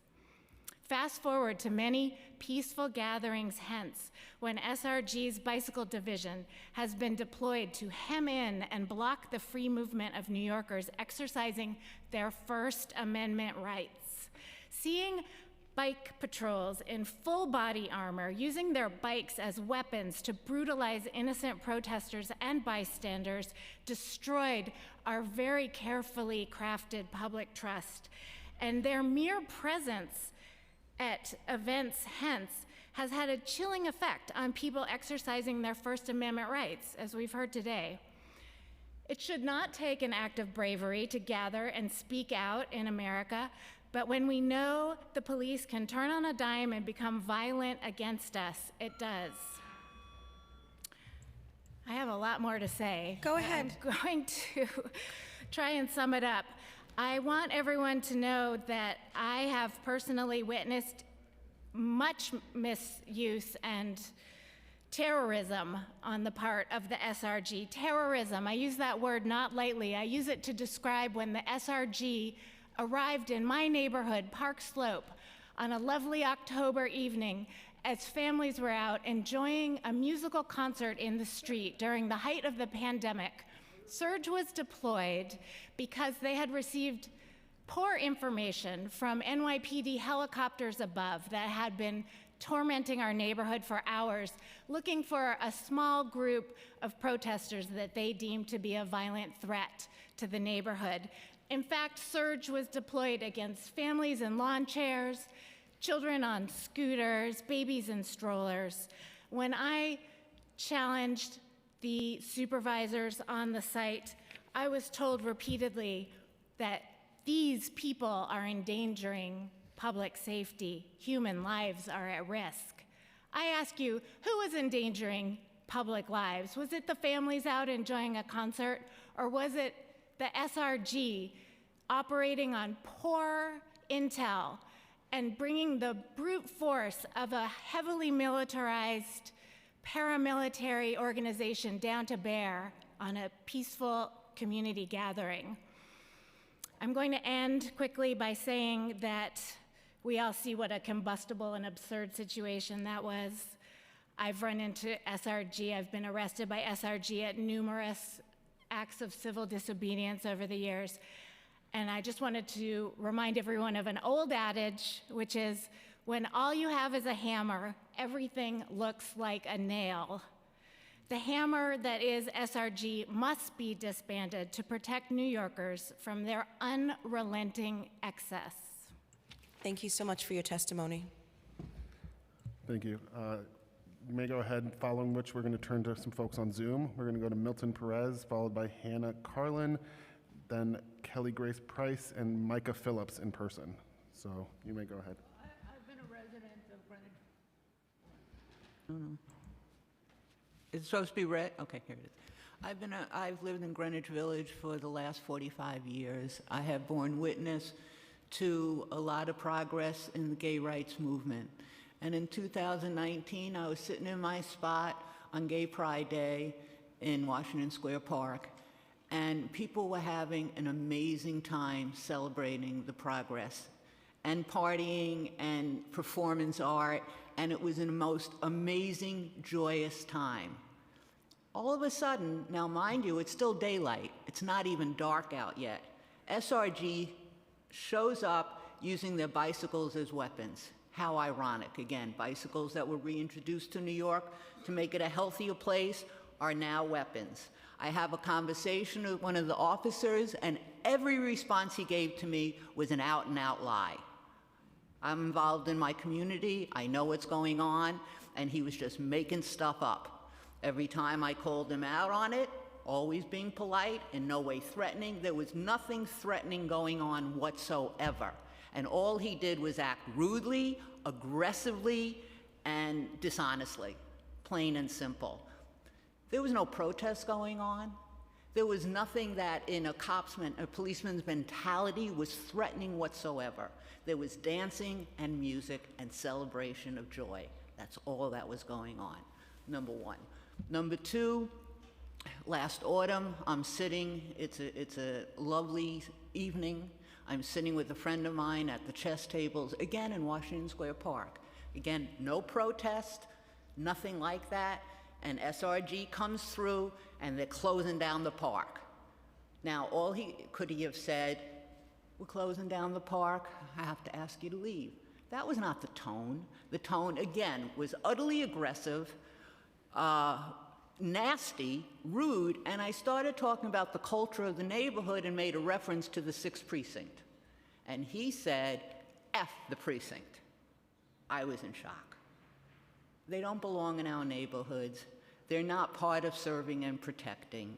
They aggravate, they cause harm, and they need to go. We don't need any more fascism in this country. We don't need any more lies in this country. What we need is honesty, we need true justice, and we don't need people's lives being bullied and threatened constantly for no reason and no excuse and no perception of reality whatsoever that lent itself to a policeman acting in that manner. That's all I got to say. Thank you very much. Thank you so much for your testimony. Thank you. There's some water around if you guys want to have a glass of water. Next, we're going to turn to Zoom. Milton Perez, followed by Hannah Carlin and Kelly Grace Price. Milton, I will unmute you, and you could go ahead in just a second. Go ahead. I like some of that water. Chet Hanks.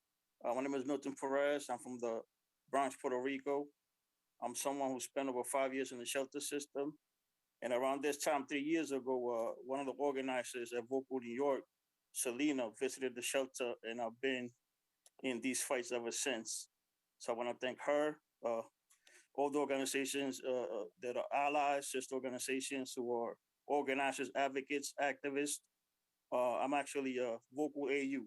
I'm a member, supporter, and ally in all the unions in Vocal New York, the Users Union, the Civil Rights Union, the Users, the Positive Leaders Union, but I'm a leader in the Homelessness Union. It's been a long 3 years. I'm very thankful of all these people who spoke on my behalf when I did not know that they did, whether they were going through being harassed, being maligned, even sometimes by people in these administrations, which is the harassment that they face, the violence, arrest. And so I thank them for fighting for us.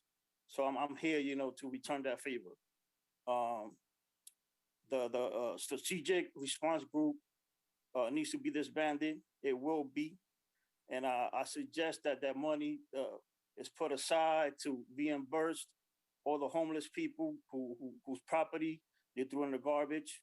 Maybe put some funding into some more vouchers so people get housing, and do something positive. Invest in community, in the community that needs the funding. You know what I'm saying? I was on 125th Street last year, around this time, and I heard something that it's been on my mind ever since. Defund the community, defund the police. Disband the SRG too. include that in there. I like to read the. If you look up SRG on there, if you look at, you have some Wi-Fi. You're gonna go. You're gonna find NYPD Special Operations, and the last sentence I like to read. It says SRG also mobilizes for shootings, bank robberies, missing persons, demonstrations, or other significant incidents. Demonstrations should not be included with shootings and bank robberies. How things are done in the world now, you have the U.S. military policing the world, and you have the police in the U.S. at war with the citizens. That needs to stop. So I thank the city council for any oversight that they do with the NYPD, HRA, DHS. It's much appreciated. You know, the last time I spoke at the city council, a journalist saw me and contacted me through Vocal, and I managed to get some help in my situation. So, to the people that spoke before me, do not be deterred. All this counts. So I want to thank everybody. We're going to continue this fight. And thank you for having me here. Thank you. I yield my time to the chair. Thank you so much. Great. Thank you for your testimony, Milton. Next, we'll hear from Hannah Carlin on Zoom. Hannah, are you there? Yes, I am. I'm, of course, pulling into a Metro North station at this exact moment, so if there's background noise, I really apologize. But I will get started. I am Hannah. I'm a born and raised New Yorker. I'm an activist, and now I am a mother. I went to high school at Stuyvesant, just west of the timber on Chambers Street, and I have seen up close and for decades now the before and after of 9/11, the wasteful and completely unnecessary militarization of the NYPD, and now the SRG. Throughout the civil justice uprising of 2020 and until I became pregnant, I worked as a civilian in protest safety. I was blocking streets, I was de-escalating conflict, and I was supporting demonstrations. When I became pregnant, I stopped my work on the ground for fear of violence by the NYPD, and in particular the SRG.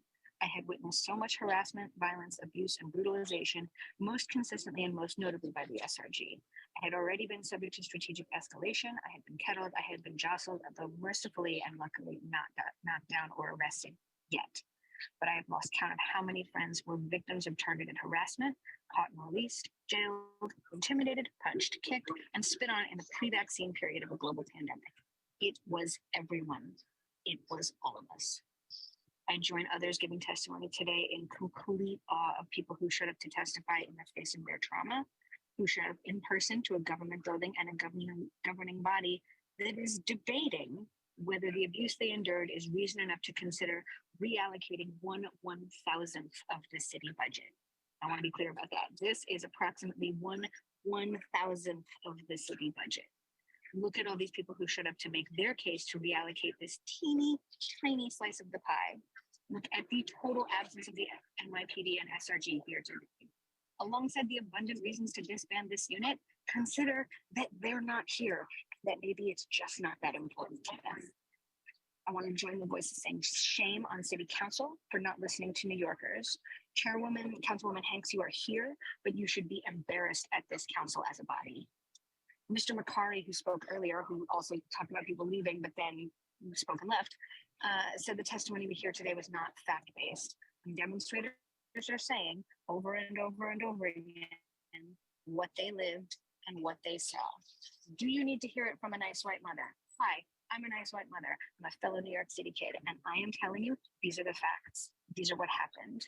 It is great to have stats and facts and figures supporting the dissolution of the SRG and reinvestment in communities. But there's a little bit of, you don't need a weatherman to know which way the wind blows happening here too, right? Like the early data testimony, the difference between 25 and 35 cases, the breakdown between crowd control and arrest activity might be important to policymaking, but it has nothing to do with sorting out the truth of what happened and what needs to happen. So I want to use my remaining time to reiterate in the simplest possible terms what we all know. The SRG's strategic response is to antagonize, harass, and brutalize demonstrators. The SRG's presence does more harm than good.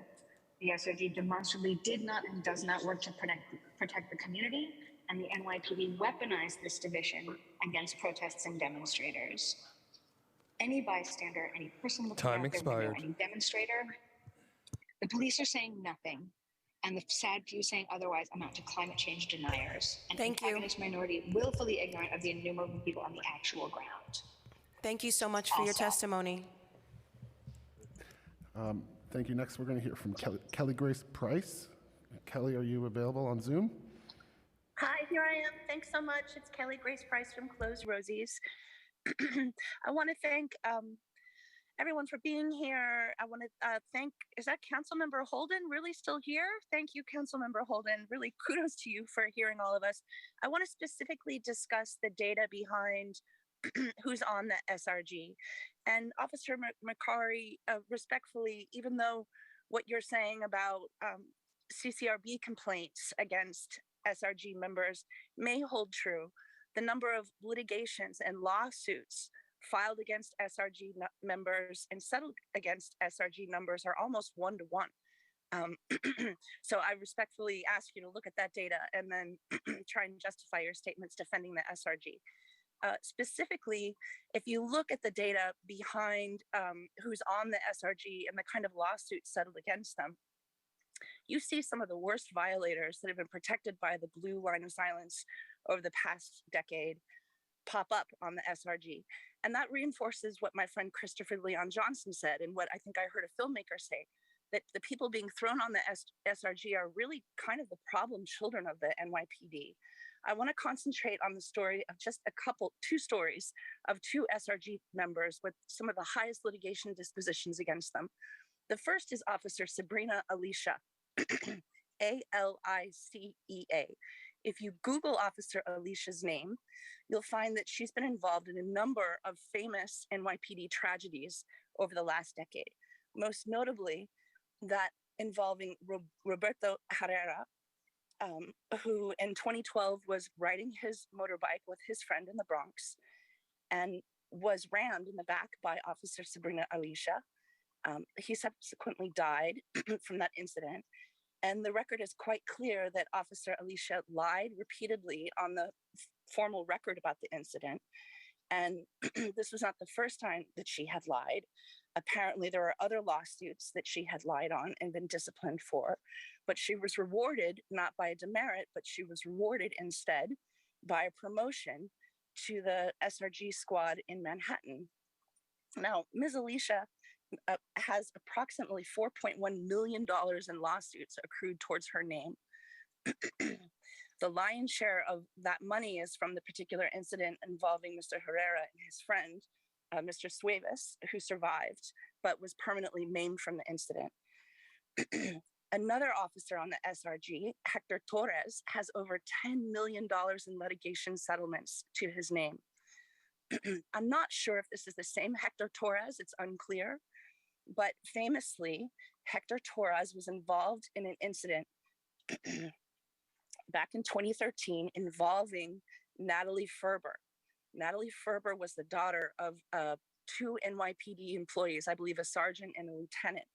And her car was rammed by a car being pursued by Mr. Torres in a high-speed police incident. And she was permanently paralyzed. Now, if you Google Natalie Ferber, you'll see that the record is quite long and tragic what happened to her. But we don't know. Time expired. We don't know what finally happened in that case because the record is sealed in Manhattan Supreme Court. We can't even go down to the courthouse and pull the file. That's the kind of person that is being thrown on the SRG. Thank you. I've exceeded my time, but as always, I'll put my data and my comments in my written testimony. Thank you so much. Thank you, Kelly. Next, we're going to hear from Micah Phillips, who I believe is in person, Ashwin Rastogi, Garen Scott, and then Natasha Severin. Is Micah Phillips here? If I've called your name, just you could start kind of making your way up and go ahead. So Micah Phillips, Ashwin, Garen Scott, and Natasha Severin.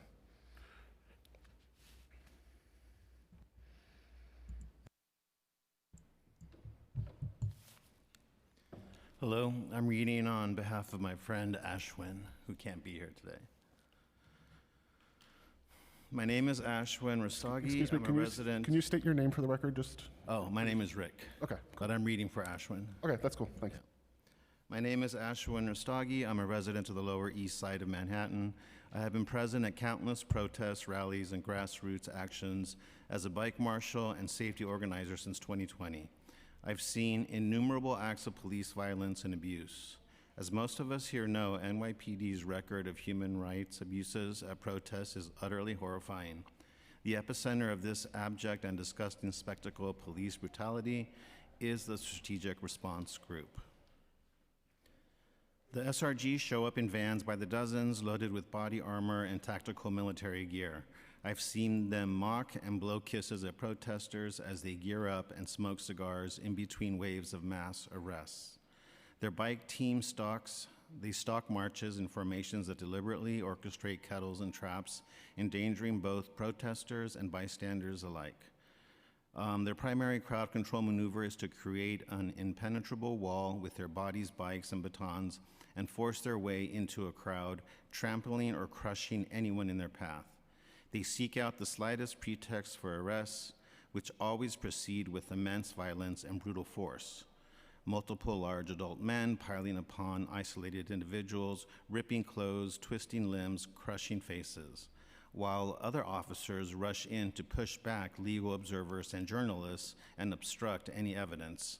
They ignore the law with impunity and treat every protest with the aggression, hostility, and violence of a military operation. The SRG is regularly a part of the NYPD's coordinated sweeps of unhoused people. I've seen SRG officers dragging unhoused people from their tents as they attempt to silently and peacefully resist inside their encampments. Every month, the SRG provides an armed escort to anti-abortion fanatics and clinic invaders who harass patients at abortion clinics. Despite escalations from the right-wing groups, SRG exclusively targets abortion defenders for arrests and violence. We see the same dynamic at drag story hours. Bigots, neo-Nazis, and Proud Boys are showing up to public library events to intimidate children, families, and LGBTQ performers. Their hate is egged on by conspiracy-fueled internet trolls and alt-right media outlets. Queer, trans, and femme-led groups have organized defense actions in response. Again, the terrorist thugs of the SRG are there to brutalize any marginalized folks who dare stand up to protect each other, even as the right-wing groups threaten violence and criminal trespass.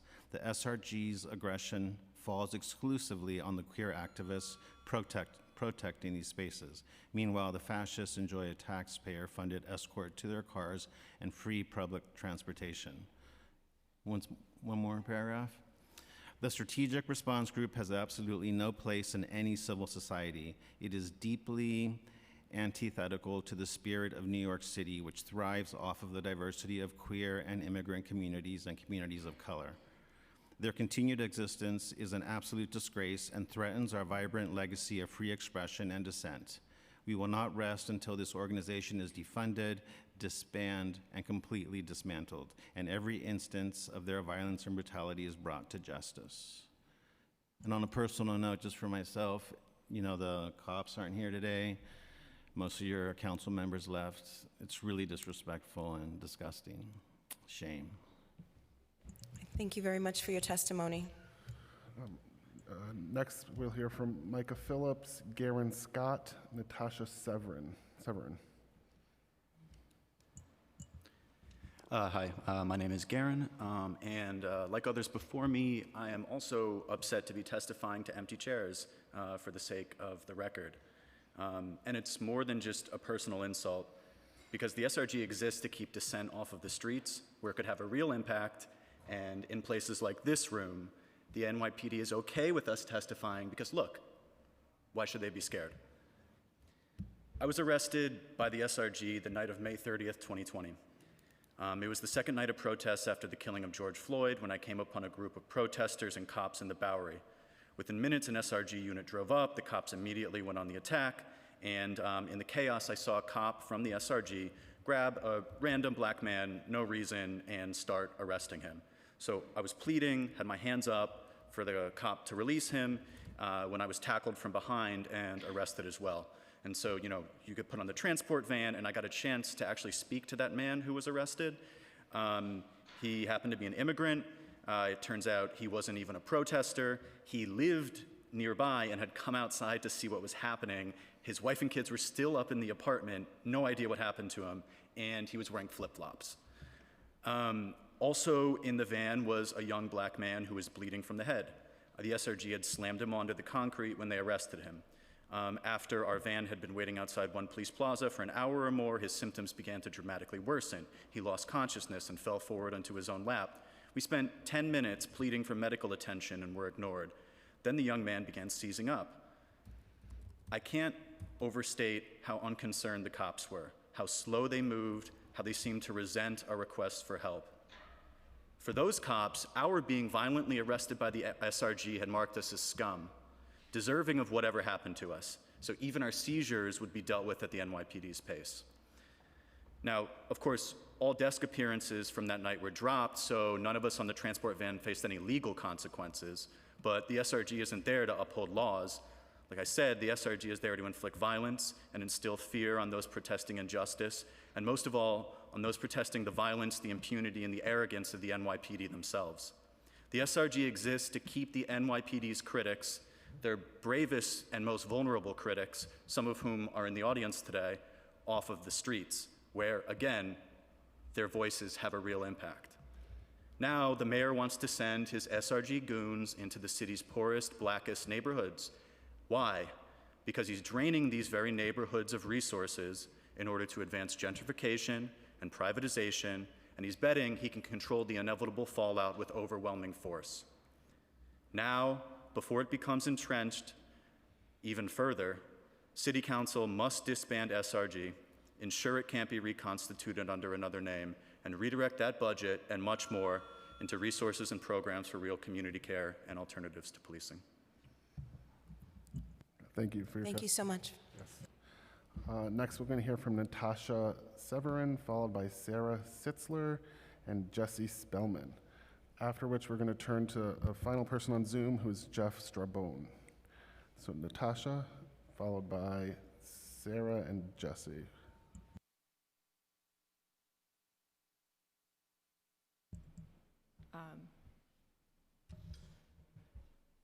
I'm not Natasha, I'm Sarah, by the way.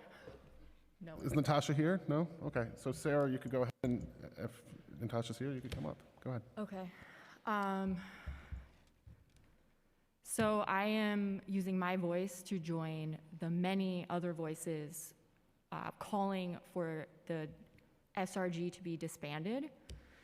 I personally do have extensive experience with the SRG, of being kettled, of witnessing my friends and community members brutalized, punched, kicked, thrown to the ground, all ages, sizes, genders, it doesn't matter. The SRG are extremely violent in the way they interact with people, but I want to add this caveat. They are extremely violent with the way they interact with people depending upon what they are protesting or saying or standing for.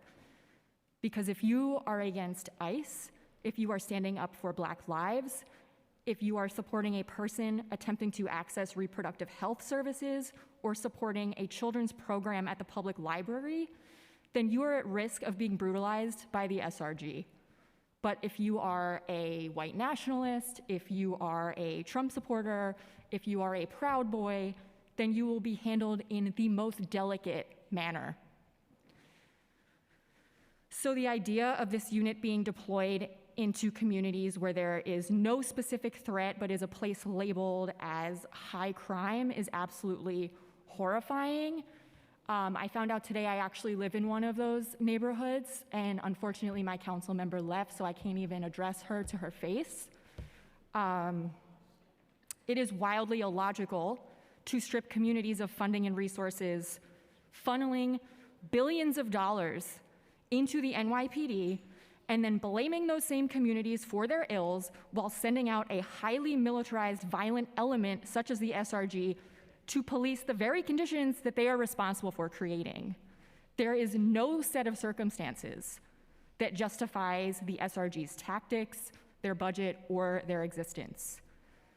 The SRG needs to be disbanded, defunded. That money needs to go back into the schools, libraries, actual infrastructure for mental health services, because there really is none right now, immigration services, and real affordable housing.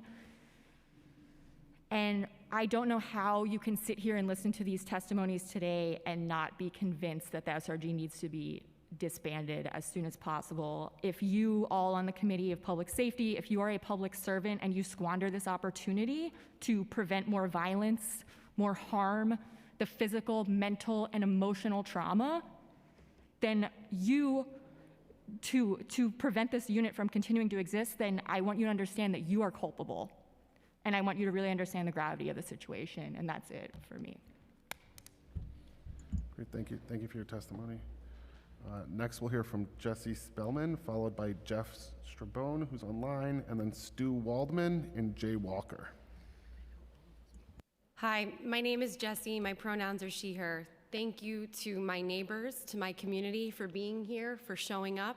And thank you to the 62,000 New Yorkers who took a survey commissioned by Mayor Adams, where they said that the 3 things they want are affordable housing, reduced homelessness, trained mental health first responders instead of police.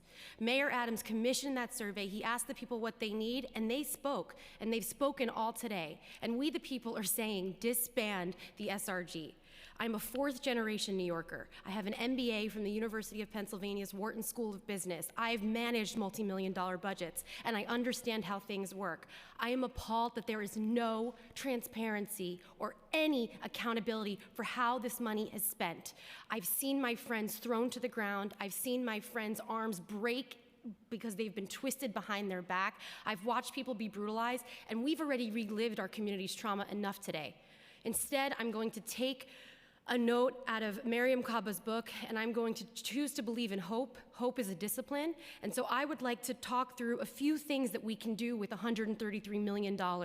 With $133 million, we can provide 3,000 New York families housing for an entire year. We can provide 2,000 additional social workers to respond to community crises. We can provide 20,000 New York families with groceries that they need. We can provide 30,000 New Yorkers with drug treatment and harm reduction. The SRG has continued to demonstrate how it terrorizes, intimidates, and harms New Yorkers since it was founded in 2015. And by the way, I want to acknowledge, I know this is just one unit. I also am an abolitionist and believe that we need to disband and defund the entire New York Police Department for the harm that they have caused. But until then, the SRG has got to go. We have a preponderance of evidence from the people in this room, from the survey that the mayor himself commissioned, from the New York Times, from Gothamist, from the New York Civil Liberties Union. Enough is enough. By disbanding and defunding the SRG, we can provide thousands of New Yorkers the critical housing, health care, and community that they deserve. Let's create a better world together. Now's the time. Thank you very much for your testimony. Next, we'll hear from Jeff Strabone on Zoom, followed by Stu Waldman, Jay Walker, Kelly Young. Jeff, you may go ahead. Thank you.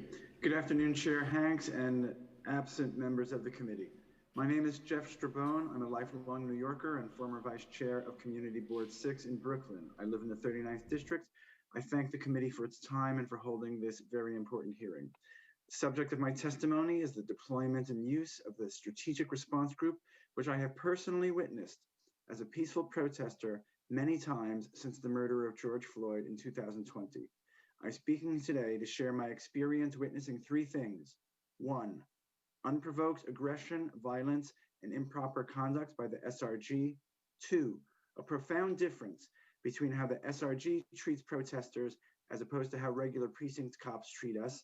And 3, a pattern that shows political bias whereby the SRG is deployed against certain types of protesters based on the contents of their protests. As a peaceful citizen and activist, I've attended all kinds of protests. Regardless of the size of a protest, I've chiefly encountered SRG forces at BLM, reproductive freedom, and anti-ICE protests, and other types of protests on the political left.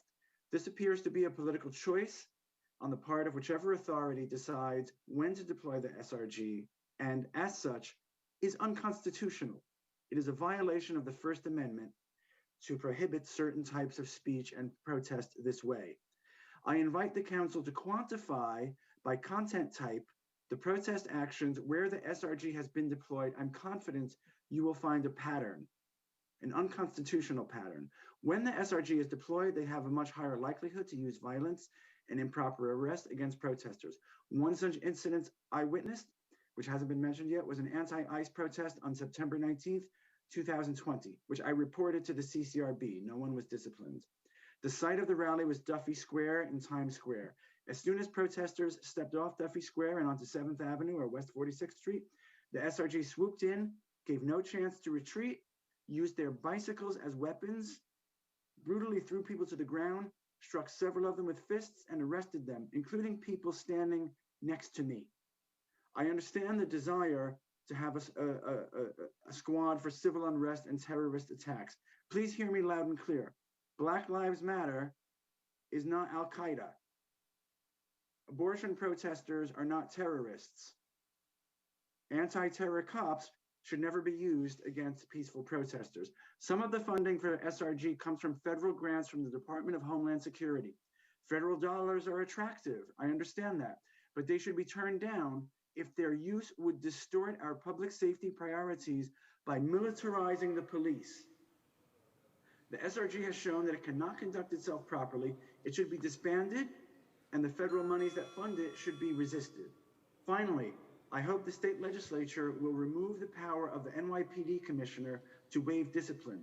The police commissioner, an unelected official, should not have pardon power. And I would remind everyone listening that all 51 city council members are up for re-election in 2023. Thank you. Thank you so much. Thank you, Jeff. Next, we'll hear from Stu Waldman, Jay Walker, Kelly Young. Stu Waldman, present. Jay Walker, present. Kelly Young. Hello, my name is Kelly Young, pronouns she, her, hers. I am a New York native from Brownsville, Brooklyn. I am the Civil Rights Campaign Coordinator at Vocal New York.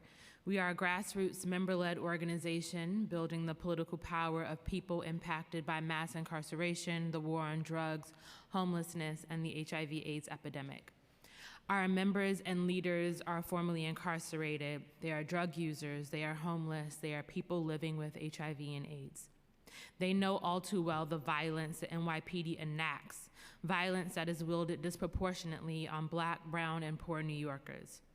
Critical to our advocacy is our right to protest, to name the ways the government is failing to meet the needs of New Yorkers, to speak truth to power. Thank you, Anthony, Ibrahim, Eileen, John, and Milton, vocal leaders who came here today to speak truth to power. Thank you to the council members who have sounded the alarm and called for the SRG to be disbanded. The SRG is trained to consider any racial justice protest inherently violent. There is no chance for safety and security for those standing up against violence, against police violence, in the communities where they are taking action. Disbanding SRG means ensuring that militarized police and their tactics are removed from protest spaces and communities where demonstrations occur. We are in the midst of unprecedented intersecting homeless, overdose, and mental health crises. Instead of pouring $100 million of funding into this violent unit, funding should be poured into permanent guaranteed housing, drug user health, and education.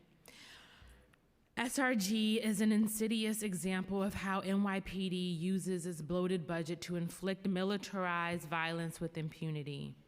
Combating SRG brutality means putting an end to SRG itself by disbanding the unit, ensuring SRG and its tactics are not recreated under another name, and returning funding to community supports and services. We are not disappointed that the NYPD did not show. We don't expect good things from the NYPD. We are disappointed with council members who insist on standing in defense of police who refuse to be held accountable. We are disappointed with council members who denied the lived experiences of New Yorkers in order to protect police units who brutalize us. We are disappointed in council members who purport to legislate and allocate funding on behalf of people but cannot see past their racist ideologies. I am personally disappointed with how inconsistently testimonies were interrupted for being over time, and that the only person whose testimony was repeatedly interrupted today was a Black woman who demanded the basic dignity of being looked at when she spoke. 99% of testimonies today have been a call to end the SRG. The people have spoken, and democracy demands you listen. The SRG cannot keep us safe because they are the harm, the terror, and the danger, and they have no place in our city. Thank you. Thank you for your testimony, Kelly. We have two more individuals who signed up to testify in person. Again, if you're here and your name has not been called and you want to testify, please sign up with Sergeant at Arms. The final two people who are registered who signed up, Christopher Morris Perry and Lavelle Shaw.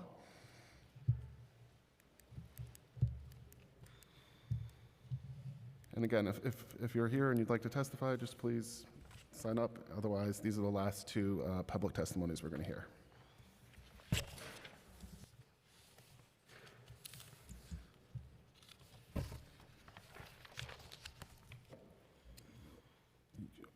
You may begin when ready.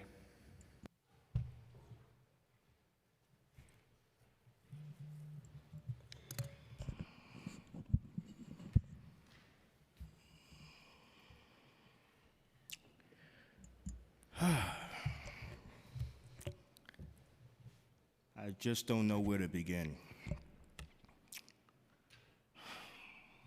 My name is Christopher Morris Perry, and I'm running for City Council in District 7. Ms. Camilla and Mr. Hold'em over there that's been acting nonchalant. See, now you ignore me, but that's okay. Look up. Above your heads, it says, a government of the people, by the people, for the people. When are you guys gonna live up to that quote? When? Answer me. You don't even have the dignity to answer me. When? Young people, thank you guys for coming, because the future belongs to the young people.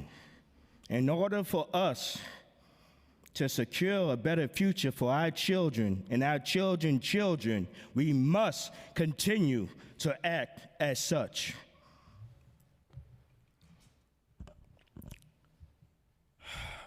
I'm just lost for words.